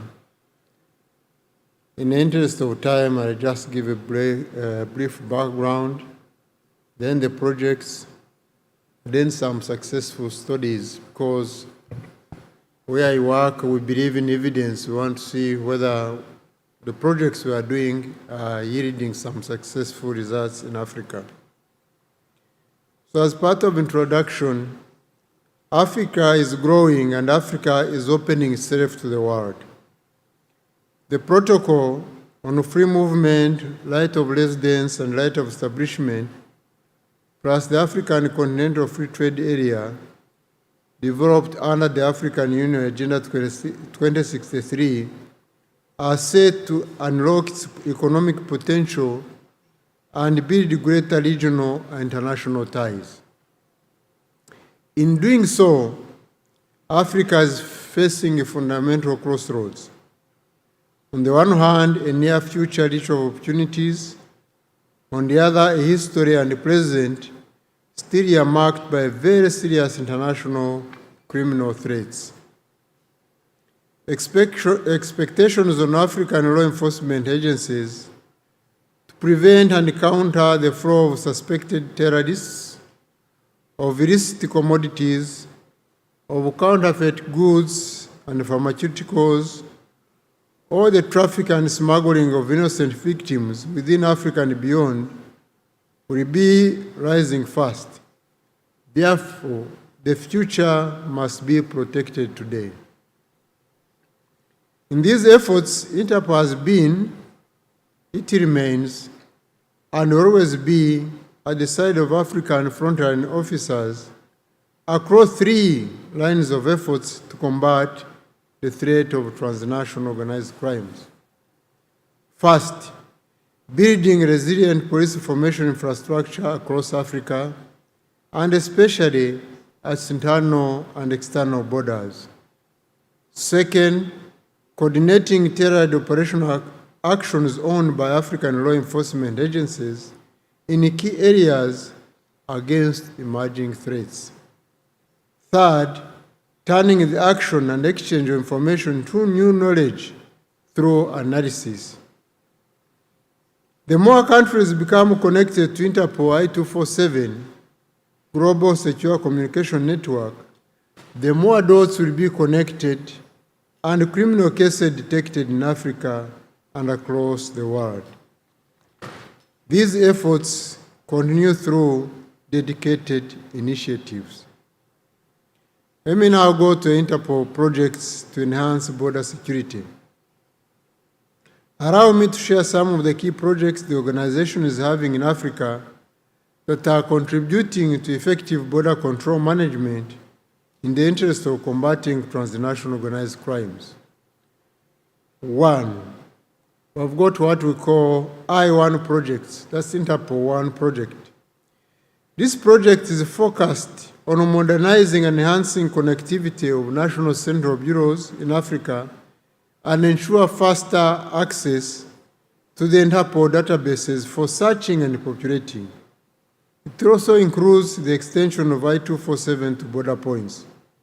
This project has so far allowed 25 African countries to benefit and access the I-247 communication system in at least one location at their national borders. The second project is enhancing Africa's response to transnational organized crime, abbreviated as ENACT.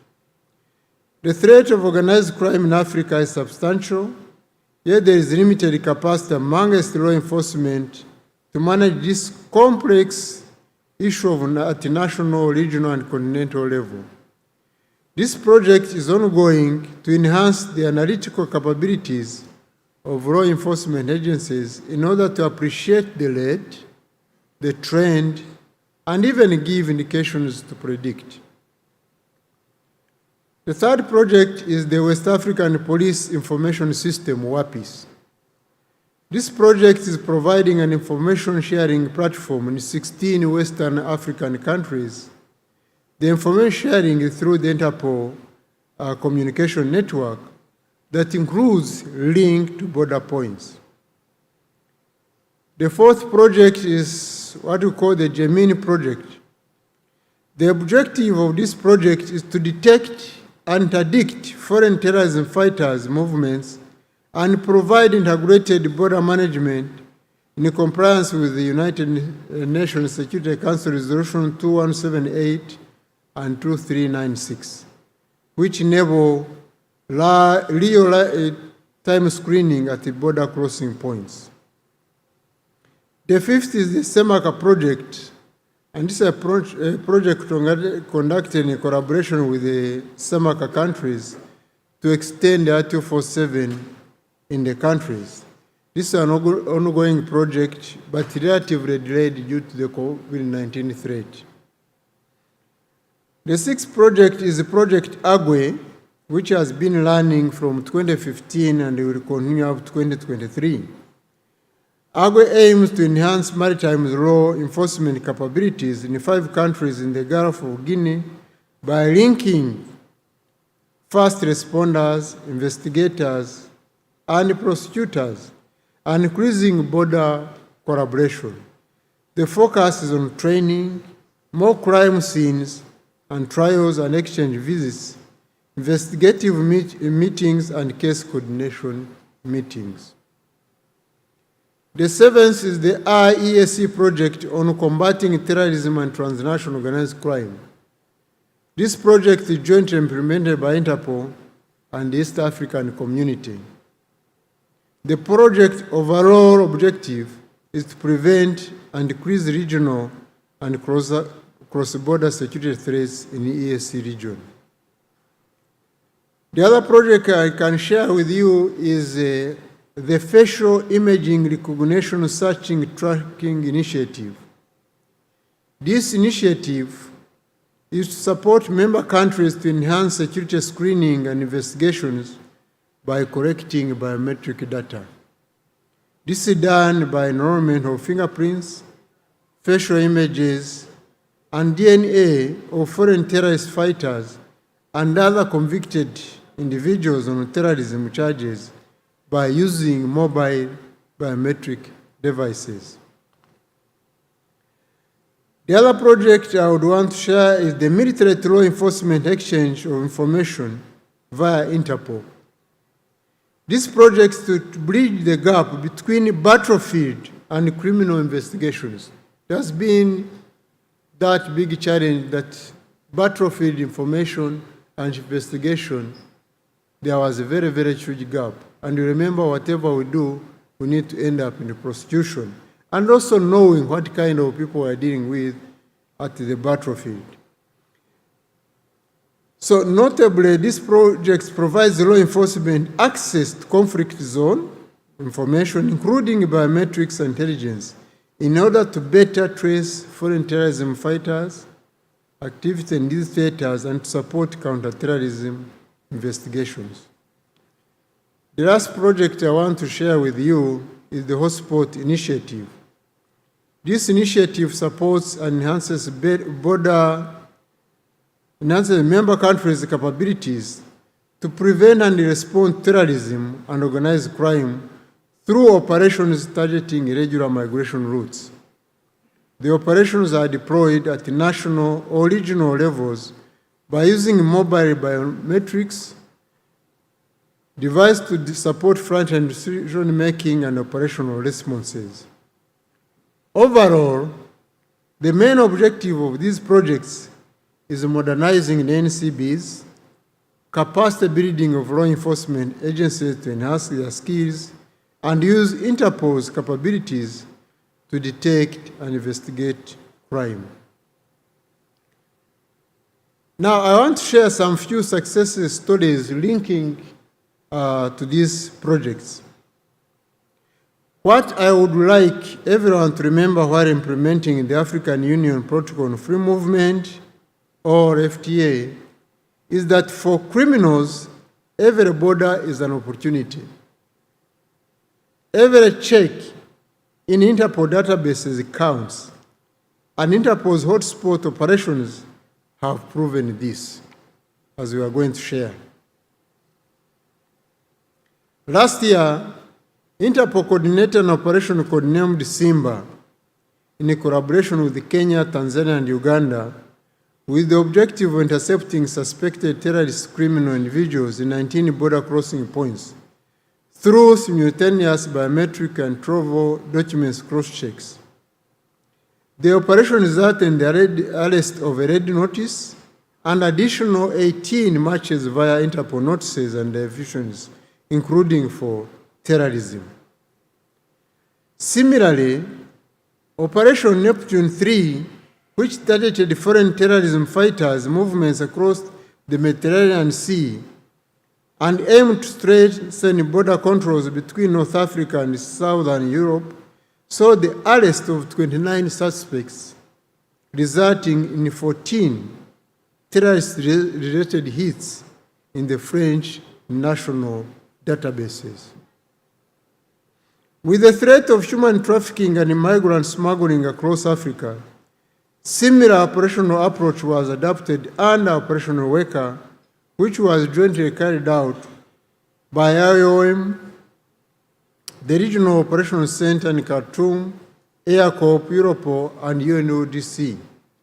In this framework, nearly 500 victims of human trafficking were rescued, with a total of almost 200 arrests made. At the end of last year, Operation Lepetera, involving over 70 countries, were also connected by Interpol and led 500 inspections at checkpoints and airports, as well as hotspots identified through intelligence and investigations. Some 400 human trafficking victims and 4,000 irregular migrants were identified. In September to October 2021, Operation Spider in Somalia led to arrest of 6 Al-Shabaab members, including the perpetrator of a terrorist attack that occurred on 25th September 2021 in Mogadishu that killed 7 people and injured 8 others. Let me also share a recent success story which justifies the need to make use of Interpol databases at our borders. A Greek passport was checked at Nairobi International Airport in Kenya by Interpol's Border Management Task Force as part of a counterterrorism screening operation. After cross-checking the API PNR database, that Greek passport was matched with records in Interpol's stolen and lost database and identified as fraudulent.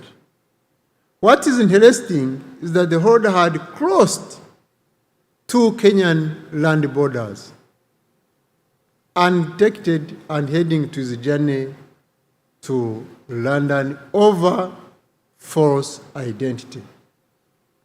In conclusion, Mr. Chairman, I want to keep the time allocated.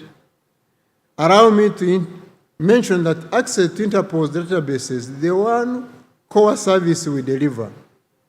This is why we do not stop improving our capabilities.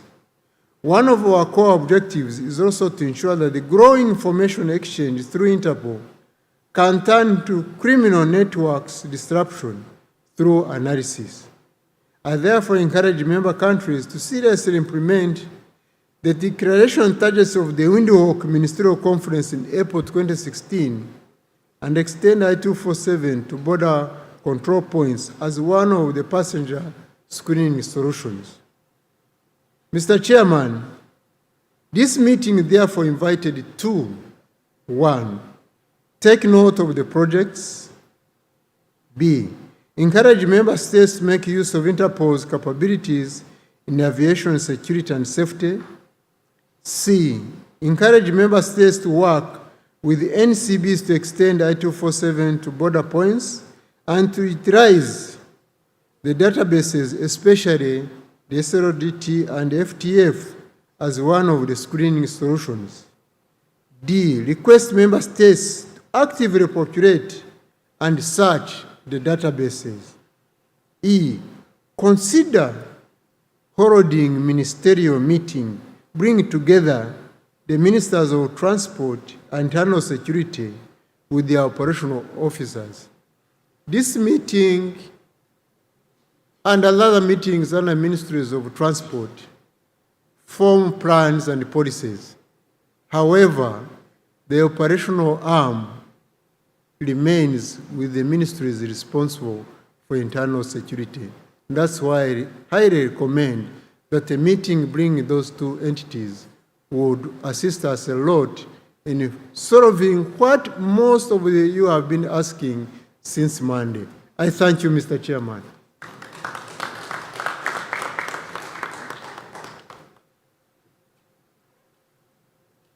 Thank you very much, Francis Xavier Oego, for this presentation. I think for many of us, it's important to know that AU has not only an Interpol branch, but to know that aviation is taken on board. You mentioned the fact that all borders are opportunities, unfortunately, meaning aviation through airports are fully concerned. We have taken note of the various projects,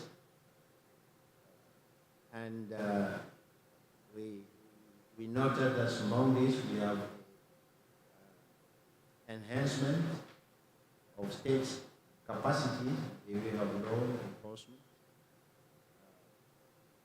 training, the 24/7 initiative, and the content of the project that you mentioned, your last call to a ministerial meeting involving all concerned, knowing that we have many modes of transport to aviation, and under the,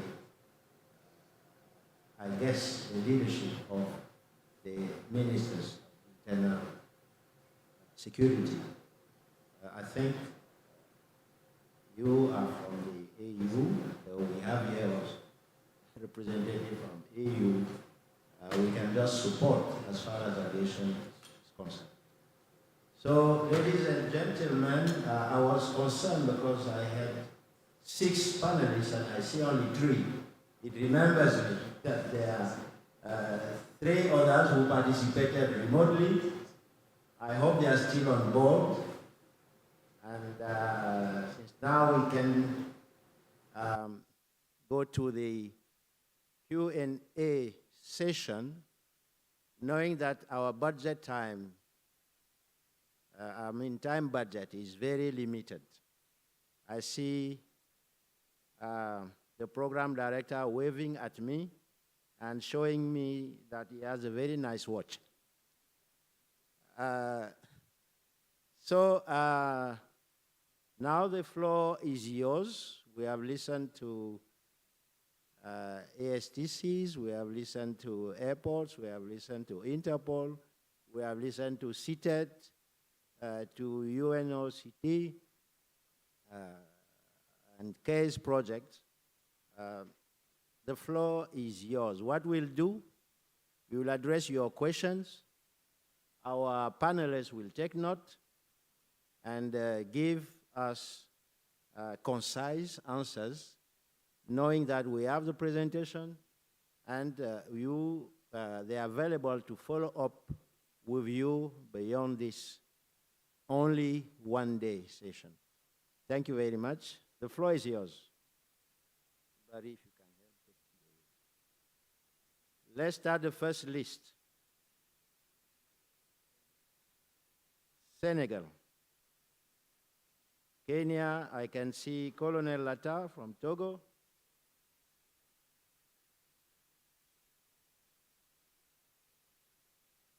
Do we have more hands? I just can't reach. Zimbabwe and Nigeria. Kenya, I already mentioned Kenya. Barry, can you call them in that order as you? Sénégal. Vous avez la parole.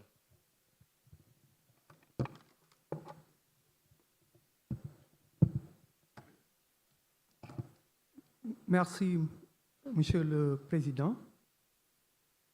Je me présente Badara Diop.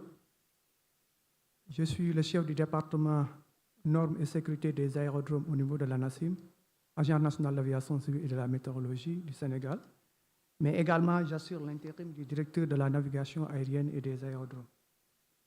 Je voudrais tout d'abord féliciter les présentateurs aujourd'hui et à partir de cela, je voudrais particulièrement féliciter la présentation, le présentateur de l'ACI. Nous apprécions positivement les efforts fournis par l'ACI, notamment à travers le projet APEX, qui contribue considérablement au renforcement de la sécurité au niveau de nos aéroports africains. Aujourd'hui, nous avons noté que les résultats de ces revues APEX a beaucoup facilité, je dirais, c'est devenu même comme un outil blanc et contribue positivement et facilite la mise en œuvre du processus de certification. Seulement, comme nous avons constaté, le taux de certification de nos aéroports internationaux est resté un petit peu, je dirais pas faible, mais au regard de ce qui se passe au niveau mondial, reste à améliorer. Et dans ce sens, je voulais d'abord lancer un appel fort pour l'ACI de continuer de sensibiliser davantage ses membres sur la nécessité de certifier les aéroports. Je ne dirais pas d'exiger même de ses membres à s'engager pour la certification de ces aéroports. Merci.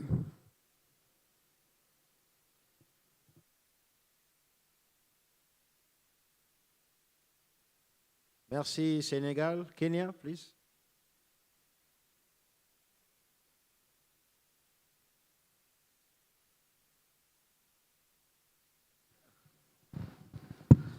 Okay, thank you very much, moderator. On behalf of the caucus of ASTC training centers from WACAF and ISAF, and on my own behalf as the director of ASTC Nairobi, I would like to thank Mr. Bashir, the coordinator for ASTC Lagos, and indeed all other presenters for wonderful presentations. If I may, Mr. Moderator, allow me to emphasize 3 points raised in our presentation. Number one, for the benefit of the guests, ASTC is a network of aviation security training centers organized under the ICAO ISD security section. And on the same breath, allow me to thank ICAO headquarters and the 2 regional offices, especially the regional security officers, for the coordination role they have been playing on AFSEC training. The training is organized in three categories. There is the ICAO-sponsored courses, the regional courses, and the local courses. Secondly, allow me to make a passionate appeal to AFI SECFAL and the Ambassador Mabaso, who is representing the Republic of South Africa, because we are almost losing one of our members. That is ASTC Johannesburg. And you see, because they have been inactive for 2 years now, a big deficit has been created because I am aware of training that needed to be conducted in the south and could not be because they are not active.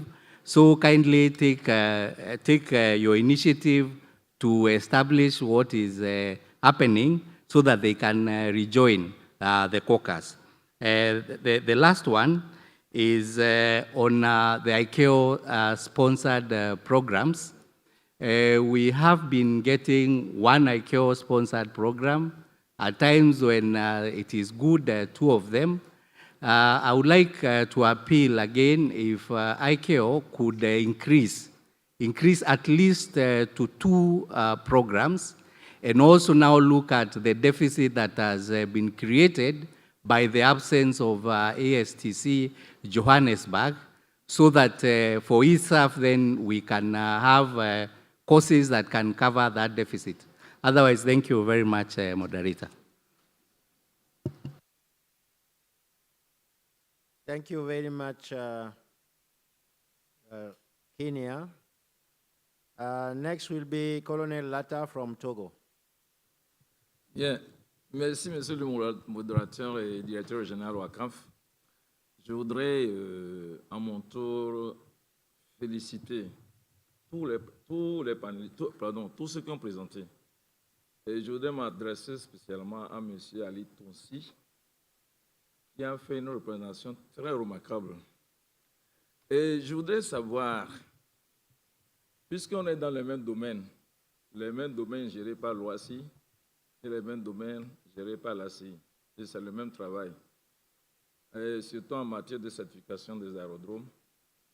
Le programme APEX, surtout le Togo en a bénéficié, je le remercie. Et je voudrais savoir si il y a une coordination entre vous, entre l'OACI et ACI, puisque c'est la même chose. Hein. Et puis surtout, ils ont des projets futurs.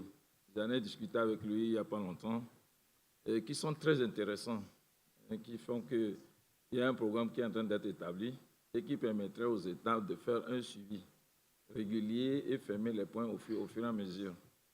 Je voudrais aussi saluer le projet CASE. Justement, actuellement, ils sont à Lomé, hein, ils sont en train de former les gens à Lomé, et avec la participation de beaucoup d'États. Et ça, c'est vraiment salué. C'est des contributions très, très, très positives. Et donc, je ne voulais pas être trop long puisqu'on a un problème de temps. C'est de saluer vraiment ces initiatives, CASE et puis ACI. Donc, de poursuivre ces coopérations et d'inviter vraiment à la formation. Moi, je pense que dans ce genre de formation, et bon, c'est un avis personnel, hein, je ne sais pas si ce ne serait pas plus productif et pas coûteux en faisant des programmes où on choisit un pays où on forme beaucoup de gens ensemble, comme le fait le projet CASE actuellement. À Lomé, actuellement, il y a beaucoup d'États qui sont là et qui sont en train de faire la formation. Je pense que ça a le mérite d'aller d'État en État. Naturellement, chaque État a sa spécificité, hein, ça, il ne faut pas l'oublier. Mais je crois que des rencontres avec beaucoup d'États ensemble me sembleraient beaucoup moins coûteux et beaucoup plus productifs. Et encore une fois, merci à monsieur le secrétaire général de l'ACI, monsieur Ali Tonsi, et celui qui a fait pour le projet CASE. Et merci à l'OACI pour ces initiatives qui ne font qu'aller dans le sens de l'implémentation de la sécurité. Merci beaucoup, monsieur le modérateur et directeur régional de la WACAF. Merci.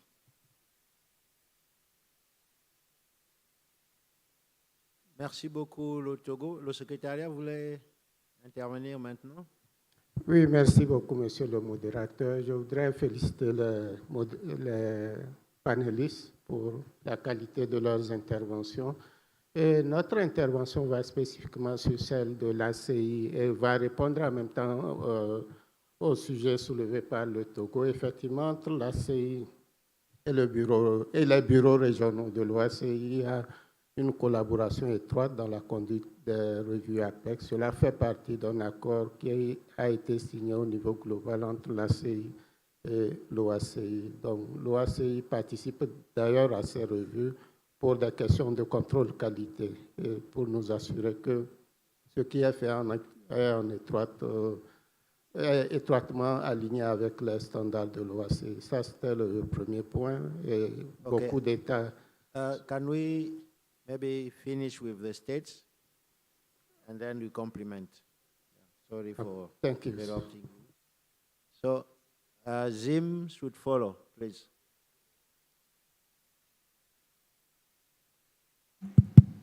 Thank you. Thank you, Chair. Mine is to appreciate the great initiative by ACI, such as the Apex in security and safety programs. However, I've got a comment. I think it is in sync with what Togo just said. Just an appeal to ACI, I think in the implementation of these initiatives, to recognize the coordination and complementary role that is played by the CAAs in the various states, so that at the end of the day, there is that follow-up mechanism, and it doesn't end up being a bilateral engagement with the respective aerodrome operators. I wouldn't know with the other states, but that will certainly help to achieve the mandate for those programs to enhance regulatory compliance with safety and security standards. Thank you.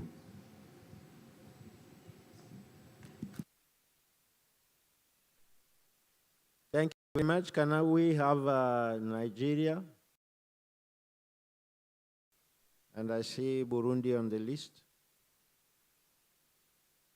Burundi will be followed by Guinea. We'll have Nigeria first, then Uganda, but I see two more, that is Burundi and I didn't read. Please.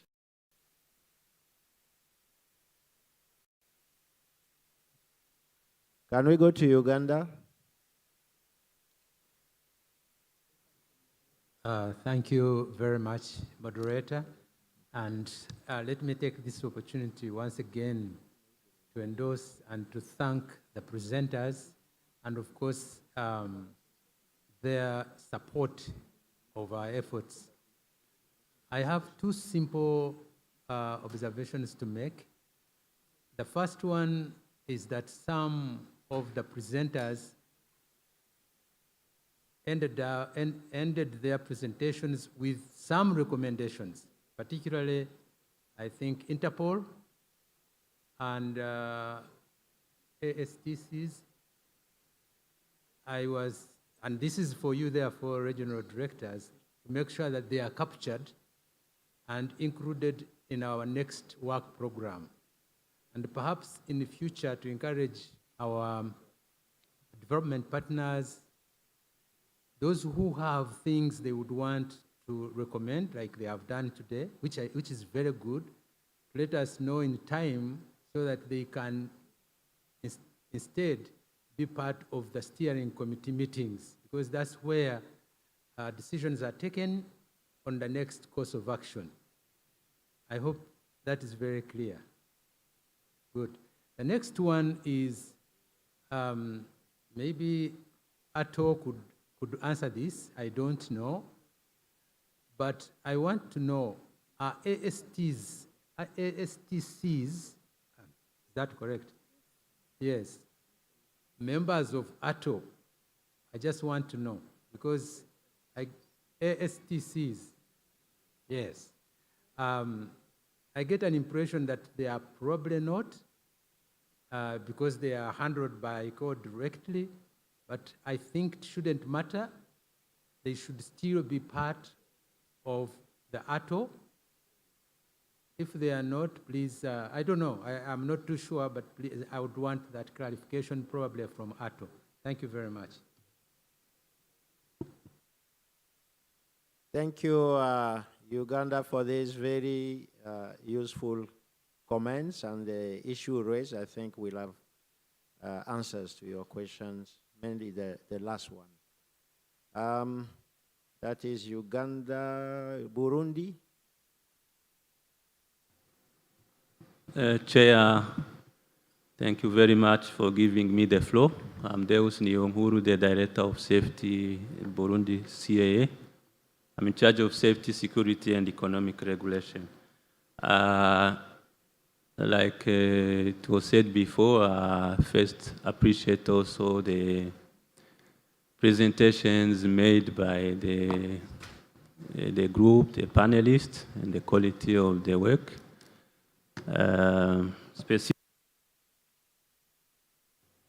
Specifically, I will talk about the presentation by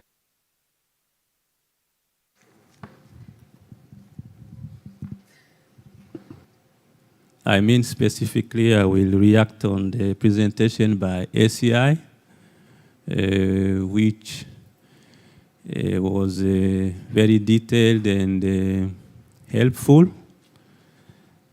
As Burundi, we are used to using these cooperation frameworks, assistance.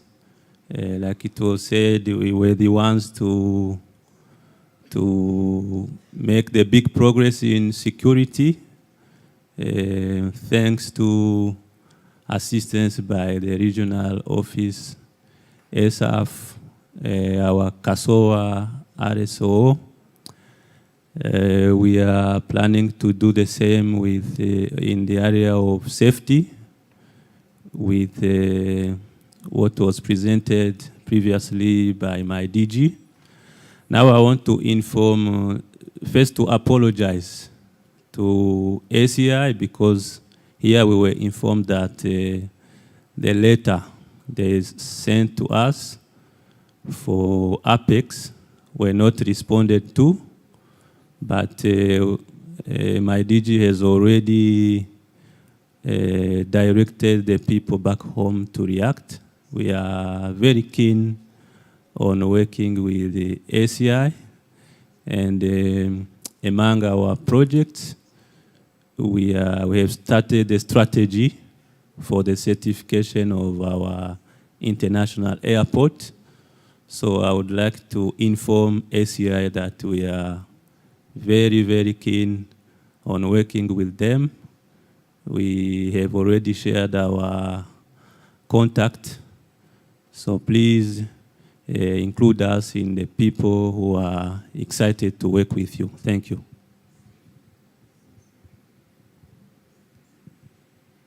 Merci beaucoup, le Burundi. Avec tout le respect, j'aime bien vous appeler Pacifique parce que c'est un bon nom. C'est Deus plutôt. Deus, Dio. And then, oui, pour la Guinée, ça sera la dernière intervention, je crois, pour qu'on ait quelques 10 minutes pour répondre à toutes ces questions. Ça sera juste, mais nous sommes tenus de nous conformer à ça. La Guinée, s'il vous plaît. Merci. En résumé. En résumé, je vais être très bref. Pas de compliments parce que ça a été déjà donné par les autres. Et je voudrais simplement rappeler, nous sommes ensemble et parmi nous, comme hier on disait, nous avons des pays lusophones et francophones. Et nous avons des pays qui ont pour langue officielle de travail le français. Mais sachant que le père et la mère de l'aviation est l'anglais, toutes les présentations qui ont été faites ici brillamment nous a proposé des formations, mais tous les programmes de formation et les plannings sont en anglais. Que pouvons-nous faire pour aider ces pays francophones aussi d'accéder à cette science et la culture de la sûreté de l'aviation? Merci, c'était ça ma question.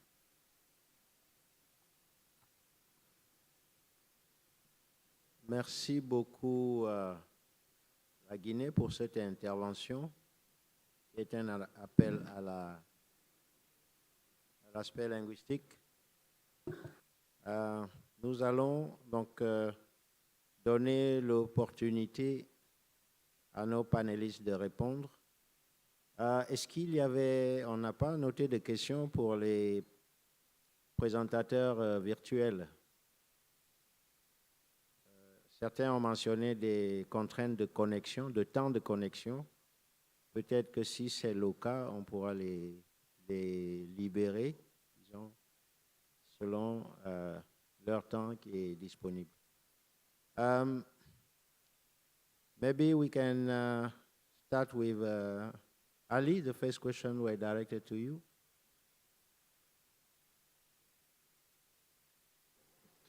Thank you, Chairman. Je commence par la Nassim, le Sénégal.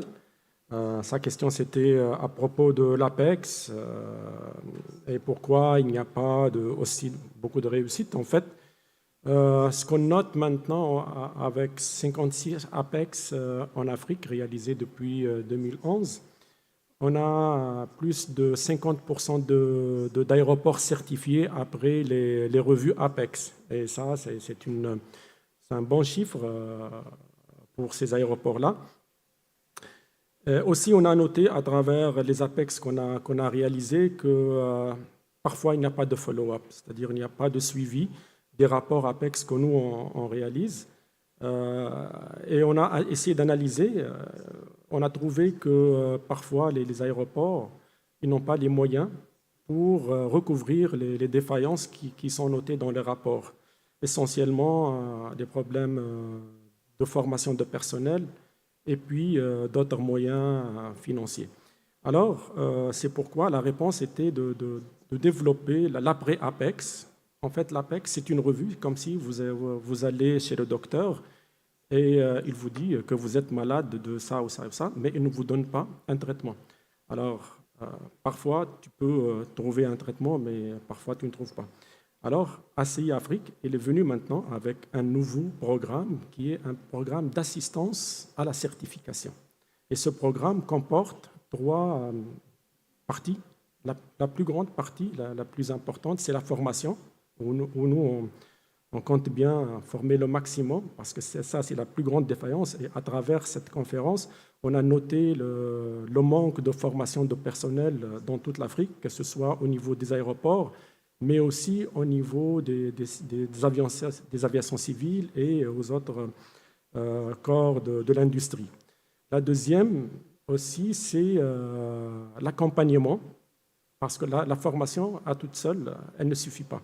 Alors, d'une part, on a orienté les formations à des formations pratiques, c'est-à-dire in-job training, et on a focalisé ça précisément sur la pratique, et de rapprocher la formation à la langue qui est parlée dans l'aéroport. On n'est pas seulement anglais, on fait des formations en français aussi, en arabe et même en portugais. Et on est sûr que plus le langage de la formation est proche du langage parlé, plus la formation elle est bien assimilée. Ça, c'est la première, la formation. La deuxième, c'est l'accompagnement, comme on a dit, c'est-à-dire dédier des experts qui vont faire apprendre au personnel de l'aéroport comment réparer, comment écrire les procédures et comment implémenter la certification et l'SMS. C'est-à-dire se rapprocher au maximum de la réalité et apprendre petit à petit au personnel comment faire les choses. Et après, il y a une autre partie qui est l'assistance. Parfois, dans des aéroports, on a trouvé qu'il manque des études spécifiques, par exemple, du traçage des parkings, des traçages de pistes et tout ça.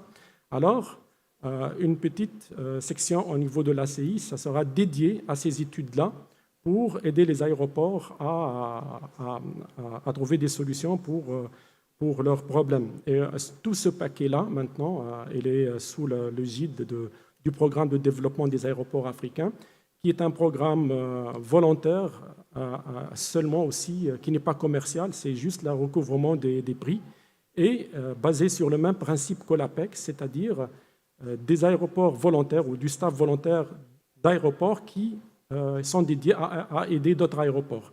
C'est ça le principe, c'est l'entraide entre les aéroports africains, et on a vu que ça, c'est un concept qui marche très très bien. Les aéroports qui sont développés, qui ont des experts, ils sont très volontaires à aider les autres. Et en Afrique, on a trouvé que ça marche bien avec l'APEX, et c'est pourquoi on a continué ce concept pour le programme d'assistance à la certification. Ça, c'était la question du Sénégal, la Nassim. Pour le Togo, en fait, le Togo, je me félicite de remercier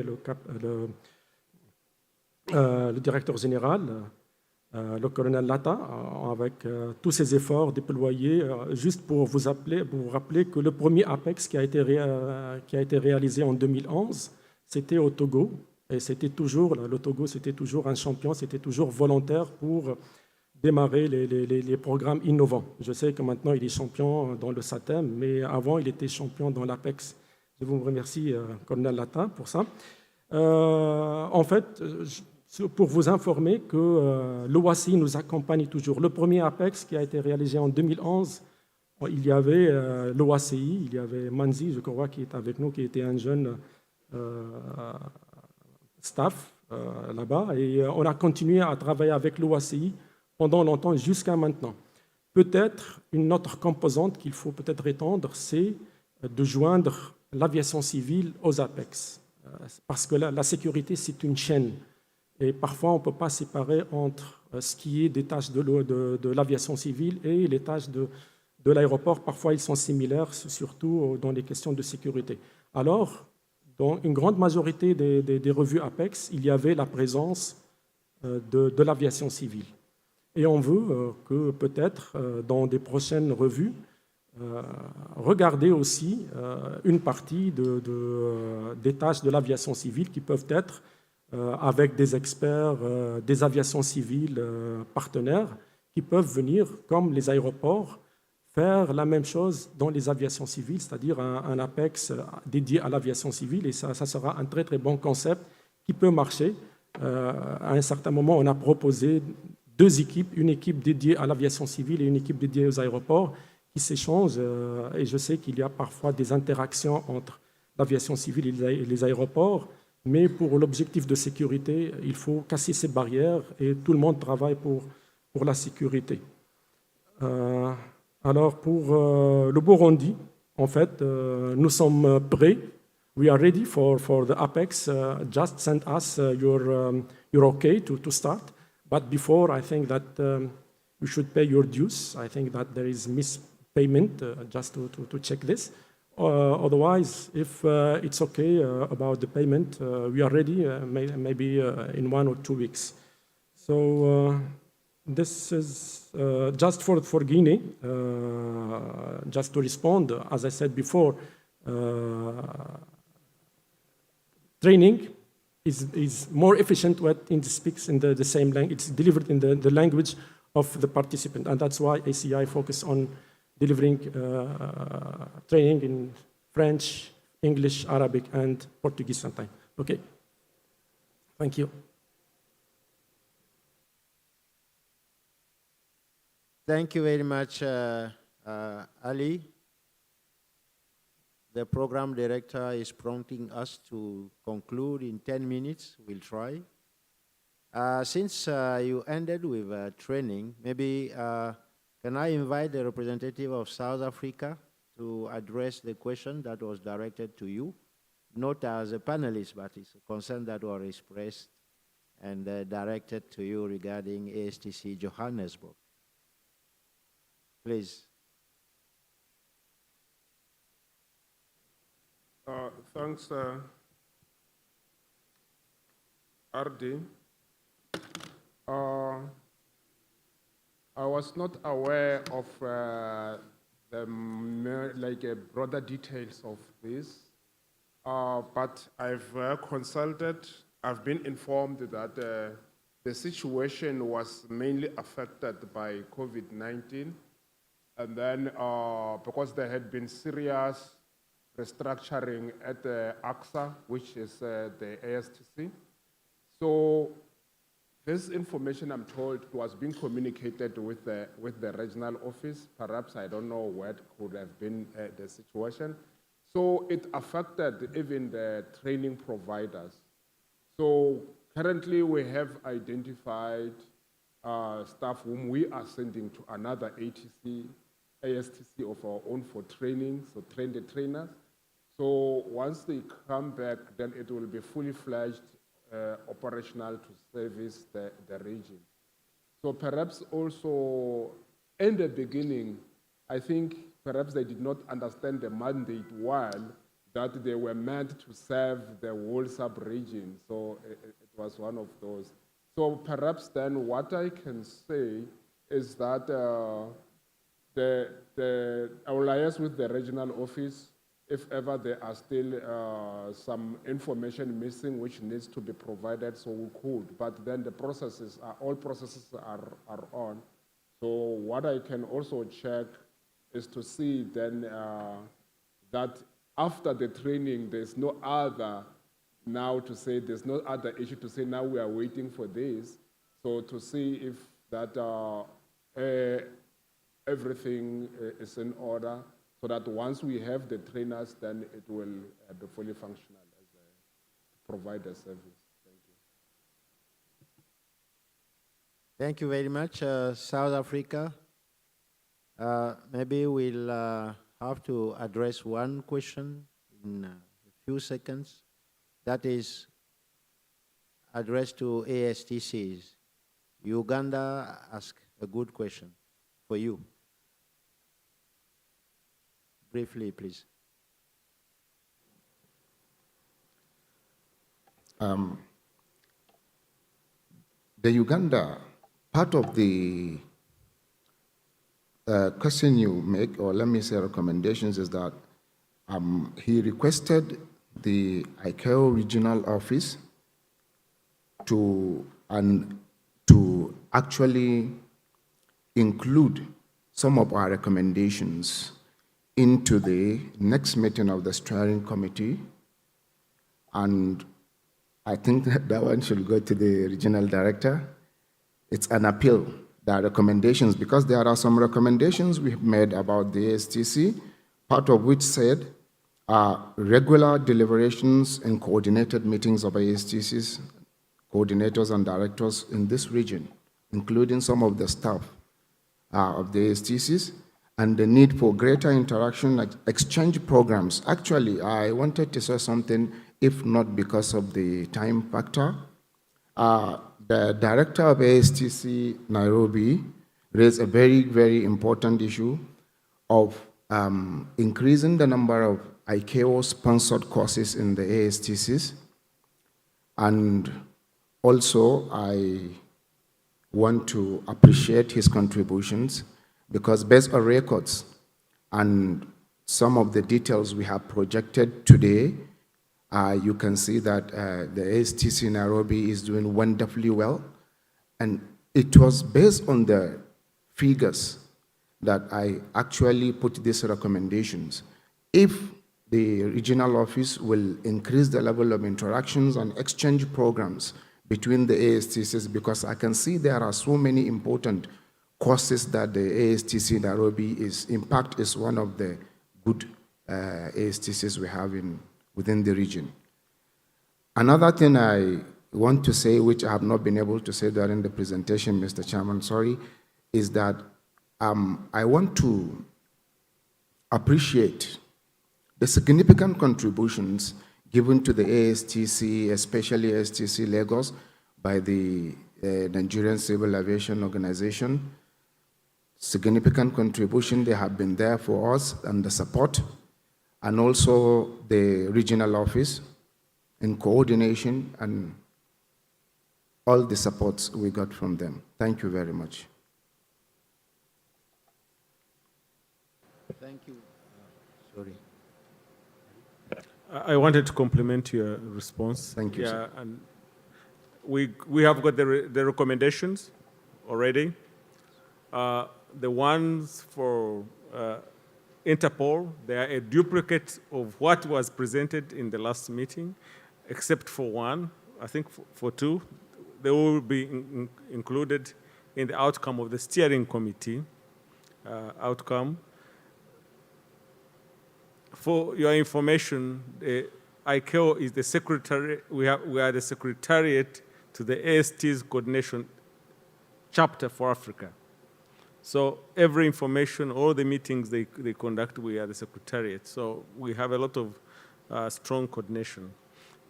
But I wanted to mention something here that I think is very important, and to recognize and thank our colleagues from the headquarters. The STCs are coordinated under ATB, and there is a lot of coordination that goes on between the security section at the ATB and the regional offices to make sure that to look into the efficiency of the STCs. At the same time, the courses that are being undertaken are also conducted under TCB and GATT. So there is a tripartite coordination within ICAO, which is growing stronger and stronger. And luckily enough, all the key players in that network are here. The regional directors and the directors are here. If they have a comment, they can be given an opportunity to give a comment. But those links are very strong for the effectiveness of the STCs. Mr. Mabaso, we are aware of the situation in South Africa, and we shall liaise with you to improve on this situation. So, moderator, I don't know whether Mohammed or Jorge have a comment they want to make. Mohammed has a comment. He would like to make a comment on this. Can somebody give him a mic? Because that's very important. I think Uganda also wants to take the floor. Yeah, I just wanted to say there's one question that remains. I made two. And Which this one? is, I want to know if ASTCs are members of AATO. I want that clarified. We have the president here. He's raised his. Thank you very much, Uganda. As I said, ASTC is a network globally of 37 aviation security training centers. And in Africa, you find some of these under the airport companies, others under a school like ourselves. So far, we have 5 ASTCs in WACAF and ISAF. And only IASA that now hosts ASTC Nairobi is a member of AATO. Because what you will realize is some of these organizations are not training schools or academies per se to join AATO. But I don't think really whether there is anything that would prevent the program under, for example, FAN to join AATO and strengthen it. That is how I can answer you, sir. I have a follow-up question. Sorry? I have a follow-up question. Can I just clarify, EASA, for the matter, is East African School of Aviation? Yes, I understand, but is there only in that capacity? I wanted to suggest, because in the presentation of AATO, there was training of airport security.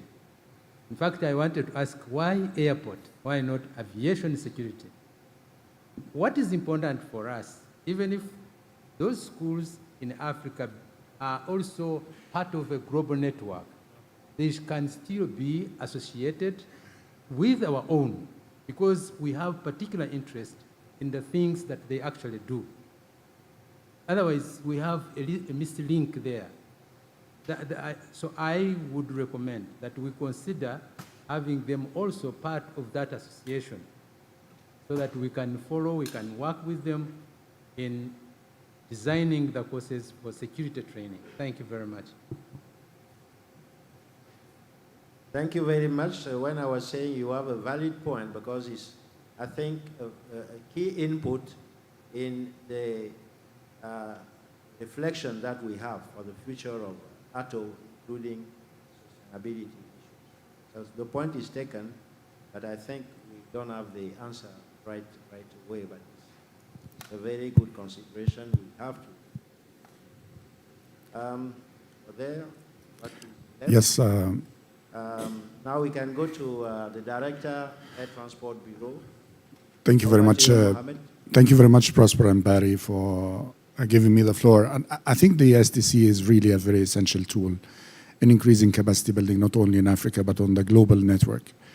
In Air Transport Bureau, we are trying to coordinate the work of ASTCs to try to provide a cost-efficient capacity building activities across the whole world. And I think Africa is one of the most needy continents of these capacity building issues, especially in aviation security. There was a point that was mentioned about ICAO-sponsored courses in ASTCs. And currently, I wish to assure all the participants here that in ATB now, we are working with our donor states who are contributing to the AFSEC funds to try to increase the number of ICAO-sponsored courses in ASTCs. We'll try to achieve at least one course per ASTC per year, but this is really a very low number. And my target is to increase this into 2 or 3 per year for each ASTC. There is a positive reply from our donor states contributing to the AFSEC fund. We have a very small amount of unearmarked funds that we can use, at least in the first phase. But to make this more sustainable and have it as a plan, at least for 3 years plan, across all ASTCs to increase the number of ICAO-sponsored courses, we need to have this approval from our donor states. I think this could be a first step because we understand that a lot of states will be struggling with the cost of having, this kind of training, especially specialized training in aviation security. So very soon we will have some good news working with the STCs to increase the number of ICAO-sponsored courses across the whole network. And of course, Africa will be part of this activity. STC is providing us a lot of services. We have places where we can conduct courses, ICAO courses, and also provides the instructors, which is very important, at a very cost-efficient way. Sometimes if you need to pay for the instructors, it's the course cost is increased dramatically. But I wish to thank the network of the STCs, which are 34 STCs across the globe, for providing us with free of charge instructors to do our courses across the globe. And it also helps us not to travel instructors from different parts of the world to a specific region, because they can just be on the same country or just in a neighboring country, which is really very cost efficient. I think the cooperation between ICAO and the STCs have a lot of rooms for improvement, and we're working to make this more efficient and also to yield benefits to the member states in Africa and other parts of the world. Thank you very much. I was expecting to hear a loud applause from the STCs from this offer. There's a huge opportunity here. And we are now going to close this meeting. But before we close, Jorge, do you want to say anything? Okay, Jorge doesn't want to say anything. We are running very late. What's the announcement? Prosper is coming to close his session. Go ahead, Prosper. Thank you very much, Barry. I think we have an interesting discussion on this, under this session dedicated to aviation security and facilitation. We know we needed more time because there are many questions, but at the same time, the session has been instrumental to connect us, identify issues to be addressed, and we'll follow up exploring all the avenues that we have ahead of us. I would like to thank the panelists, the remote one, the representative of airport industry, ASTCs, and Interpol. We also had seated UN-OCT and the case representative. Barry, if you don't have, do you have some additional comments so that we wrap up? We close because the program director is really in trouble now. I was reading a message from Nairobi, Mr. Mabaso. I've been told that the ASTC Nairobi is going to be Johannesburg. There's a mission on September this year to go and do an evaluation and assistance to the reactivation of the activities there. That's what they have been told from Nairobi. That's all I can add. Thank you. Distinguished ladies and gentlemen, let's celebrate our RDs again for directing this flight so well. A warm round of applause for Regional Director Isaf, Regional Director Wakaf, and the panelists. Please, they're going to rise for a group photograph. And a quick announcement, please. Launch is ready, bon appetit, and if you're interested in joining us for the polo tournament in honor of this AFI week, by the minister and his colleagues, they're already there at the polo ground. We're going to be departing here 15 or 10 to 4 o'clock. The buses will be in front of the Congress Hall here.